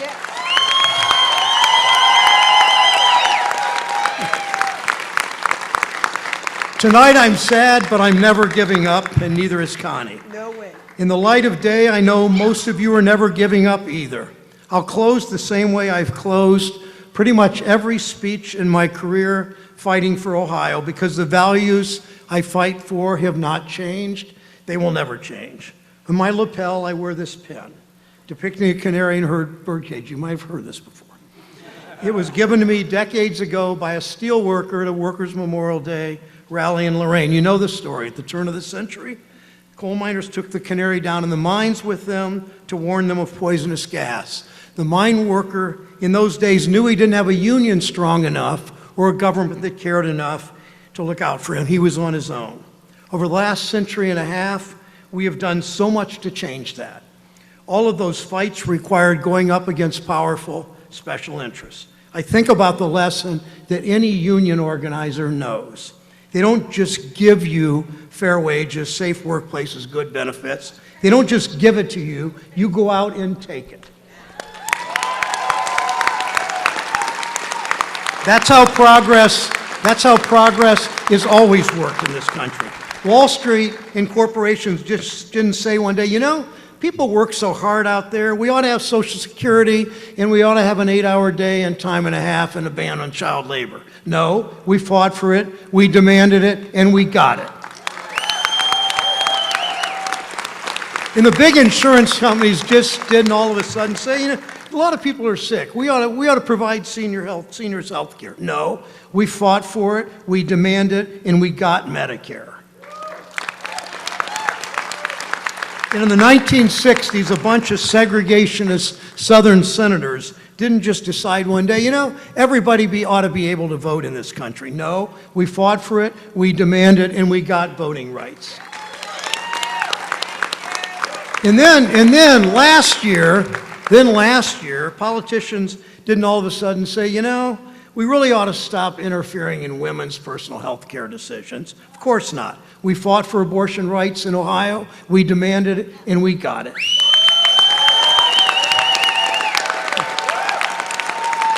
In all those fights, progress didn't happen on its own. We know there are so many fights still ahead. When I first came to the Senate, like all new senators, they gave me one of those really expensive, fancy pieces of jewelry. You could kind of walk around, I'm a senator, I'm a big deal. I wore it for a couple days, but it just didn't feel right, so I took it off and I put my canary pin back on.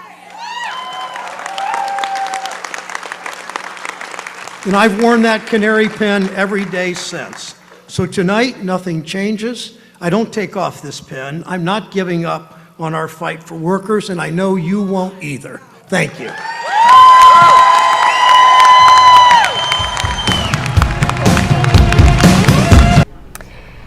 And there it is, after 49 years in Ohio politics, Sherrod Brown is hanging up his hat, but as he said, he's sad and he is never giving up. And Bernie Moreno, of course, who is now in that position, the projected winner here in Ohio, is not the only one that we have projections on this hour. Yeah, that's right. Former President Donald Trump, of course, the biggest race in this is the projected winner in Ohio. This is with 95% precincts reporting, 55.3% in favor of Donald Trump, 43.8% for Kamala Harris. And let's look at the Ohio Supreme Court races as well here, or issue 1.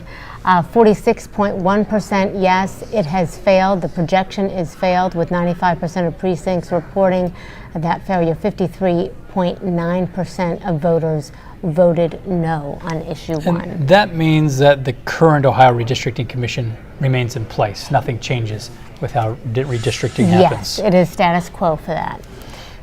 Let's talk about Supreme Court. Megan Shanahan, 55.8%, 95% of precincts reporting there. She beat Michael Donnelly, 44.2%.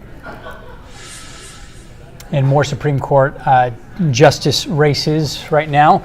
Again, the Republican takes it with 55.3% of the vote over Melody Stewart, 44.7%. And then Daniel Hawkins, again, Republican, there's the red, 55.2%. The projected winner there over Lisa Forbes with 44.8%. Turning to the U.S. House Districts races, Jim Jordan, 68.5%. The projected winner there with 100% precincts reporting, and Tammy Wilson, 31.5%. And of course, Bob Latta, 67.5% for U.S. House District 5, over Keith Mundy, 32.5%. And U.S. House District 6, Michael Rulli takes it, 66.7% over Michael Kripchak, 33.3%. Then we have Max Miller, the Republican incumbent. He is at 51.2%. U.S. House District 7 there, beating Matthew Deemer, 36.1%. And Chantel Brown, the incumbent, the Democratic incumbent, with 78.3%, takes that lead with 60% precincts reporting, but the projected winner there. And U.S. House District 14, David Joyce with 63.4%, the projected winner, 100% of the precincts reporting there over Brian Kenderis at 36.6%. And we'll mention that Amelia Sykes, she is in the lead right now in U.S. House District 13, but so far, no race has been called in this one, and so we'll continue to follow that, but clearly she has the lead right now. We are so grateful to have been walking through this with you tonight. We know that it has been a lot of numbers we've been throwing at you, but we are so happy to keep you company. Thank you for keeping us company, and we hope that you stay with us here at WKYC Plus. We're 24/7. Absolutely, yeah, the coverage continues, and of course all of us are still looking for Donald Trump and how he'll fare in the rest of the country. Yep. Thank you so much. Have a good night.